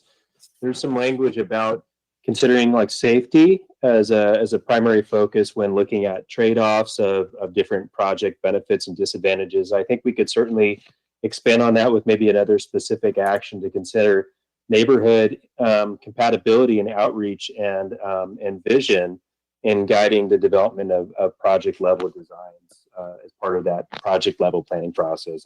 I think we're more than happy to have a specific policy that echoes that. Okay, thank you. And the last thing I'm going to do is, Teresa's, the city clerk, is going to help me in this, is propose that public art also be included for the bike racks themselves. There was a mention of not wanting to have bike racks that require someone to have a kickstand on their bike, or is city clerk, are you ready to show this slide that I provided? Let's see if she's there. She may not be. Well, I can email it to you if she's not going to. I have a photograph of a sample of a bike rack that's actually turned into a darling sculpture. It's just great. And Teresa, are you there? Yes. He's here. Just 1 second, I'm going to bring it up for you. Show it? Yeah. And so, I mean, it's great having the public art on the bike path itself. Yeah, this is just one that was, I think it's in Seattle. I'm not sure. But, and that's my husband, of course. But this kind of thing, when we're looking at the bike racks, to also consider making them something that is a piece of public art, not just, I mean, our bike racks, I'm glad they're there, but they're really boring. So, and people will look at the bike racks, even if they're not on a bicycle, looking at the design that's on the path itself. So I think that, again, that is a way of including the entire community in supporting what this plan is proposing. So thank you, Teresa. You can let it go. Thank you very much. Well, that's So I wonder if is that something that could be considered in terms of the bike racks? Could you consider making them public art? Yes, Yeah, I think. Go ahead. Go ahead, Adam. Oh, I was going to say, I think there's definitely room for that. Our zoning policies have a, and our engineering standards list out a certain rack type. The city has I don't want to say endorsed, but it's the policy that we have the peak type racks, which have really looked at, all the necessary things of when you park your bike and not needing a kickstand, making sure that you can secure your wheel and your frame together. But I think within those confines, there is some wiggle room to add some public art, maybe around it or on the sides of it, or looking for other ways of doing that. We have some bike racks, like for instance, on the side of the creamery, on the Higuera side, where there's been some public art added to the ends of it. So sort of finding a balance between those, the parking requirements for bicycles, but also having some placemaking features to it. I think that could be expanded or looked at even more. Luke, did you want to add something to that as well too, or? No, I would just say, we have some other policies encouraging incorporating public art and other placemaking features into any of our active transportation projects. If we have rack types that are functional and are interesting and cool looking, that's a win-win. And we're more than happy to welcome that as long as they work for walking or bike too. And Councilmember Marks, I'm sure Adam and Luke will both echo this, but they have the opportunity to come and report every quarter. We talk about our capital improvement programs, and they know every single time that I'm going to be asking about urban design and public art, because I see every single CIP project as an opportunity for public art. And so the policy on page 23 of the active transportation plan embodies that kind of thinking as looking at those opportunities. So I think it's there, and we appreciate the comments, and we'll make sure that as we come up with project that becomes central to our kind of design thinking. Okay, thank you. That's all I have for now. Thanks.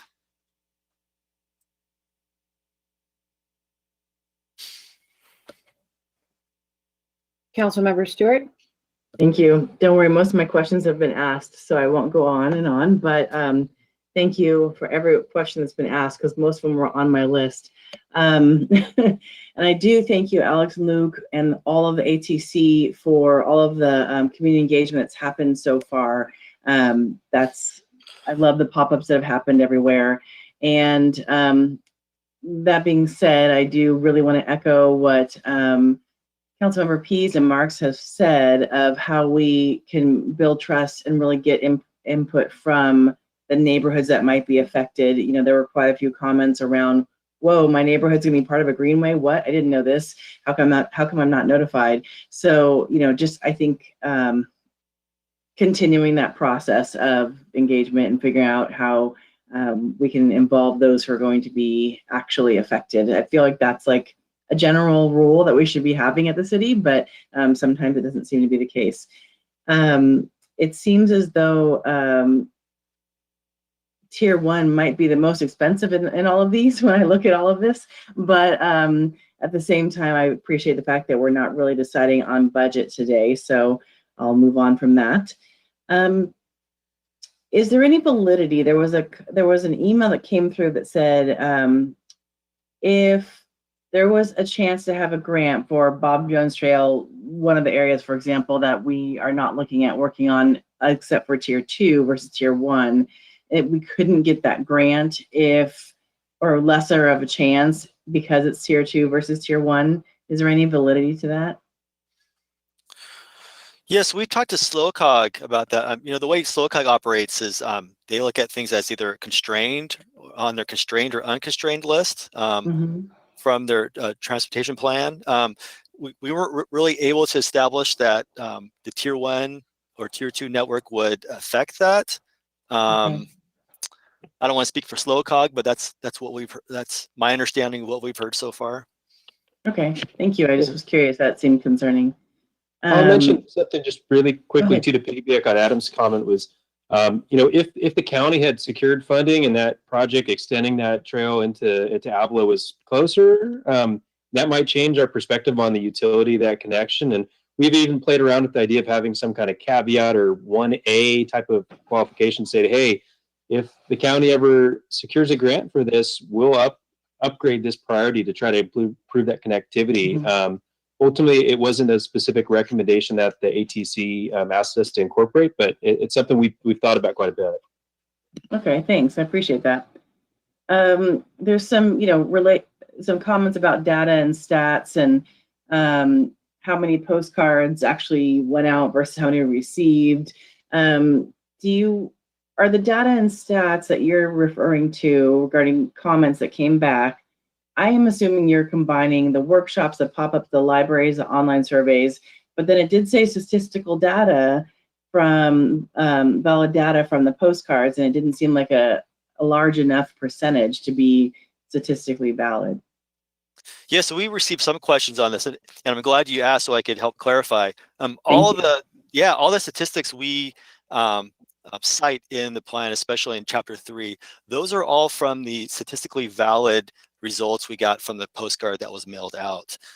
We sent out 4,500 postcards, got about 700 back, and that ensures a statistically valid sample. I think where some of the confusion lies, and we're actually going to be fixing this a bit, is in the online mapping tool, where people tell us where they would like to have an improvement. That was to everyone citywide. That was not statistically valid because we wanted to know where people wanted to have the improvements.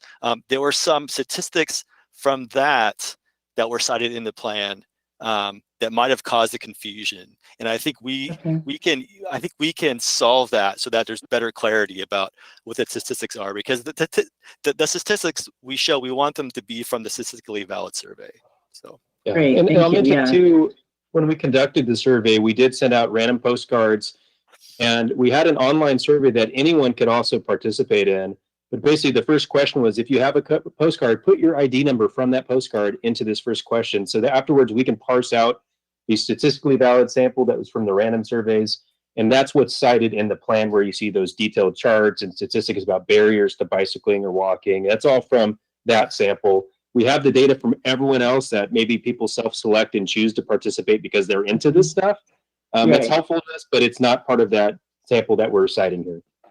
Okay, thank you. Sorry, can I just follow up on that though? Because I did get a copy of the file, the ATP Household Transportation Survey results. And there's a reporting for postcard of 294 and a no postcard for 392. I assumed that the no postcard was the self-selecting and the 294 were the folks who actually entered that postcard number. Is the non-postcard still part of the statistically valid survey? No, the non-postcard data was not cited in the plan. It was just for planning purposes. We wanted people to feel they could be included in it, and we thought it'd be interesting to find out what the results were, but we didn't report on that in the plan on the statistics. Yeah, so the 294 is the number of surveys that you're using as statistically valid. And well, anyway, you might just want to circle back and confirm, because it feels like that's not what's showing up in the report. Yeah. That summary report that you pulled, that was exported and packaged as part of our summary of all the public outreach that we did following the workshops and pop-ups. We still kept that survey open beyond that period, trying to get a higher number, and we sent out another series of postcards. So we have additional responses that weren't captured in that kind of snapshot report. Ah, okay. That's so good there to know. were more postcard responses than that 294. Yeah, we got to 700 or so at the end by sending out several more rounds of shotgunning random postcards throughout the city to try to get a number we wanted. Maybe as part of agenda correspondence or something, maybe provide that spreadsheet of the output, just because that is, with this older document circulating, sounds like we're not maybe seeing apples to apples. Thank you. Yeah, that was the confusing part, is why didn't we send out more postcards or whatever, but it sounds like we did, so that's great. Yeah, thank you, Andy. And then I feel I feel kind of the same as far as Councilmember Marks, just looking at, I didn't see enough about the pedestrian that seemed that it would actually, in the plan, actually increase to that percentage of 12. I know we stripe normally more than we repair sidewalks normally, but it would be good to kind of just see more of the meat of that. And then I felt kind of circular with the equity aspect. I know it's said numerous times that we want to do that. And so I went from page 11 to page 25, and I still just couldn't quite figure out how we think we're going to attempt to help with the equity aspect. Is that a question, or is that just something? Well, it's a concern, so I guess if there's any thoughts. We still haven't heard public comment, just to remind my. Thank you. I only have 3 more questions. Okay.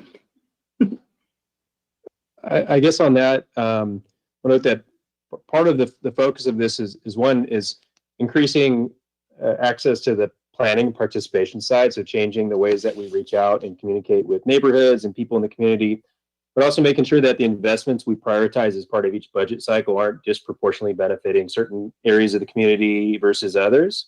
Mm-hmm. And then also too, kind of an overarching theme is this is an expensive community to live in, and that can be a huge barrier to a lot of people. So improving access to owning a bicycle or transit or walking can be a huge savings in terms of household expenses. I know, personally, just if you can be able to downsize from 3 cars to 2 or 2 cars to 1, you can save a lot of money, and that can increase the flexibility of your ability to even live in this community and rent or own a home. So that's a big focus here too, is increasing the access to lower cost transportation options. So with that said, I know Adam has shared the public review draft when it was out with the DEI task force. We welcome any other suggestions, input, guidance on how to better tailor the plan. And we're open to any other suggestions. Okay, thank you.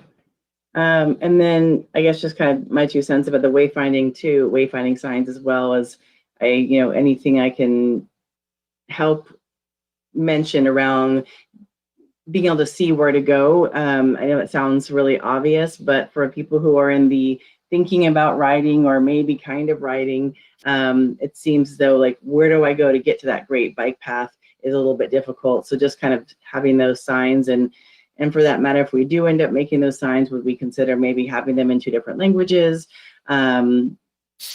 Just looking at that as a possibility. And then I noticed, obviously, we have bike share on page 23. Since we're kind of talking about postponing bike sharing, not sure if bike sharing is a really good idea in the future. Is that something we should be keeping in this section, or potentially maybe just naming it something different so that we don't pin ourselves into the bike share program, is my concern. All right, thanks. All right. Carlin, did you already get a chance to ask some questions? I asked questions and it sounded like everybody else was giving comments. So I'll wait till after public comment, and then I have a few more things to say. Okay, I know it kind of did move. Yeah, we lost our usual laser focus there. So I guess it's. It is, I don't know about y'all, but it's hard for me. As you noticed, at this time of night, I've almost now, 6 hours into a Zoom meeting. So I think we should get to public comment, and then I have a few more things. Okay. I do have a question, though. I have a couple questions. And also just wanted to quickly remind my colleagues that there was actually an extensive, and I would call it actually extreme, amount of community engagement on the Anaheim bike path, like to the tons. And in fact, I think actually in many ways, that's in some ways how that project got off the rails. But we can talk about that later. But what is our policy on street cleaning? Because as a car-free person myself, I can tell you that is one of the main challenges for me personally. Coming down Higuera, making the turn as it almost gets into South Higuera, there's always detritus there, and I almost always fall because it's a little bit of a curve, just by way of example. And so, what's our policy? And I don't remember if it's woven into this, but to me, that seems like one of the, talk about low-hanging fruit, like something that we should be really prioritizing. To me, it's one of the biggest things I bump up against. So what is our policy on that in terms of the bike paths themselves? I mean, I would say I think Luke knows more about this than I do on the maintenance side. I see Matt. I think Matt and I have lots of conversations about street sweeping. So Yeah, Help me out. I'm gonna hit the deck any minute now, and I'm gonna be calling you. absolutely. All in time. We do have a street sweeping program. The number of streets that we have versus the number of staff that we dedicated to versus the amount of equipment that we have, we are currently probably about 110% stretched. So with the next financial plan, we're hoping to add probably some contract services to augment our street sweeping to try to keep the roadways cleaner. Additionally, with the 2021 budget supplement, council will provided $150,000 to augment our sidewalk cleaning. It's likely that we can use that similar equipment to clean some of these other bike paths and class 4 facilities, the separated bike paths, and keep them cleaner as well. But it's more of a function of building the improvement, keeping it clean, and actually augmenting our contract services to make it all happen. And so another point of just curiosity too. So as you're coming up Johnson, there's that new little protected section, which is great, the protected part, but then I'm assuming because it's small, a little narrow path, that doesn't get cleaned. So as we create more of those, do we have the technology or the ability to go through those little smaller spaces and clean those up as well? The smaller spaces are going to be tight. As we constrain those areas, I think you'll find that we're going to require more maintenance resources to keep them to the level that people will expect them to be maintained to. Okay. I mean, I've thought about bringing my own little broom, and like, this is just to circle back to the volunteer thing. Those little pockets of things that we just can't get to, that seems like a perfect opportunity, and the community can just do that now if they want. Clean those little pockets. I'm going to clean that little one on Johnson myself. Okay, I have other questions. Yeah, I'm hired. Okay, I'll get my coveralls on. Okay, let's go to public comment. Okay, we have 2 public speakers. The first one, I'm sorry, we have 3 public speakers. The first one is Helene Finger.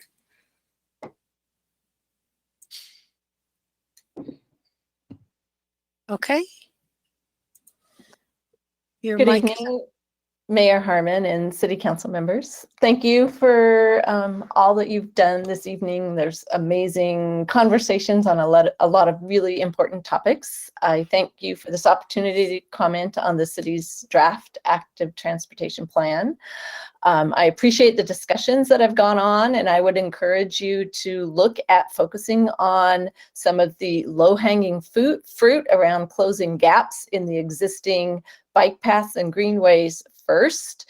These were not considered in the analysis as shown in Figure 9. I know there were maps shown, but they weren't part of the original discussion, and I think we could save a lot of money and get some quick builds done and some mode shift happening when a lot of these projects are really expensive and they're on parallel routes.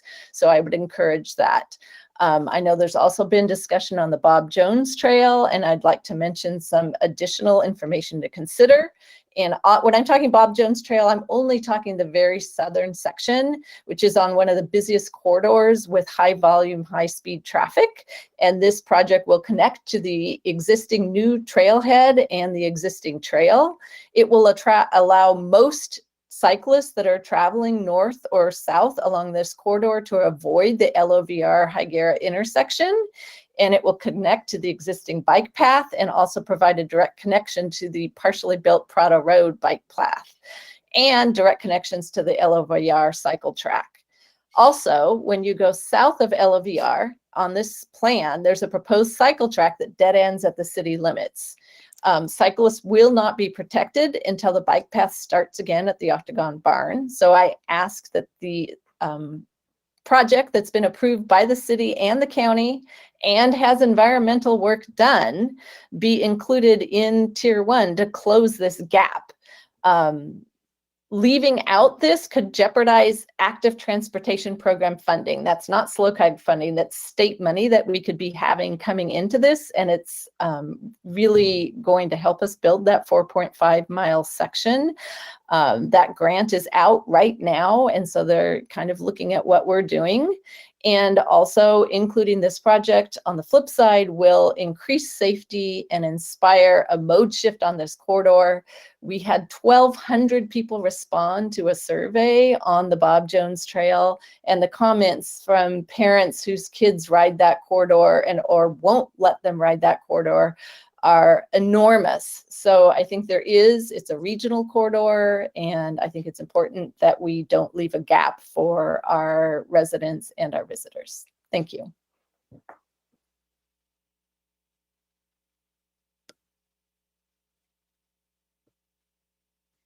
Our next public comment is from Garrett Otto. Hey, good evening, Mayor Harmon and Council.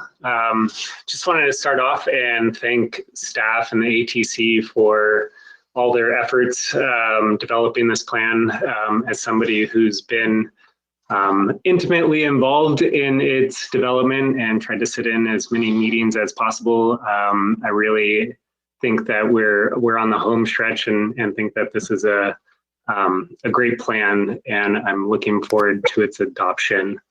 I just wanted to take a couple of minutes. I wanted to keep it at that, but wanted to address maybe some comments that I heard, particularly when we talk about like lack of resolution into the pedestrian facilities. What I wanted to kind of say about that is a lot of these bike infrastructure projects actually have the ability to make those pedestrian facilities feel more comfortable too. Specifically, we reduce the speeds on arterial streets to safer speeds, so they actually increase safety for pedestrians and bicyclists and the vehicle drivers. Additionally, they also reduce the crossing lengths. So there's kind of multiple benefits into the bike infrastructure that gets installed.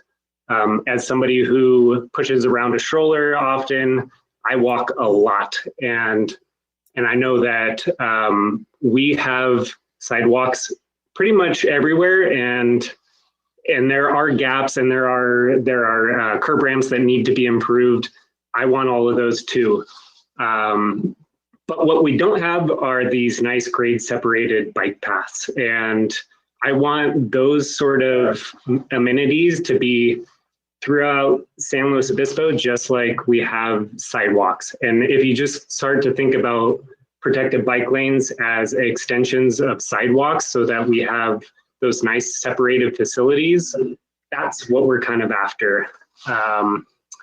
And I always hate that Ann kind of keeps coming up, and that project was forced on the neighborhood. As a resident of the Ann neighborhood and having a lot of friends and families in my demographic, we're excited about it. And Ann kind of one of those unique corridors where it is almost like an arterial street where it's a thoroughfare for a lot of people that bypass Santa Rosa. And so it's not going to be the case with every greenway in a neighborhood. So it's a unique case, and I don't think that's going to be the conflict point on other neighborhood greenways. So thanks. I support the plan. Thank you. Okay, our next public speaker is Molly Kern.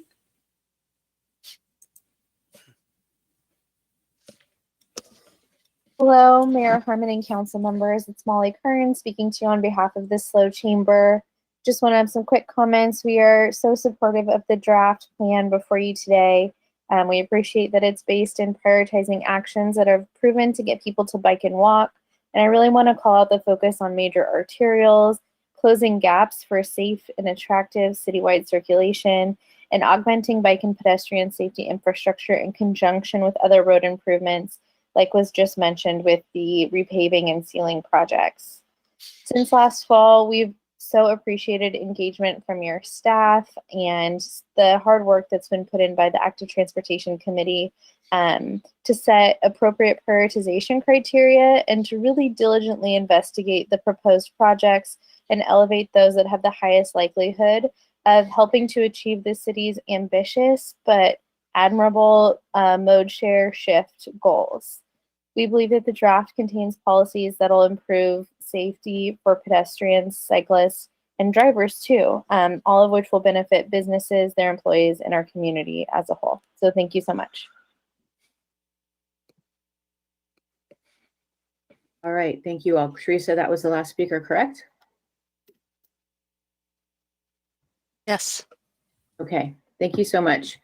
Okay, just want to again remind everyone that there was a lot of community engagement on the Anholm, and that also in terms of just a community engagement piece that, you know, of course we have an, I would say, a very robust community engagement approach as a city organization, and also, though, people have voted for those of us that ran in large part on these, you know, bike infrastructure as being one of our priorities. So, and we have major city goal that the community has already done a lot of engagement on as well around sustainable transportation, climate action, and now hopefully coming up equity, all the nexus there with these programs. And so there has already been a lot of city engagement around these policies as a general policy priority. And so I also think we want to be really mindful about getting in a community engagement loop on some of these things that, like in the case of the Anholm, I don't remember the exact time frame, but I think it seemed like it was at least a solid year or 2 years of a lot of what ended up feeling like a little bit of a loop-de-loop on community engagement, which in that case, I think really did amplify some of the anxiety and negativity around that project.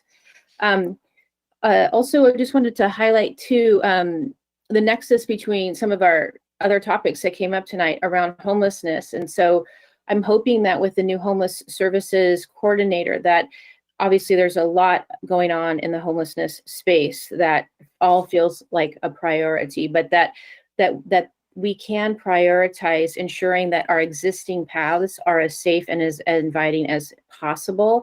I think what has happened, especially in aspects of, let's say, the Bob Jones in particular, once these paths get a reputation for being unsafe, I think many people will opt out of using them and maybe forever. I know, like in my case, I feel that sense of discomfort around using parts of the Bob Jones, so I just never choose it. And so I want to make sure that that's kind of woven into this program too. Just wanted to lift up lighting again. I know that the Cal Poly students in particular have been advocating for that for years, as we're all aware. So hopefully that can, we can prioritize lighting, especially around the campus, so that students can feel safe to walk home at night after studying, etc. I was doing some research about what other communities are doing, especially in COVID-related mode shift, pedestrian access, and just sort of outdoor activities, so to speak. And there's an opportunity to have maybe more, what might potentially be more youth-oriented sort of games, for lack of a better word. So this is getting, I guess, a little bit of outside of, I understand what this plan is, but I saw that there were some award-winning programs from other communities that when I was looking up transportation programs in other communities, these sort of outdoor, you know, like things you would engage in on your walk kind of thing. Maybe that's not priority now, but maybe in COVID, some of that could be implemented. And I just wanted to end by, I guess, sort of amplifying actually what a couple of my colleagues have said. You know, I think the build it, the safety, accessibility, and equity, all of those are absolutely key and fundamental. And I think what Jan, I think, was alluding to, and some of my colleagues as well, is that what we also need is beauty, really, right? And I think that this is critical, actually. I think that it's easy to sort of poo-poo it as, you know, extra, so to speak. But I think it's critical that the importance of beauty in the work that we do, and the value added nature of design and the power of beauty amplifies, I think, this opportunity for mode shift. And I think it also, when we do things in a really sort of aesthetically elevated way, adds to the economic it has an economic amplifier as well. And the word beauty is, of course, subjective. But I think, things like creative bike racks and all those things that we might think of to lift up not just of course, safety is number one, accessibility, all of these things are priority. But if we can do those in a beautiful way, I think that's key. A couple of years ago, I did some research and was trying to figure out, how do we get more people on their bikes? And I was reading that, and I don't know if this still holds true, but a study that I saw was that when women in particular are riding their bike more significantly and doing it in a way that, for lack of a better word, is beautiful or cool, so to speak, right? Like it's like the thing that we're doing. And that's one of the reasons I've invested a lot in my bike, just to try and make it look like an art object. And hopefully that attracts people into considering, that it,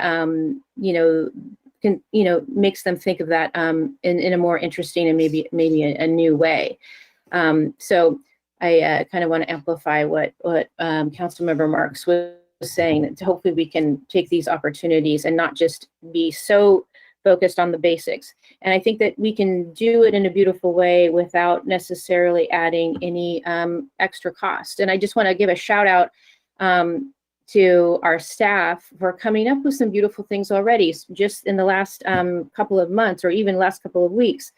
These painted bulb outs, like that's exactly, I think, what we need more of. And that's so exciting to see that. And also the symbol, I'm going to call it, of the mother with the child in the bike seat. That's to me really beautiful. And the second I saw that, I just thought this just changes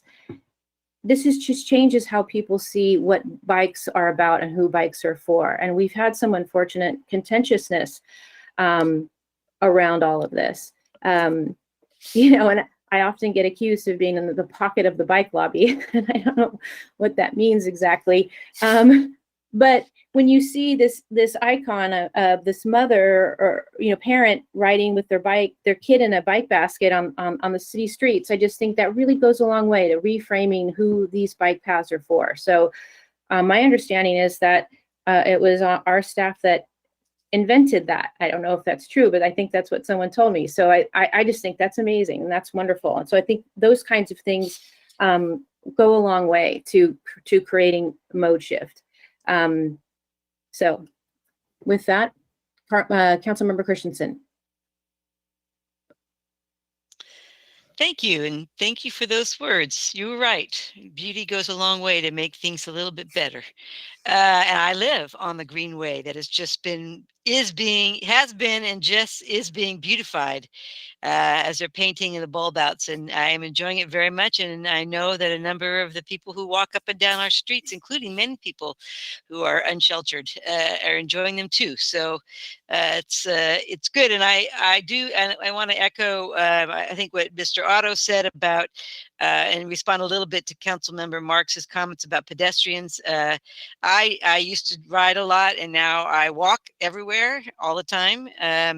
And I use bikeways a lot. I use protected bikeways a lot. I use the improvements that are made to streets for the bikes are often, as has been said, great improvements for walkers also. So if there's a chance to emphasize and articulate how biking and walking can kind of feed off each other in the plan in other ways, that's great. But I think the plan itself is very, very good. I support it completely.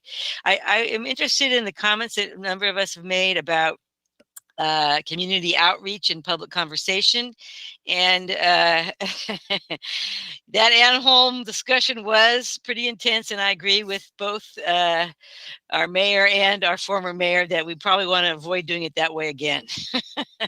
And I think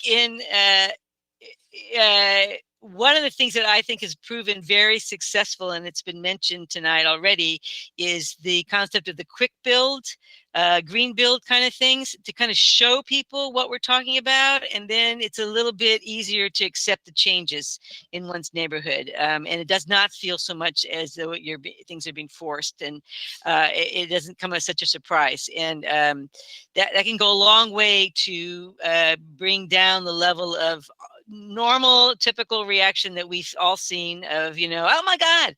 And I told the story many times of how my first and only all caps email to the city council was about the very greenway I'm living on now, when I thought it was awful because it restricted my ability to drive my car wherever I wanted to. So it just goes to show you that that things can change, and that our people and our residents can often welcome and appreciate changes that at first they we're not in favor of. So the way we communicate, when we communicate, those can have a lot more to do with the actual project itself. And I think Derek kind of alluded to that when he talked about taking a look at our civil engagement manual, and maybe doing a little bit better to be more cognizant of the DEI issues directly, but also just more mindful of the fact that our people have to deal with so many changes happening so fast, back and forth all the time, that introducing changes that the city voters have supported and city people want, but introducing them in the ways that are just make things a little more palatable can go a long ways towards making this a win-win, and not feel like somebody's imposing something on somebody else. So anyway, I just wanted to say again how much I appreciate all the work that staff has done and all the work that the ATC has done. It was great reading some of the letters from people like Garrett Otto and Jesse Engelberg, and hearing from Dan Revoir about the work that's been done, and just knowing, this is an area where people are really passionate, and that's always wonderful to see. So thank you very much. Thank you, Carlin. Councilmember Stewart. I just want to add a couple more things. Totally want to ditto the lighting. I think that'll be wonderful for everything, whether you're in a wheelchair, a bike, walking, any mode. And as far as the specific engagement per neighborhood, I think just like Carlin was saying, is the type of communication is so helpful. I've seen some things on Nextdoor and in my email about, well, they're going to build this greenway, but they're not finishing Laguna Lake. I mean, it's not the same conversation really, but it feels that way to them. So I think that's important to really understand what we're doing. And totally echo about the quick build. Pilot programs as a whole are my favorite thing, because we can change things quickly if they don't go well. And I think today's Dana Parking Street is an example of that, of, okay, that 2-hour overlay didn't go well. All right, we're gonna get rid of that, versus making that permanent right away. So that's a great way to go. Thank you so much for all of your hard work. Councilmember Pease? Oh, Councilmember Marks? Yeah, whoever, yeah. Sorry, I'll just quickly, I don't really have much more to add, other than thank you to the staff in ATC, and I did get a chance to hear several hours of the recent meetings, and I know that they have that whole list of things they'll be looking at, and so I support all of that review, and ditto to maybe some additional language about the wayfinding and signage, and for folks that are using it. I think that sometimes gets underestimated.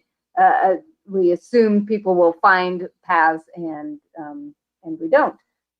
And then just if there are opportunities to do that, the interim improvements, even if it's not a test run as much as just like the Bullock on the Tiburon to Bullock piece, if there's a way to just get temporary access, short term. We know it's not everything we need, but at least, we're getting in there.